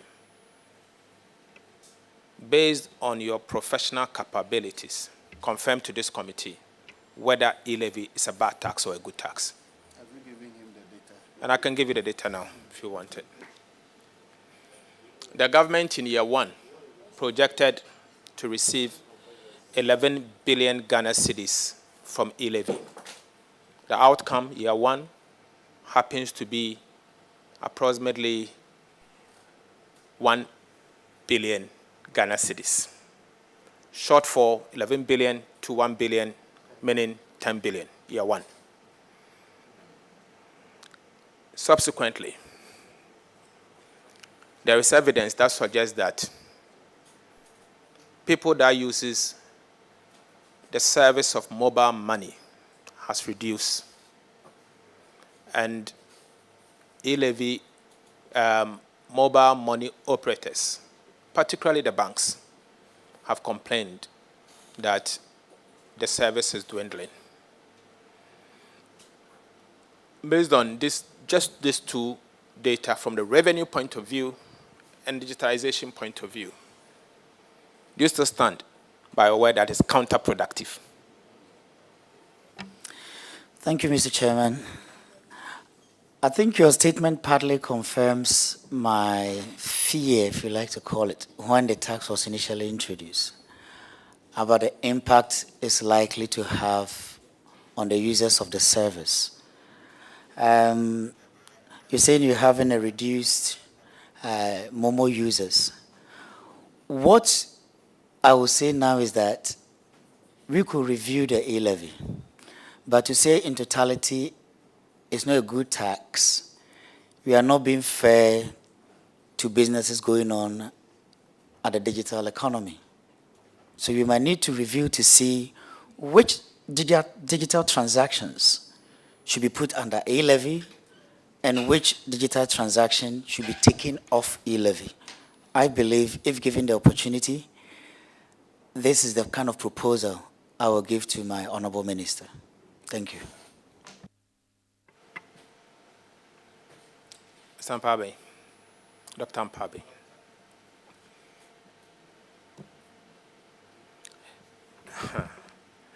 You're on record to have made this statement. My question is that, as a tax practitioner, if you are designing a good tax policy, what will you look out for? Or, after designing the tax policy and you are reviewing the performance of a good tax policy, what will you look for to make further decisions? What will you look for as an expert? Thank you, Mr. Chairman. It's important that taxes, like any other policies, are reviewed periodically to see if the policy is on track. For tax, I'll look at the performance of the particular tax handle to see whether there's growth towards the projections or not. Possible distortions in the economy, what responses am I getting from the reason for introducing the tax? So I will review to see broadly the performance of the tax to make informed decision. So given the chance, as a Deputy Minister of Finance, would you recommend that COVID-19 levy be removed?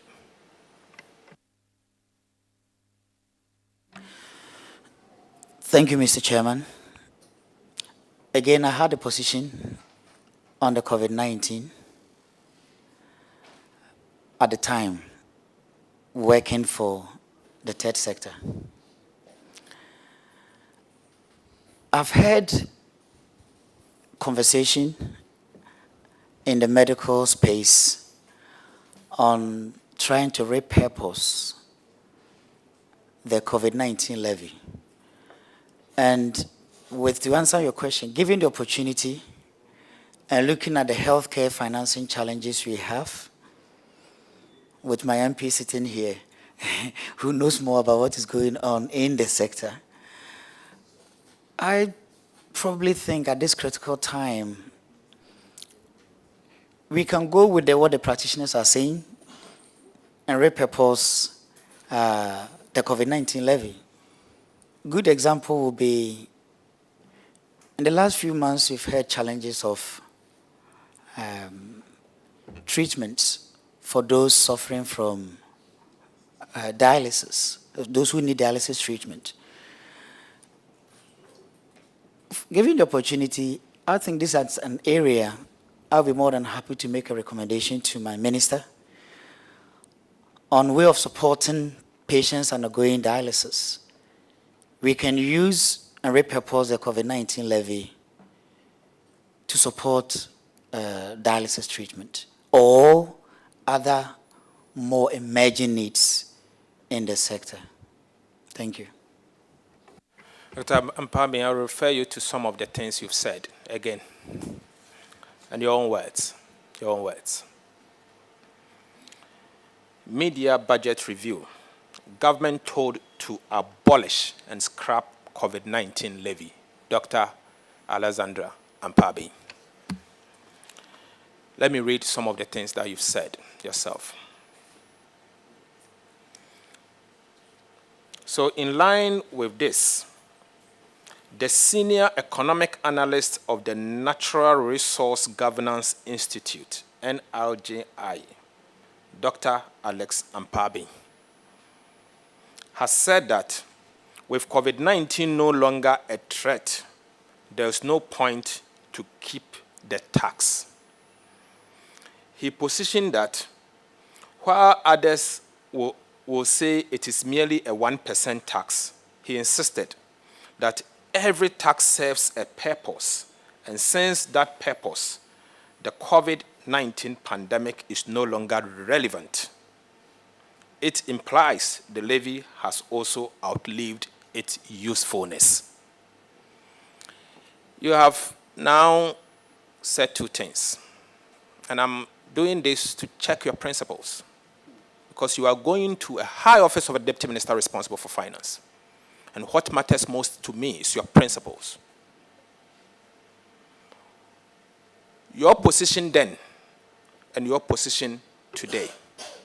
Just you have now said to me that the task can be repositioned, repurposed. And here you have said that this same tax has outlived its usefulness and that it should go. Don't you think the purpose of COVID-19 levy is gone and that this tax should be removed, just like your earlier position? Thank you, Mr. Chairman. Again, I was for the third sector with the available information I had and the advocacy. I think on the CSO, we do advocacy. And what we do at that time was to assess the revenue handles.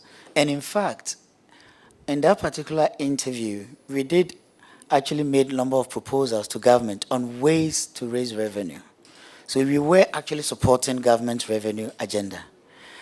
And I believe that COVID-19, yes, is being declassified, but our healthcare needs and challenges in financing our healthcare remains.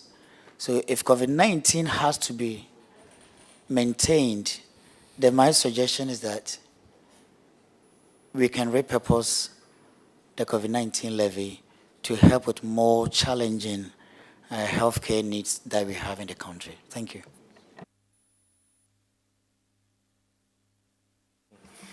Honorable nominee, you are not honorable yet because you have not you have not won any election, and you are not a minister yet, so you are not honorable yet. I can only call you Dr. Mpabi. There's something you have said here on the same COVID-19 and another publication. And you've said that, I think that if the 1% means you are going to pay 1% less on items that we buy, and I love this, items that we buy, consumption tax, it is still something beyond the financial incentive. Tax is about fairness. What exactly are we paying the levy for? What exactly are we paying the levy for? Why this tax? And this is a statement that you have said. My question is, will you still stand by your words, or you will change your position that COVID-19 should be scrapped? COVID-19 levy should be scrapped. Will you stand by it? Or He has answered that the levy should be repurposed for other medical uses. Kindly ask another question. Okay, Mr. Chairman. Dr. Mpabi, what is the statutory rate for the consumption taxes in Ghana, the statutory rate? Thank you, Mr. Chairman. Referring to standard VAT? Standard VAT is one of the statutory rates, another consumption taxes we pay, but there are others. What are the other consumption taxes we pay?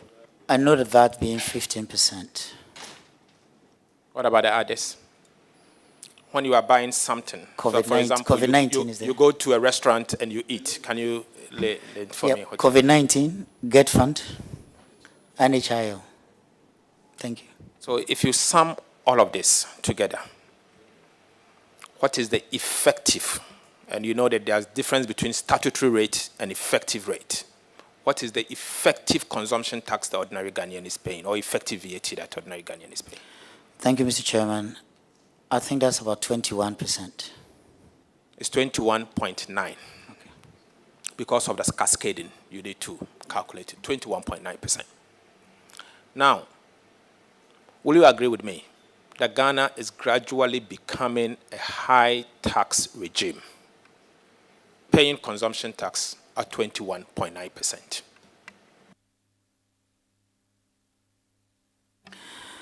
Thank you, Mr. Chairman.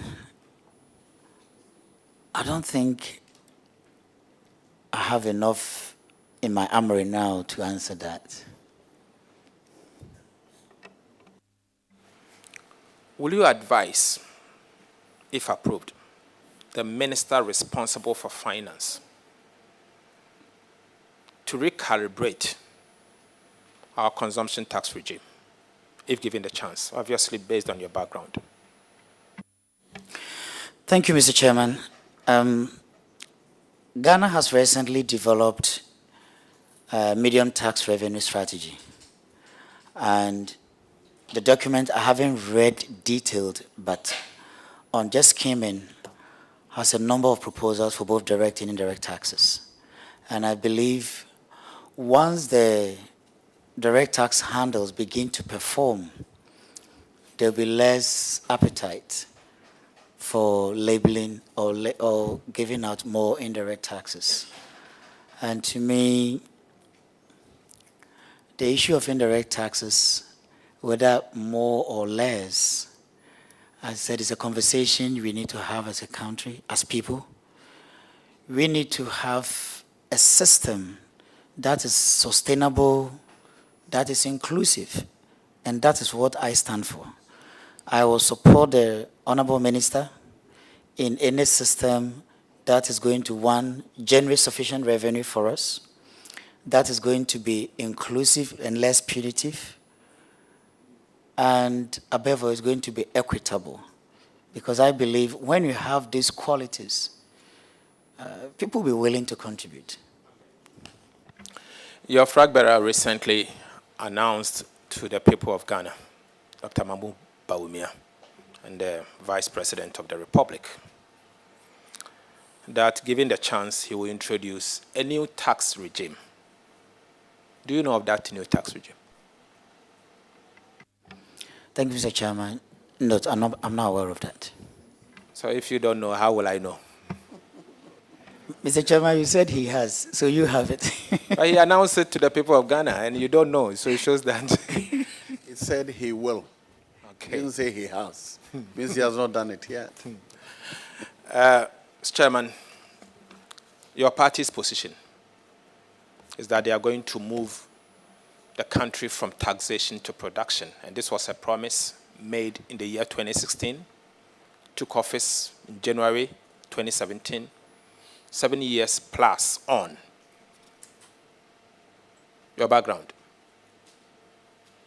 Do you think the country has moved from production to taxation?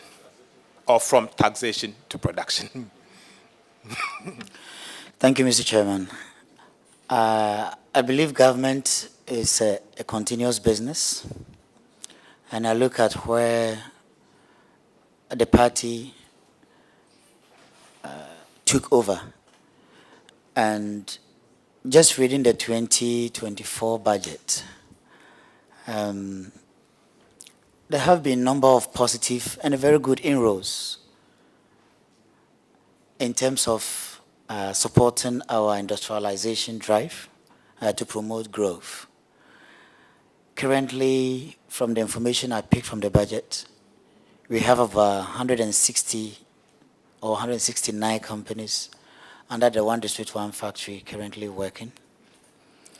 I've seen also part of the government growth strategy for the years ahead, trying to address some of the demand and production imbalances. For example, we have poultry, 15,000 production capacity, and we are consuming 325 or so metric tons, 1,000 metric tons annually. So there's a huge demand production gap. And I have seen a government proposal on addressing some of these imbalances and linking that up with what the One District, One Factory and the number of companies as per the budget statement are out there. I think there are some inroads. Of course, I can't sit here to say everything has been achieved, but I think we are on a positive trajectory as a country on the data available to me. And I think with few more years to come, Ghana will do much, much better. Okay.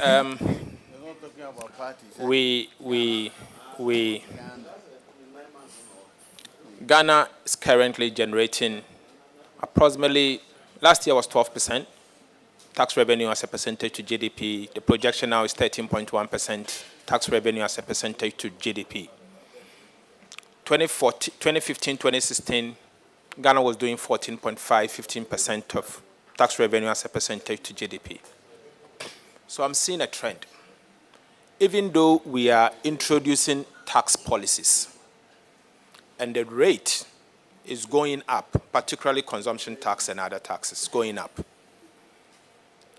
it is not responding to the revenue as a percentage to the GDP. Don't you think the syndrome, Laffer curve, has set in because of high tax regime? Syndrome of Laffer curve, yes, where based on the rate of tax, if too high, will mean people will not be paying.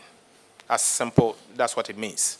So if the lower the tax, the more people pays, and the higher the tax, a lot more people don't pay. Don't you think that the time has come for us once again to review, overhaul the entire tax regime to encourage everybody else to pay?